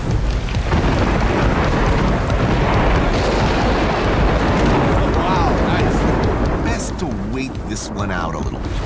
Crashes are pretty commonplace. Not so long ago, a plane with nearly 100 people on board went down on the same route we're taking today. No, most planes that crash in Congo crash because of the weather, right? Yeah, most of the time, yeah, but... Not us. Don't worry. Impossible, man. The weather clears up, sort of. So we decide to give it a go. When the weather is very bad, stay on the ground. That's So, all. what about rebels? They shooting at the planes? No, normally no. Okay, we'll see you after your trip. Yeah. Okay, have a good one.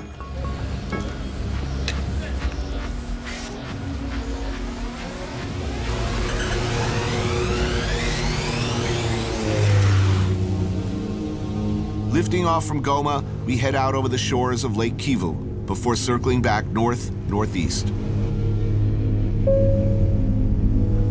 Our destination, what Conrad referred to in Heart of Darkness as the inner station.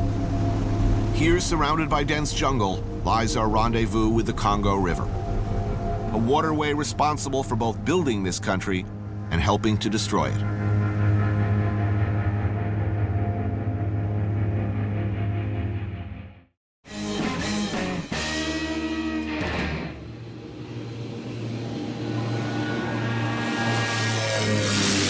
Two hours out of Goma, we land at Kisangani.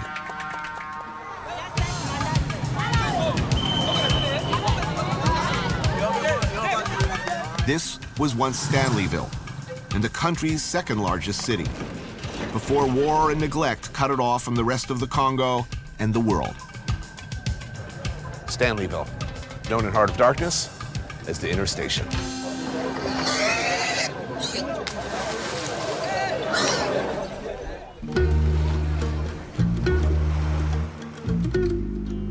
The Congo River stretches across the country's middle. Conrad describes it as a twisting snake with its head in the Atlantic Ocean and its tail buried deep in Africa's heart. To Europeans, it was a natural route to transport slaves, ivory, rubber, minerals, the commodities upon which modern-day Brussels and Antwerp are built. For the Congolese, both before and after the Belgians, it provided more basic things. Water, to wash, to clean your clothes in, to cook with, to drink.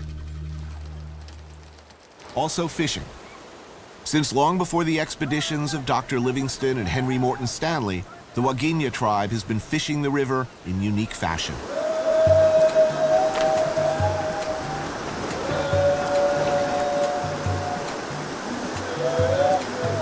Highly coordinated and acrobatic, the Wagenya dive into the treacherous rapids of what is still referred to as Stanley Falls.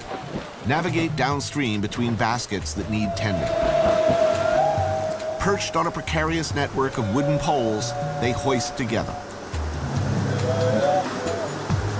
The catch these days? Not much.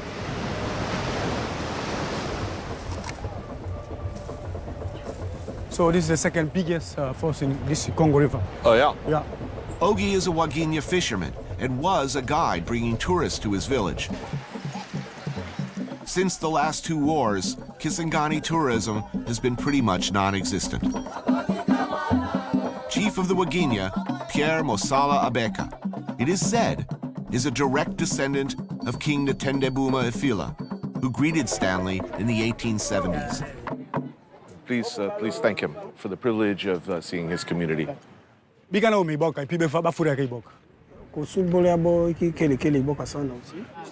a present from the chief. This is a way to welcome the delegation of CNN. The Wagenya tribe made what was in retrospect the mistake of allowing Stanley to pass. The famous explorer, of course, pretty much shot and raided his way along his historic route to the coast before effectively jump-starting the colonial period.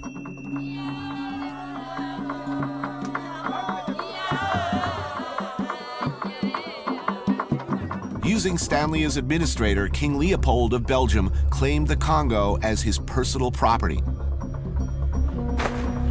Under Leopold's reign, men, women, and children were tagged with numbers, separated into groups, given production quotas. If they fell short, they were whipped with the shikot, their hands cut off, hanged. An estimated 10 million Congolese were either starved, worked to death, executed, or just killed where they stood, all in just over 20 years. By the end, half the population of the country was gone. Have you ever thought about all those years ago, if your people had just killed Stanley? Somebody else has to come. Somebody else would have come. Ordinarily, a large tigerfish like this one, it's going to the market, considered way too valuable to eat. But today, guests. It's a mean-looking fish. She used to sell fish in the market. The Congolese standard, limboke. It can be pretty much anything wrapped in a banana leaf and steamed.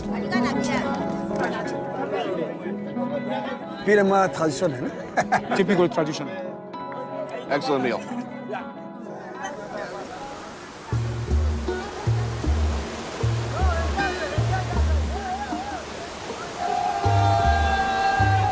lot of work. Though it looks like they're not having an entirely miserable time with it. The water looks good. On a good day, how many like this? On a good day, 50. 50? Yeah, 50. That time, two ancestors. Ancestors didn't use to catch this. They just catch the big fish. One basket like this, they used to catch about 10 big fish. But situation changed. The tourists used to come and see how the fishermen are catching fish. Right, hundreds of them used to come, yes? Yeah, yeah. Well, things get a little better here. Maybe they come back. I hope so. I hope so too.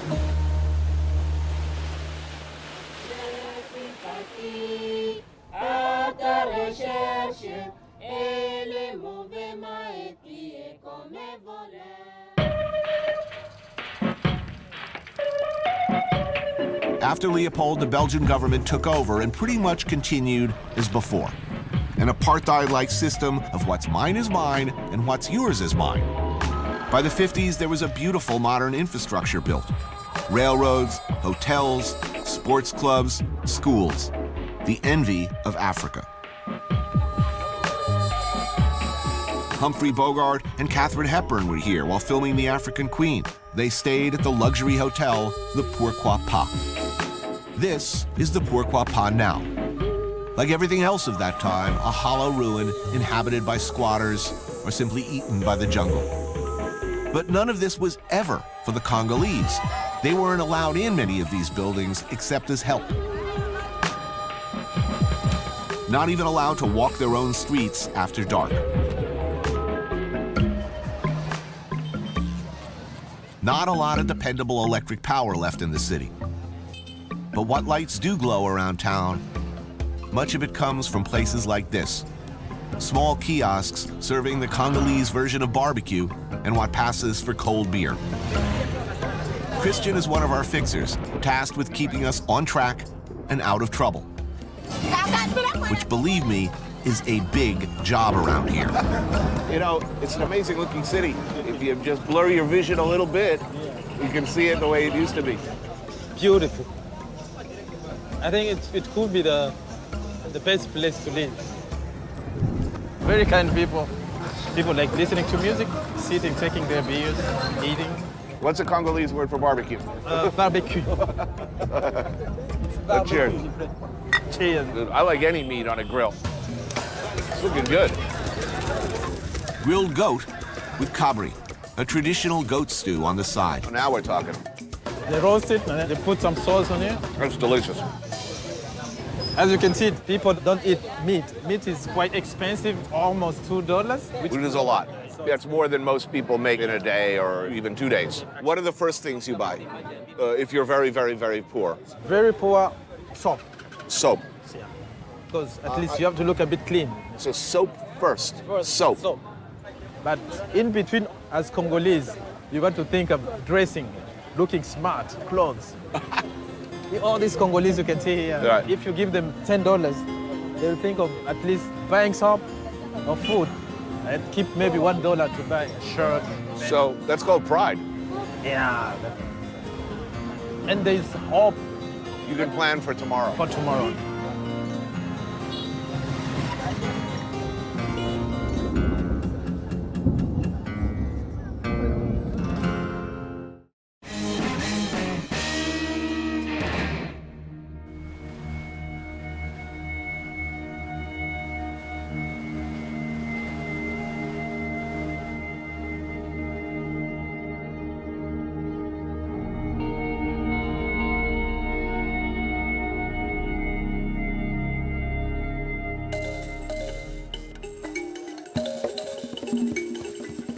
In Heart of Darkness, Conrad writes about the greed of the Belgian colonizers.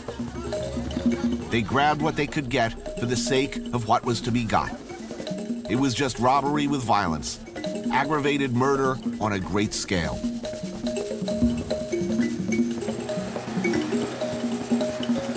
And after 75 years, the Congolese had had enough. But independence came quickly. And when the new country managed to inaugurate their first democratically elected leader, Patrice Lumumba, the CIA and the British, working through the Belgians, had him killed. We helped to install this miserable bastard in his place. Joseph Mobutu. He stole billions of dollars from his people and pretty much became the template for despotism in Africa. Needless to say, this situation deteriorated over the next 30-odd years. And by the time Mobutu was done, the Congo was mired in a series of civil wars, the government was no longer paying its bills, and the trains basically stopped running. This is Kisangani Station.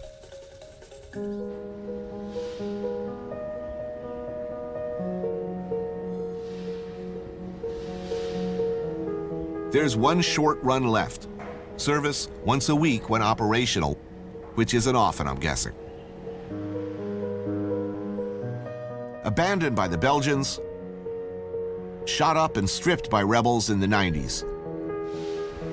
The station, the engines, the ancient passenger cars, and the tracks themselves have slowly receded into the jungle.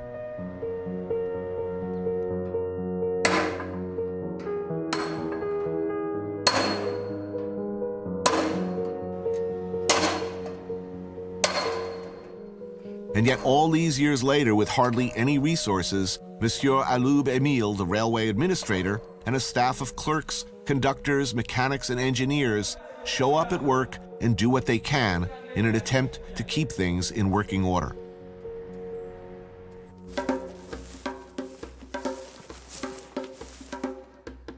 How do you do? He said that you are welcome to see this place. How many employees still work here? Ici, pendant les temps normal, nous sommes dans les 500 agents. Mais pour le moment, nous sommes dans les 200.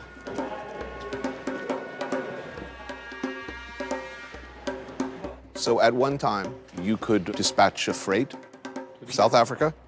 Oui, justement, vous pouvez quitter ici jusqu'en Afrique du Sud, avec des correspondances évidemment. So a hypothetical question. If the government said, okay, we're ready, we have the money, we would like to, as quickly as possible, get operational. Does he have the workers ready to go? Oui, parce que si nous roulons aujourd'hui, c'est suite aux compétences humaines que nous avons. Parce que tout est presque bousillé. Mais ce sont des intelligences humaines qui essaient de maintenir le peu que nous avons. En tout cas, si on nous donnait encore un apport technique moderne, là, carrément, nous sautons. And this is one of the few things here that's working today. A feature of great pride to the staff. The railway employees, I'm told, do not get paid, yet they continue to show up and work.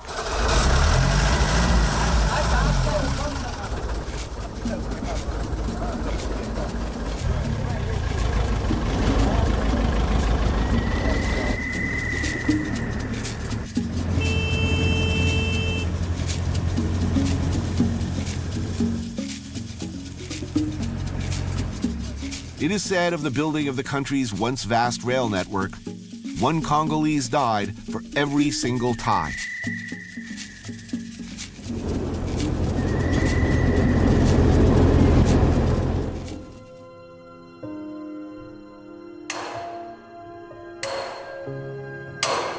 Like many Congolese we meet, they are, all these years later, and in spite of everything that's happened, ready and waiting for the situation to improve.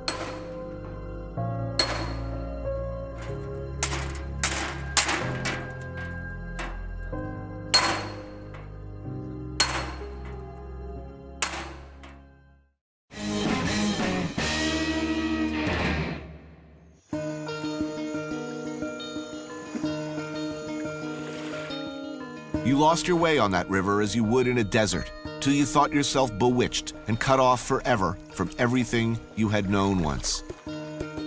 So Conrad described the Congo after piloting steamships in the early days of Belgian colonialism. I've had something of a multi-decade obsession with the Congo. It's been kind of a personal dream, if you will, to travel the Congo River. And now, for better or worse, I get that chance. We've rented a trusty vessel, and I shall dub thee the Captain Willard. All right, did you maggots load the chickens? Finding food along the way, it's anticipated, will be a challenge. Refrigeration of any kind is impossible. Okay. Well, I'm psyched. My dream has finally come true.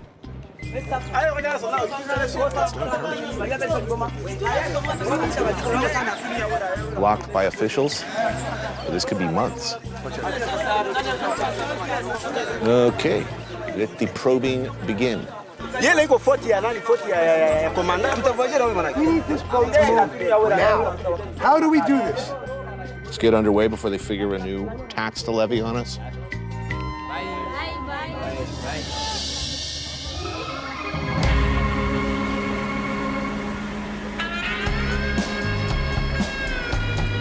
Our trip downriver will take us some 120 kilometers, even deeper into the jungle. But instead of Kurtz and his ivory hoard, a crumbling Belgian research center with a shadowy past awaits us at our destination. It's a turn of the century map. So as Kisangani was then called Stanleyville, Leopoldville, that would be here. Like 3,000 kilometers or something like that. A long way to go if we were taking the full ride. That's what we're doing, right? All the way to the Atlantic? You didn't tell them yet? I don't think we have enough spam, gentlemen.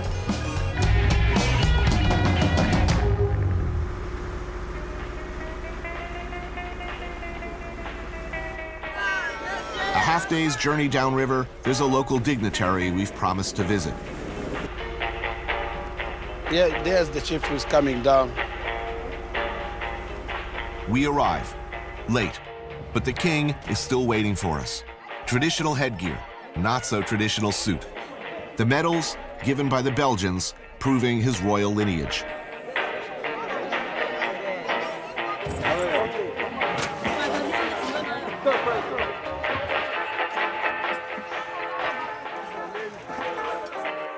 This place belongs to the Bambole ethnic group. And he's the king? Donc, yo vraiment mokonzi ya ekolo na yonyoso. My father ruled from 1928, and I came after him in 1963. It's a lot of history. Incredible. We give him a goat as a way of saying, I'm sorry for being so late, and sorry we can't stay longer. And he gives me a simple yet hefty-looking bracelet, which only later do I come to appreciate for what it is.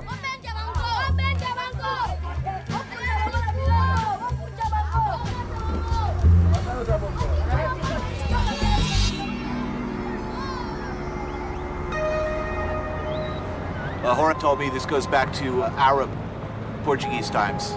It was the Arabs who taught them how to do this. So they wear them on their wrists or their ankles. This is older than our story, probably. The chief said his father gave it to him in 1935. So who knows, man? Wow. So where'd you get the bracelet? Oh, an African king gave it to me. Congo River. Where'd you get yours?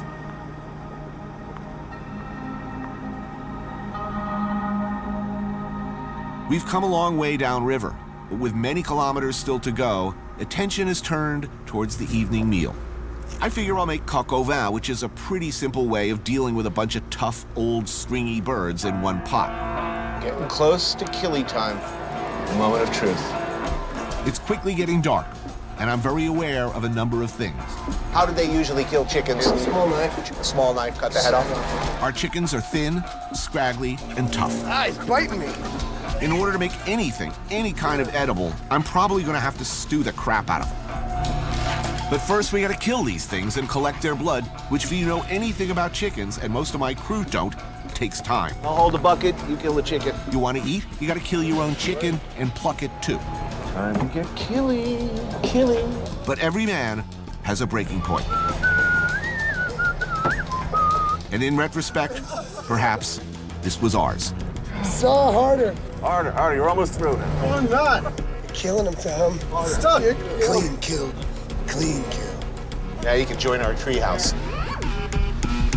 By the time our birds are cleaned and plucked, the sun is down and dinner is still a long way off.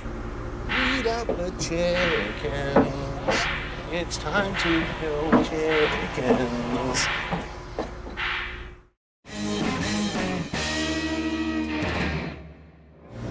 Somewhere down the Congo River, and I'm continuing to deal with a few pressing concerns.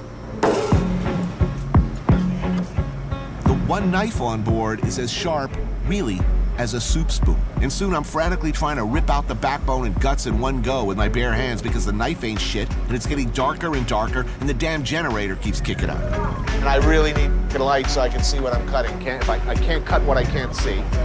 There's only 3 light bulbs on right now. There's only 240 watts. There's no way it's the draw. They're not going to eat at all.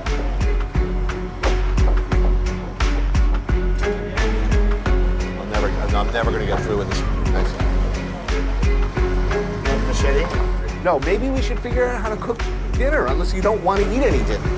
Because we are really not going to eat any dinner tonight. Okay, I've had a peanut butter and jelly sandwich, and I would like to eat, especially as we've gone through all of this misery with these chickens. All right, where's the machete?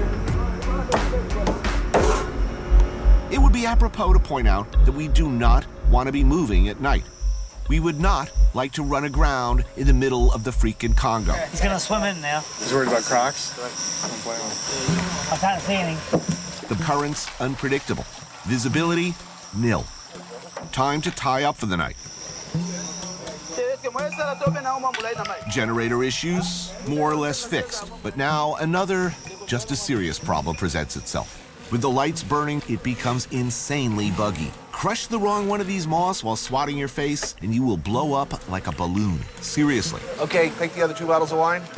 You pour all 3 bottles of wine into the onions. All right, let's put the top on, bring it up to a boil. 3 hours later, and it looks like the jungle-style stew might actually work out after all.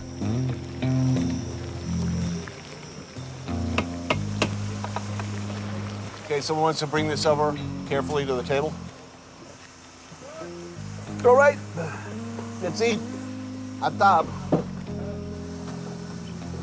Bon appétit. Bon appétit.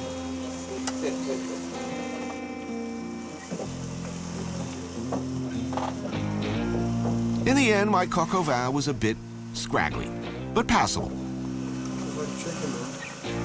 It is written that I should be loyal to the nightmare of my choice. I think I now understand what that means.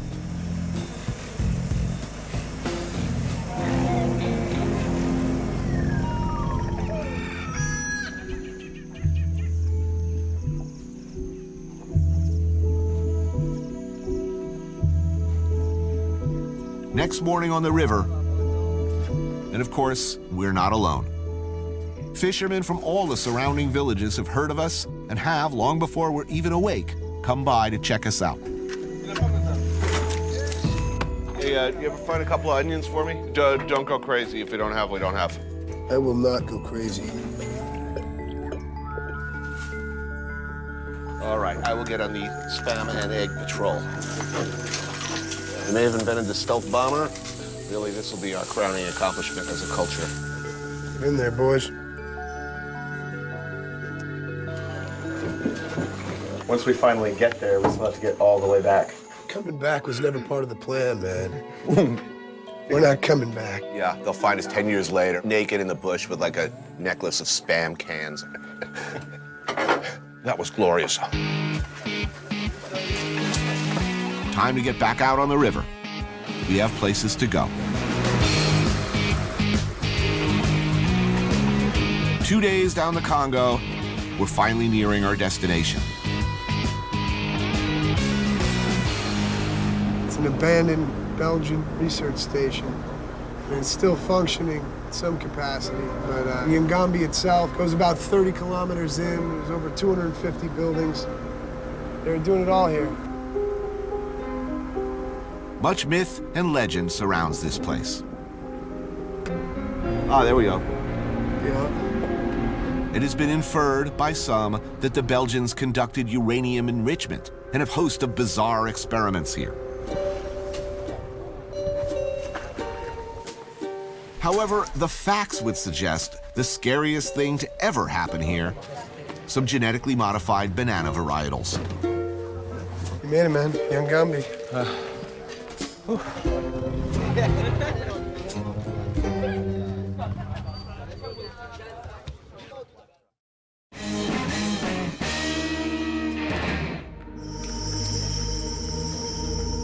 Deep in the jungle and miles from anywhere, this was once the Institute for Agricultural Studies of Congo.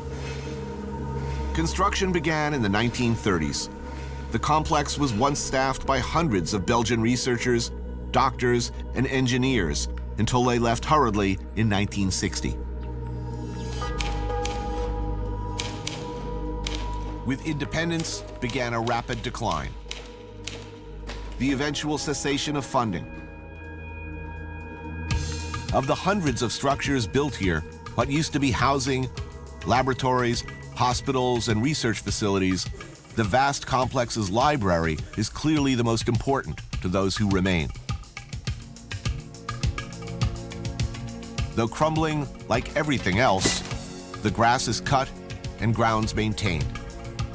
It's swept and kept clean. And yet, most incredibly, this man, Congo Bourdain, still fights a daily battle to stave off further decay to the thousands of volumes of books and research materials contained on these shelves. So what happened here? Did the place stay open? Did people continue to do research? There's some new staff, they don't get anything. But for those who have been there for long, they get an allowance from the government. Independence comes. What happens here? Les Blancs sont partis. La plupart ont trouvé qu'il ne fallait pas rentrer directement à chose. Comme l'UNEAC continuait à œuvrer au Rwanda et Burundi, la plupart ont traversé de l'autre côté. So, unless I'm mistaken, the gentleman just said that cutting-edge research moved to Burundi and elsewhere. The Congolese who remained, their mission all these years later has been to preserve the patrimony that existed. All this was state-of-the-art back in the 50s when the library was built. But for 20 years, there hasn't been electricity to run the dehumidifiers to keep out the damp. Through so many wars, through all of these difficulties, he has maintained this facility to an extraordinary degree. Why? Pour m'avoir maintenu. Pourquoi? Parce que c'est ainsi qu'aujourd'hui on m'appelle doyen. On m'appelle doyen à cause de ça parce que si je ne suis pas là, rien ne marchera plus parce que je suis déjà connaisseur de tout cela. Staff still show up to work and organize, catalog, and write requests for funding. Perhaps to Kinshasa or a central office where someone may or may not ever respond. He was here pre-independence, yes? Yeah. Does he remember the Belgian rule? Non, là c'était bien, justement. Est-ce que nous on savait qu'il y aurait un changement de vie? Parce que c'était bien, justement. Hein? No, yeah, he remembers that period of colonial. Right. That was the best time that they were living. What do you say to someone who suggests that Belgian colonialism might have been the good times?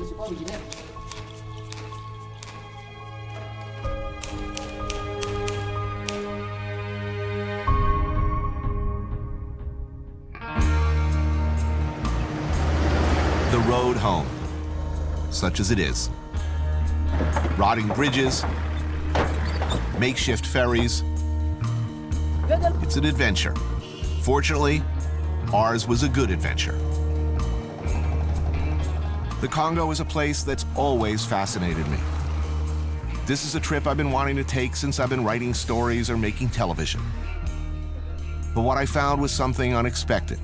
I met a lot of people who, for a long time, have been waiting, hoping for things to get better.